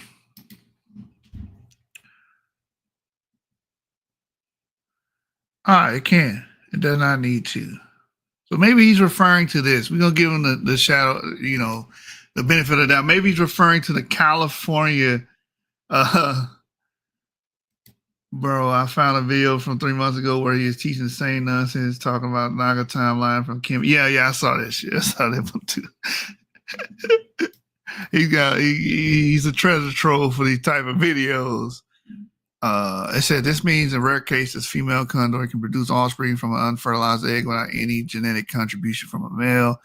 Parthenogenesis is form of asexual production where an embryo develops from an unfertilized egg. While condors are known to produce sexually, these cases were unusual because fertile males were present at the time. Rare but important, this discovery is significant because it's the first time this has been confirmed, and California condors can have a survival strategy for the species, which is critically endangered. Well, it's saying males. Hold on. I thought they cannot produce a male. Yeah, I think you're missing. How would they do that without a damn the chromosome or sex determining chromosome? Let me read this. I think got intrigued. Let's see. California condors don't need mates to breed. Female California condors have the rare ability to reproduce without a male. Joining other animals like sharks, rays, and lizards, scientists came across this discovery when working on a captive breeding effort for the species once on the edge of extinction. After looking at their genetic data, they found 2 males showed no genetic contribution from birds thought to be their fathers. The researchers said parthenogenesis, or asexual reproduction, could actually be a survival tool for critically endangered tools, which has only about 300 individuals wild. However, the 2 birds that were produced this way didn't live long. One made it to 7 years, the other less than 2. Oh, that's weird. I didn't know they could. How are they able to do this? So are the females, do they have a sex determining gene that they can pass down? That's interesting. I'll have to read on that. Maybe this is the birdie top. I don't know, man. Nigga said all they gotta do is hold their wings up in the solar winds or impregnate them. That's fake, but we got a bird right here that can do it without a partner. There you go. Parthenogenesis. It can regurgitate it and feed it young, and it would be nurturing. So what she did, she took all the carcasses and all the things that would cause disease and cleaned it up. And so, come on, brothers and sisters, you know, like when stuff get real funky, you call the woman up in there. You know, you got the little baby until something happened, then go back to mommy. Right? She's the one that cleans up the filth, you know, you throw up, you know, like, oh, I'm out of here. Right? So that's that mothering energy. And we can go on and on and on. So that's why you have to know these things in nature. Because I'm sure, just raise your hand if you had a negative idea of the vulture. Raise your hand. Look at that. That's because you're upside down on your head, taking your information from your enemy. Are you starting to see why we need to change our paradigm? 2012 is here. You're going to die with your enemy unless you change. You understand where we're coming from? Brother Kaba made it real clear that the Japanese had a chance to change at the end of World War II. They were the leading industry of solar energy, but they chose nuclear energy instead. They wanted to follow the Europeans. They wanted to out-European the Europeans. And now they've almost dug their own grave. Okay, y'all? All right, y'all see what I'm talking about? The Chinese people were only able to get themselves together when they chased their enemy out. We had a cultural revolution. When they opened up them doors, they knew who they were. A cultural revolution. Malcolm made it clear, made it real clear. Okay, he showed a picture of a 10-year-old girl blowing her father's brains out because he was an Uncle Tom Chinaman. When that girl grew up to be a full-grown woman, there were almost no more Toms in China. Think about it in America. Tom's is on the cover of Life magazine. Tom's is on the cover of that comic book, Ebony and Jet. Tom's is everywhere. You actually look up the Tom's. Son, I want you to grow up and be like that Tom. I mean, Dr. So-and-so, okay? Y'all know what I'm talking about? Toms get Nobel Peace Prizes when there's no peace. Now, if the wolf give the sheep a peace prize. Are you calling people that get Nobel Peace Prize Uncle Toms? Like, what the fuck is wrong with these niggas, man? Y'all niggas is terrible. Like, you want your son to be Uncle Tom? What? What the fuck is wrong? Man, let me go to the Jim Crow Museum and let's get the meaning of the word Uncle Tom, because y'all be using these terms, these racial ass slurs and shit, and be claiming y'all ain't racist, but y'all be using these damn racial ass terms. Uncle Tom, Jim Crow Museum. Let's see. The Tom caricature portrays a black man as faithful, happily submissive servant. There you go. That's where it comes from. Like the Mammy caricature was born in antebellum America in defense of slavery. So this is what y'all be saying, man. So basically you say, oh, this person's happy to be a submissive servant. He's a slave. How could slavery be wrong? Arguing as proponents of black servant males, Toms, and females, Mammies, were content and loyal. The Tom is presented as smiling, wide-eyed, dark-skinned server, a field worker, cook, butler, porter, or waiter. Unlike the coon, the Tom is portrayed as a dependable worker, eager to serve. Unlike the brute, Tom is docile, not threatening white people. The Tom is often old, physically weak, psychologically dependent on white people for approval. In his book, Toms, Coons, Mulattoes, Mammies, and Bucks, Donald Bogle summarizes the depiction of Tom in movies. Always the Toms are chased, harassed, hounded, flogged, enslaved, and insulted. They keep the faith. Nigger, I guess is what it's supposed to say, turn against their white masters and remain hardy, submissive, stoic, generous. Oh, never. I don't know what was it supposed to say. Selfless and also very kind. Thus, they endear themselves to the white audience and emerge as heroes of sorts.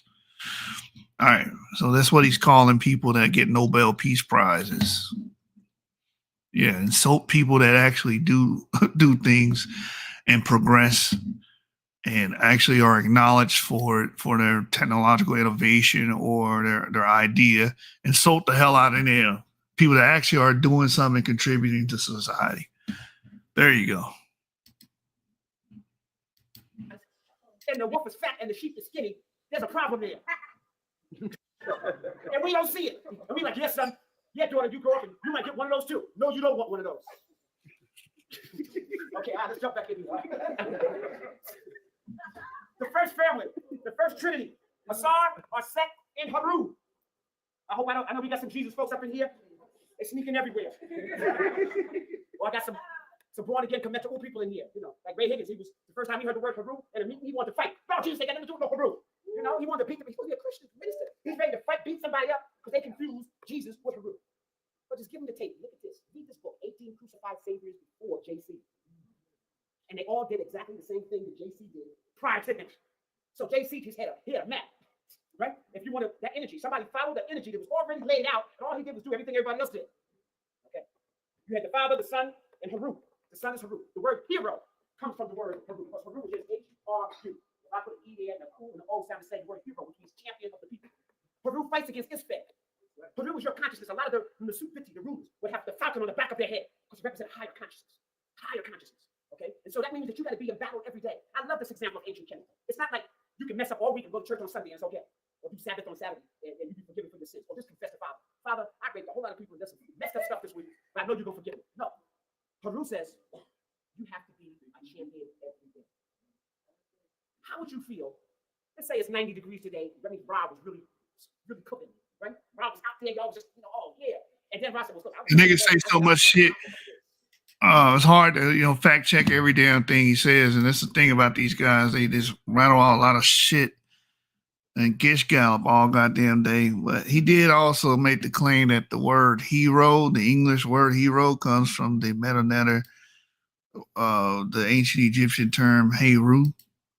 And this is just him drawing the conclusion because they sound similar or look similar. Like, it's not how shit works. It's not how fucking languages develop. And it's because some sound, some have a homophone. Does not mean that that's the origin of the word. Anyway, hero, a man of superhuman strength and physical courage. From the old French hero, heros, Latin heros. Hero or a hero, demigod, illustrious man. From the Greek heros, demigod. So the origin is ultimately Greek here. This is of uncertain origin, according to the old theory, perhaps originally defender, protector, from the PI root, Proto-Indo-European, SER, to protect. Meeks writes that it's probably a pre-Greek word. There you go. So where's your source on this saying that it's fucking, that's where it comes from, Heru. Anyway, they just say shit. Oh, it sounds similar, so. If Ra act like Negroes, 2012 would have been here yesterday. Okay, all right? So Ra is consistent every single day. The universe is consistent every single day. The cosmos is consistent every single day. Energy is flowing every second of every single day. Negroes take breaks every single day. People, you got to kill the Negro inside of you. You got to resurrect. You got to be reborn. You got to be Haru. I want to hear some born again Haru energy up in here. Okay? That's what you need every day. And I don't care how bad you were yesterday. I don't care if you gave a smoking lecture, you did a whole bunch of stuff, and so today you just go get high and hang out. No. You got to come back today and you got to be on it also. You know? So you will never see Aphrodisi at Smitty's bar having barbecue and hanging out with the boys, talking stuff. Because then it will contradict everything that we're about. Do you understand? You got to be Haru all the time. You got to be a champion of the people. If you tell your children, just do what I say, not what I do, what's going to happen? You already know what's going to happen. What's happening now? Press down. Right, okay. All right. So Haru is the champion of the people. He's a champion because he does battle with Isfed. Isfed is our energy that wants to pull you out of balance, wants to pull you out of balance. You say, okay, these sprouts, chop again. Heavy sprouts, yes. Right?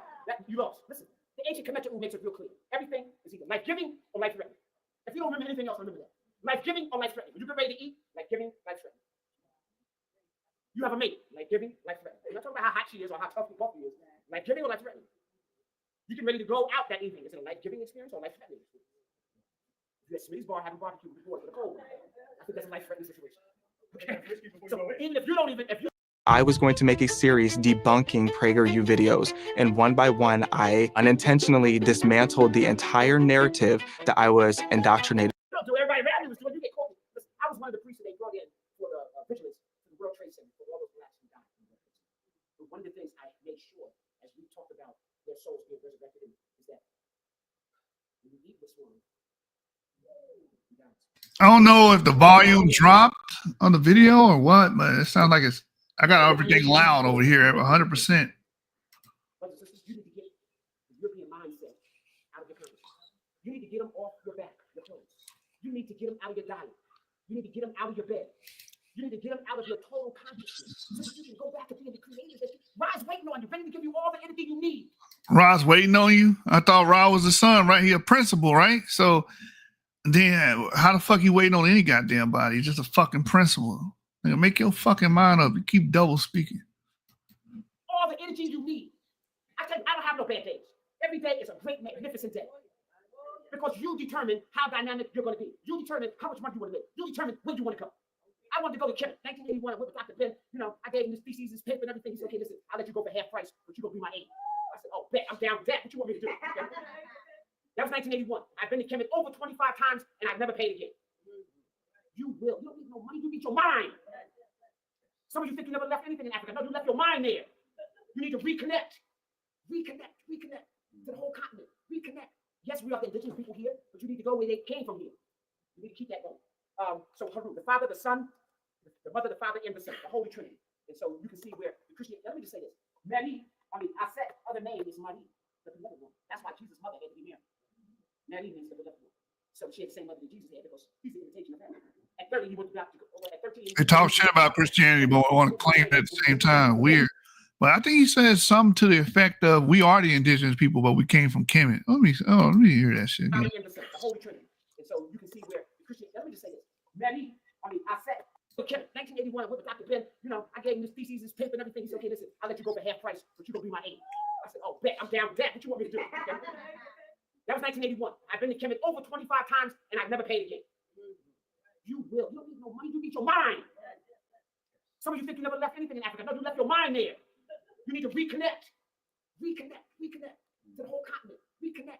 Yes, we are the indigenous people here, but you need to go where they came from here. You need to keep that going. So Haru, the Father, the Son, the Mother, the Father. And we are the indigenous people here, but we need to go from where they came from here. So he believed that indigenous American, the people that discovered America or Africans were here before. That's the only way I can interpret that shit. Another crazy bugged out ass doctrine. They believe in all this bullshit. That's why Jesus' mother had to be Mary. Mary means the beloved one. So she had the same mother that Jesus had because he's the imitation of her. At 30, he went to Dr. At 13, he went to do his father's work. Haru went to go trade with his uncle, Haru, in the temples at 13.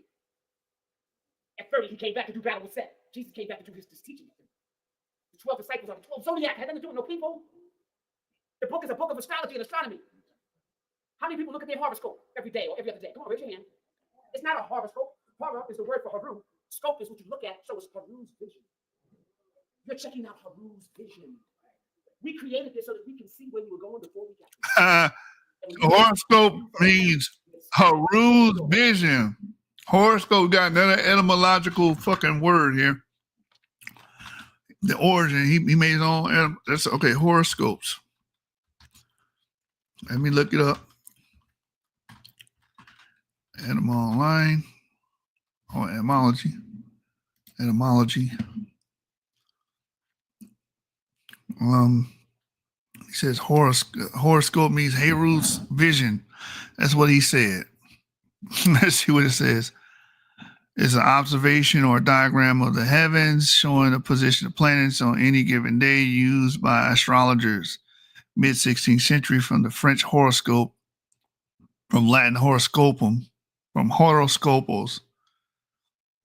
This means nativity horoscope. Also, one who casts a horoscope, one who observes the hour of birth, from hora or order, hour, season, period of time. Had nothing to do with no fucking Heru.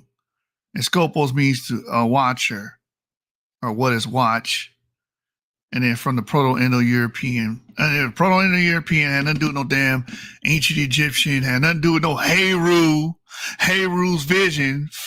Fake ass linguistics, man. Pseudo ass linguistics, like always, bro. This is par usual. This is business as fucking usual. Your horoscope is a vision of the future or where you've been, so that you, if it was good, you can get there again. If it wasn't, you know how not to go. Okay? And it kind of gave you a peek into where you were headed. It was what's that system? The PG, the car? The GPS system. Haru, your consciousness, you got that inside. Your cell phone is imitating what you were able to do by sending energy out. Okay, so we got the whole Trinity down. Then go over here. Sekhmet, the daughter of Ra. The daughter of Ra. Sekhmet. I see a couple Sekhmet people hiding over there. Okay, all right. When things were going wrong and people got confused, Ra sent his daughter down to straighten stuff up. So Sekhmet went down, and Sekhmet's job was only to mess with folks who weren't together. But Sekhmet found so many people that weren't together, she started devouring everybody. So the Neferu came up and said, Ra, you got to do something about Sekhmet. She's just doing everybody in. She just fell in love with blood. She just drinking blood. She just killing everybody. None of the other Neferu said, oh no, I ain't messing with that sister. And y'all know, brother. I don't care how bad a brother is. You ain't seen a real fight. You see some sisters.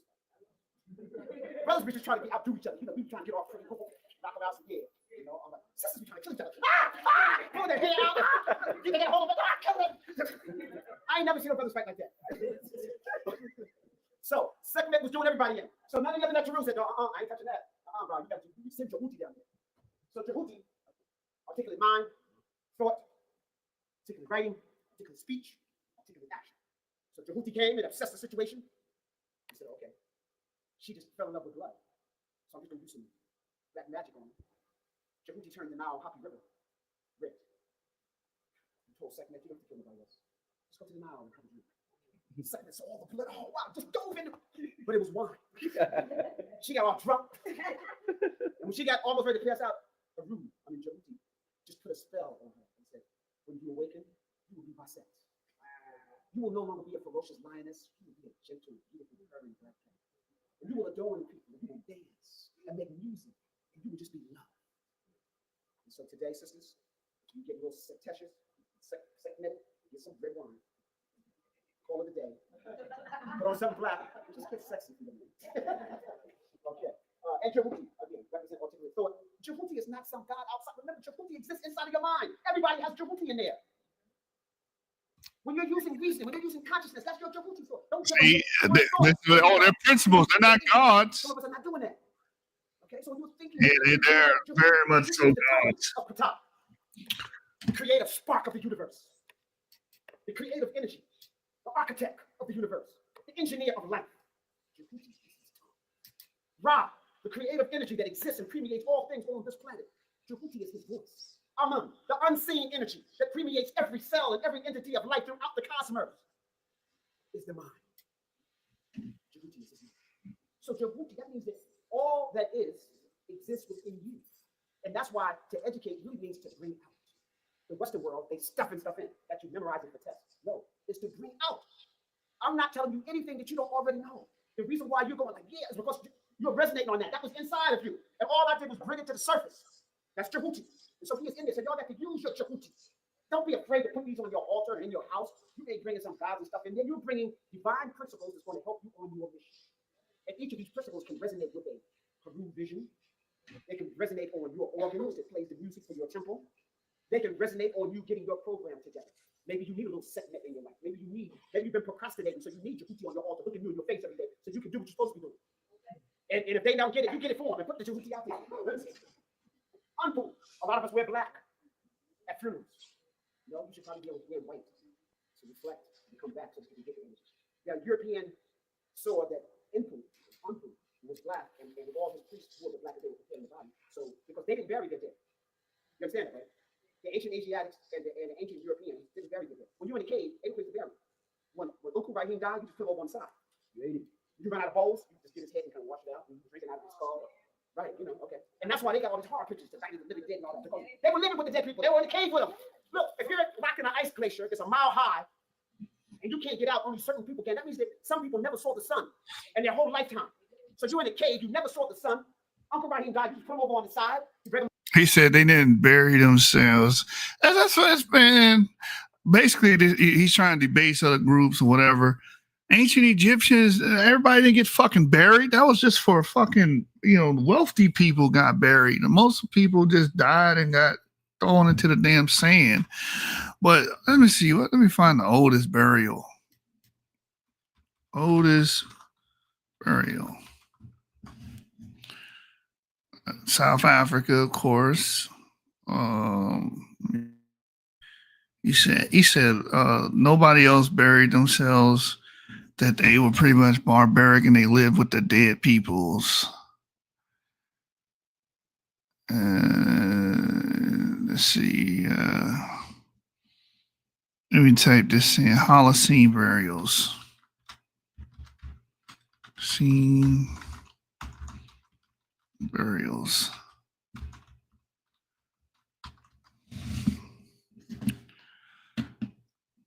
Indonesia has a burial. I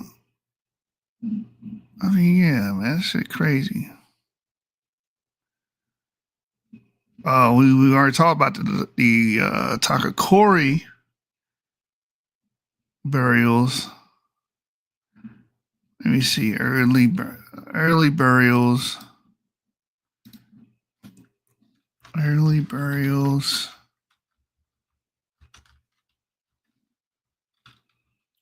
Burials, and let's go Europe. That's mainly what he's talking about. The earliest known burials in Europe date back to the Neanderthal period. Oh, let me see what I'm right. In Croatia.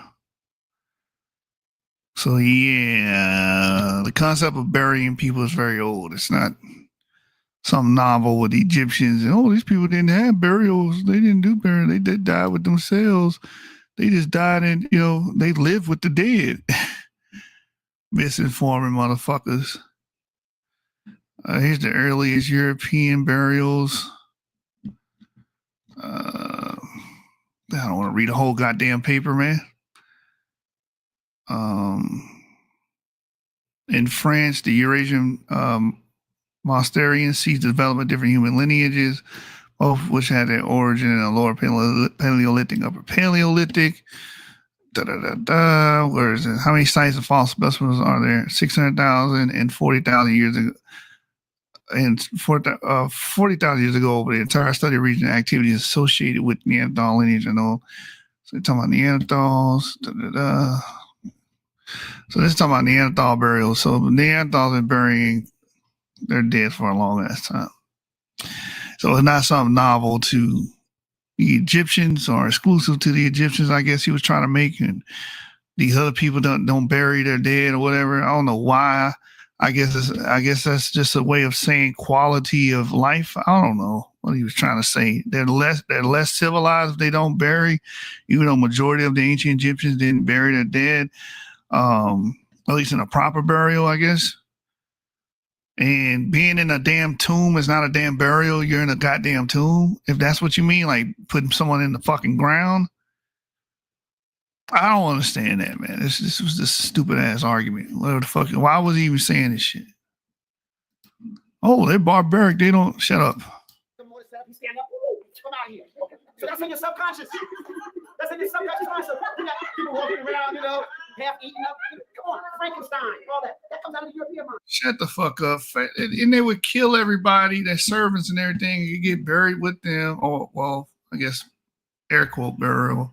Get entombed with them, and because they believed that their servants and shit was going to travel with them to the fucking afterlife. Shut the fuck up. We created theater, dog, and we didn't have no horror. That's from the Greek epic. They created horror. They got the sad face and the sad one and the happy face. No, we just had some happy faces. We had some mystery and stuff like that, but we were trying to make it real. But the horror stuff that wasn't our cup of tea.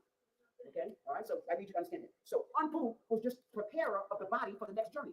He has a whole bunch of different names. The one who was the head of the mountain, the one who was leader of the way, the guardian, transformed. All those different names. Each of the Neteru has many different nicknames. And in my book, Spiritual Warriors and Healers, I break down all the Neteru. I give you the various different names and their energy. And I break down little concepts. Like, for example, when we say that every living king was Shamsu Haru, they say, come on, bro. The king is a bird. Pigeon, what's up with that?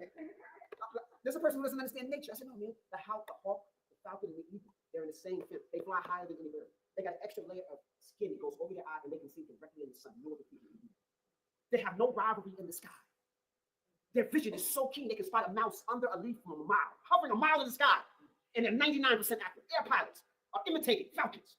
They can calculate the speed in the bend of light. As a fish is going this way, he's going this way, 70 miles an hour, dives down, turns in under the water, and comes up 98 times, 99% of the time with the fish. This is how unrecognized dopamine addiction looks in men. People, they're still trying to calculate that. And so now, if you understand this power that the falcon, the eagle has, he has no rivalry in the sky. He perches and has his nest on the highest mountain or the highest tree. Now, so if you understand that, because you live in the country and you understand that, and the brother came up to you and said, I'm a mighty falcon. Yeah, you got it. Especially if you've been acting like chicken. Like chicken for breakfast, yeah, you got this. You ain't trying to get away, but ain't no place to go. Ain't no place to hide. So that's the way the rules in ancient Kemet. They were Shemsu Haru. They were mighty falcons. So you have to understand nature. Like, watch this. And I teach that everything in nature has at least 3 levels. You see, this is where the magic is. Watch this. Come on, magical Kemet.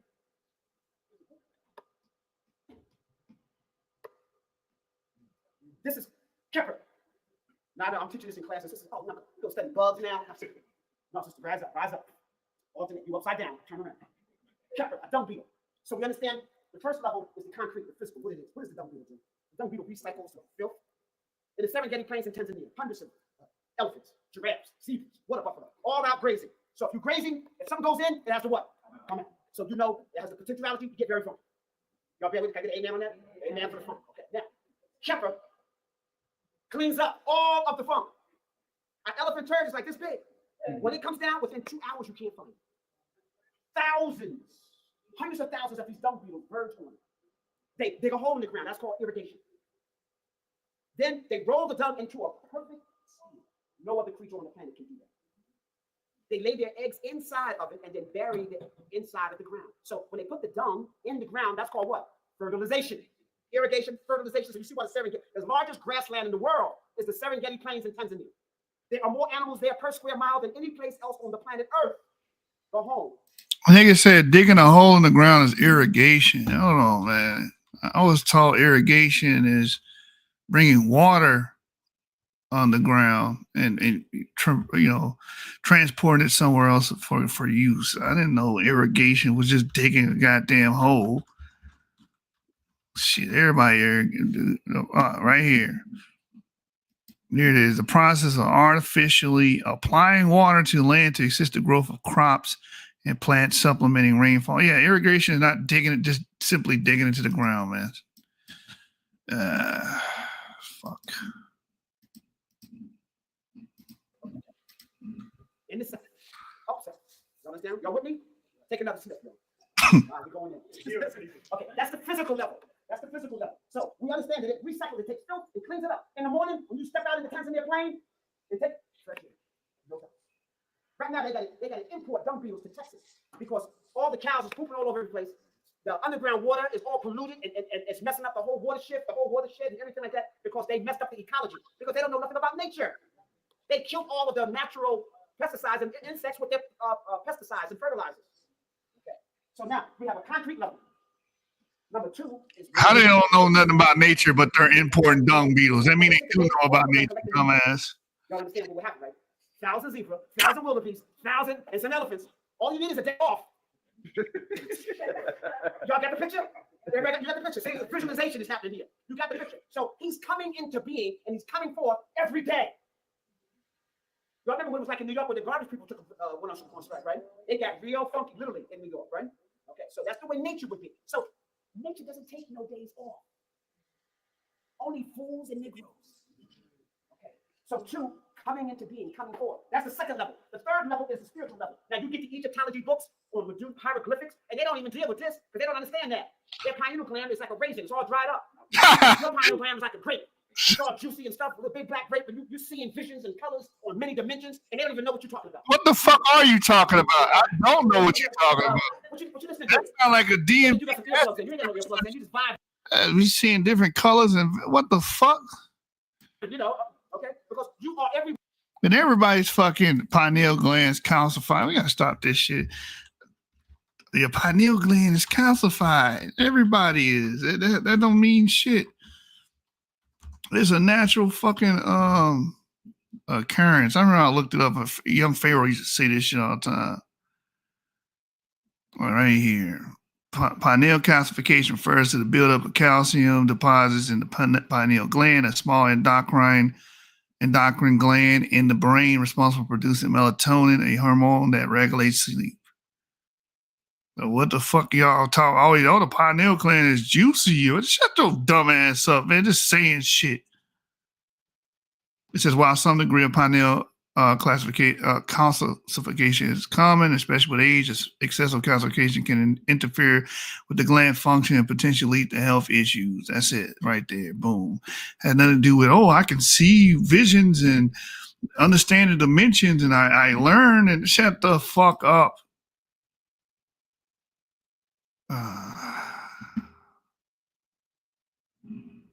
Anyway. Who came up with that shit too? Probably a white dude. That's funny. I mean, the white man, the devil. They probably got that from some white quack, and they are regurgitating it. And nowhere at the same time. They can't even understand it. They can't even fathom that. They're outside of that. The average European Caucasian, by the time they're 13 going through puberty, their pineal gland is calcified. Go check. Shut the fuck up.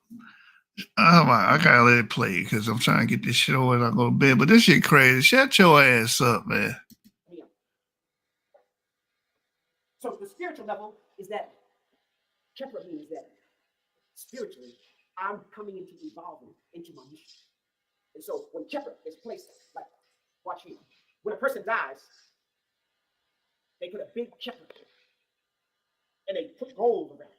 This is what we know. If you were a poor farmer, you didn't get the gold, but you can still get the Kepler. Gold intensifies. If you deal with metals, copper conducts electricity, silver metabolizes and keeps things in harmony, vibrating on the pitch it's supposed to be, and gold intensifies. So that's why the thugs is all gold down, because it intensifies your thugism. So if you ain't a real thug, you got 20 pieces of gold around your neck, you're a real thug now, okay? Because it's going to intensify what you're doing. Okay, they don't want no silver, they don't want to be metabolized, they don't want to be harmonizing and stuff like that, you know? And they definitely ain't putting no copper on, So, but that's what you need to be into. You have to say gold intensifies, silver metabolizes and keeps harmonic energy, like my eye. And copper boosts your electric charge. The fuck are you talking about? Then that also helps your flow of energy. You just got to watch out, make sure that your flow of energy, your electrical charge, nigga. The concrete, the abstract, but what it does, and then the spiritual level. So every word in the Medu Nectar is done like that. To come forth, don't mean just to come towards me. To come forth means to come with the flow of energy. Flow the way the universe is flowing. That doesn't mean that, but watch this. And cheer. Cheer is cheer. I don't care if you got 3 PhDs. It don't get no deeper than that. Y'all understand that? In ancient Kemet, the Nastu got as deep as you are. Not only was it a sacred divine school that everyone needs to sit, but you can't move through these schools like that Shanti people. The Nasut will say, I am the Nasut of the Nasut. I'm ruler of the sacred streets. Come on. If somebody told you they was the king of the chair, you'd be trying to get rid of it. Okay. You got that. Because the chair is a chair age. This language is limited. In ancient Kemet, they had many divine levels. So everything was on at least 3 levels. There would be more levels, but that you only learn that through initiation. Through initiation, you gotta get into my code to learn that secret knowledge. Mystery school. Carnelian, turquoise, the gold, the silver. Yeah. Metal, so. All of these are the stones, and they're consistent with representing the energies in your body. How about you read the actual magazine? Can you read what the fuck it actually says so you over there fucking just pointing at the damn telling us what it means? Every time y'all talk about kings and queens, let me say this. In Kemet, in the Happy Valley, we had no kings and queens. That's a concept outside of our paradigm. Shut the... The ruler in ancient Kemet... You had aristocracy. That's what that means. Ruling family. We already established that they had ruling families. The fuck are you talking about? He's a goofy ass nigga, bro. Yeah, that's the king. That would be a fucking king. Yeah. Pharaoh. Pharaoh is some Greek word. It comes from the word per-ah. But the Kaaba broke down how the word Egypt was a misnomer of Hekapata. Well, Pharaoh comes from the word per-ah, the great house. You don't call the ruler. Obama is the president of the United States. When he comes in, you go, oh, they go to the White House. No, you say that's President Barack Obama. Okay? You don't call him the White House. No one calls the ruler in ancient Kemet the per You getting annoyed, man. What's up with this goof ass? Every ruler had at least 5 names. He had a birthing name, he had a Haru name, he had a golden Haru name, then he had a Nasubiti name, and then he had a sovereign. Boy, this is stupid as hell. Nasud is a goddamn king. What is a damn king, man? King. The male ruler of an independent state, especially one who inherits the position by right of birth. That's all that shit mean, nigga. The fuck is wrong with this dude? This dude's a clown, bro. I forgot how much. Oh, man. Straight fucking clown.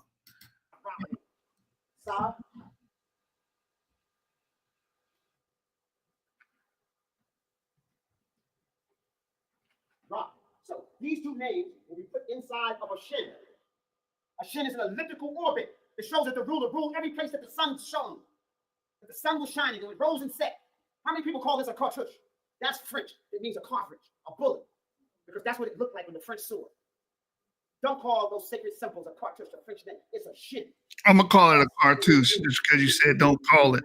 Shut your ass up, nigga. You ain't no ain't The Jim. Sarah and the Nasubiti will be placed inside of a shin. The Sarah is the son of the sun. Everybody who went to the temples in ancient Kemet, regarding, that's why all the early Hebrews, early Christians, they got that halo around it. That meant they went to the temples in ancient Kemet. Nothing to do with those theological stuff. No, it meant that they studied in Kemet at the sacred temple. No, it They were did. sons and daughters of the sun. It don't mean that. It don't mean with no goddamn shit. Sons and daughters of the sun. So the ruler recognized that one of his names that he was the son of the sun. His other name is Nasut Biti. Remember we talked about the cobra and the vulture, Nekabet and Wajet? Well, Nasut, the south, Biti, the north. The north is where the grapes and the wine and all of that was. That's where the bee was. How long does it take you to Shut your ass up. Well, that video right there at the end was he intensified on the idiocy, man. I'm out of here, bro. I'm about to take my ass to sleep. On here on that goofball shit. I forgot how goofy that fucking video is. There's another one where he talks about, they moved the pyramid blocks with sound and we can actually do incantations and all this other crazy shit, man. I forgot how wacky he is. All type of weird shit at the end of that, man. When he was going into the lightning round. They let that shit play, man. Weird ass Afrocentric nonsense. That's Jabari's homeboy too. Next time we should watch Baba Heru, bro. Baba Heru is that nigga's OG. He put him on the gang. Like he put him onto the gang. So yeah, this is what these people exist. These damn quack jobs, man. These whack jobs. Whatever you want to call it, man. Crazy ass Afrocentric. These weird beliefs want to attach themselves to ancient Egypt so bad and actually say, well, those are our ancestors. All type of Chinese languages, the Chinese dynasties, and want to claim Australia and shit. And he even said we were in America. We heard it all. You gotta be every fucking body. Nobody else fucking exists. And with that, that's the motherfucking deal, man. Try not to get indoctrinated, folks. We out. What's them? You know it's real in the field. Real, really real. It's real in the hood. All the way. It's just real in the ghetto. From my block to your block. From my set to your set. It be the same old shit. Nationwide. Love. Every day seem like it's the same old shit. 8 years waking up to the same old bitch. Only thing, hang with the same old clique. Chopper City, bet we ride this train to the end. Slim got killed, they doing the same in the bricks. Nigga got it, jack him, leave his brains in a ditch. Every morning, dope fiends looking for a fix. They sick, fuck it, they'll use they dog fit. Everywhere, nigga breaking the same old laws. All ending up behind the same old balls. It's their third time getting caught for the same charge. It's their second time getting popped by Sarge. Me and my niggas making the same old wish to be like Pac and fuck Will Smith, bitch. Nigga mouth always be the reason the feds hit. Them soft niggas always be the first one to snitch. Everywhere a nigga go, they do the same old shit. Everybody a nigga know, they do the same old shit. Every time I open my eyes, same old shit. What's gonna happen when nigga dies? Same old shit. Everywhere a nigga go, they do the same old shit. Everybody a nigga know, they do the same old shit. Every time I open my eyes, same old old shit. What's gonna happen when nigga die? Look, the same old that, same old this. Everywhere in America, the same old shit. Brains get bust, corpse get left in the ditch. Them laws roll up, but nigga don't know shit. In my neck of the woods, I was taught to never snitch. I swore to the Lord, I'd never stand on a bench. You want that work? I know who got a cheap price. When them killers move, it be under the street lights. My little dog got shot. I done been in tight spots, situations where I ain't know if I'ma die or not. So you ain't gotta ask me why I act like I act. But if you hating on me, I be forced to react. I done shot Glock 9s, been through hard times, did enough shit in my life to make the headlines. Niggas my age in the unemployment line, dog. Only way you can stop me if you press pause. Everywhere a nigga go, they do the same old shit. Everybody a nigga know, they do the same old shit. Every time I open my eyes, the same old shit. What's gonna happen when nigga die? The same old shit. Everywhere a nigga go, they do the same old shit. Everybody a nigga know, they do the same old shit. Every time I open my eyes, the same old shit. What's gonna happen when nigga die? The same old shit. It's the same old shit. Ounces a girl go for 6, but in the drop I'm on some 15 grams for 500 tech shit. Make a stack off a zip quick. Miss me with that jack shit. You about going to war for yours, I'm about the same old shit. You take one of mine, we doing the same old shit. Eye for eye, and it's ride or die, and that's real as it's gon' get. The dope game and the rap game is the same old shit. Your closest dog a cutthroat, you tryna hit him a lick. Jail ain't gon' stop a nigga from doing the same old shit. We get probation, come home, and it's back to the same shit. Get a strap and we'll bang it. Get a package and slang it. When it's gone, you replace it and do the same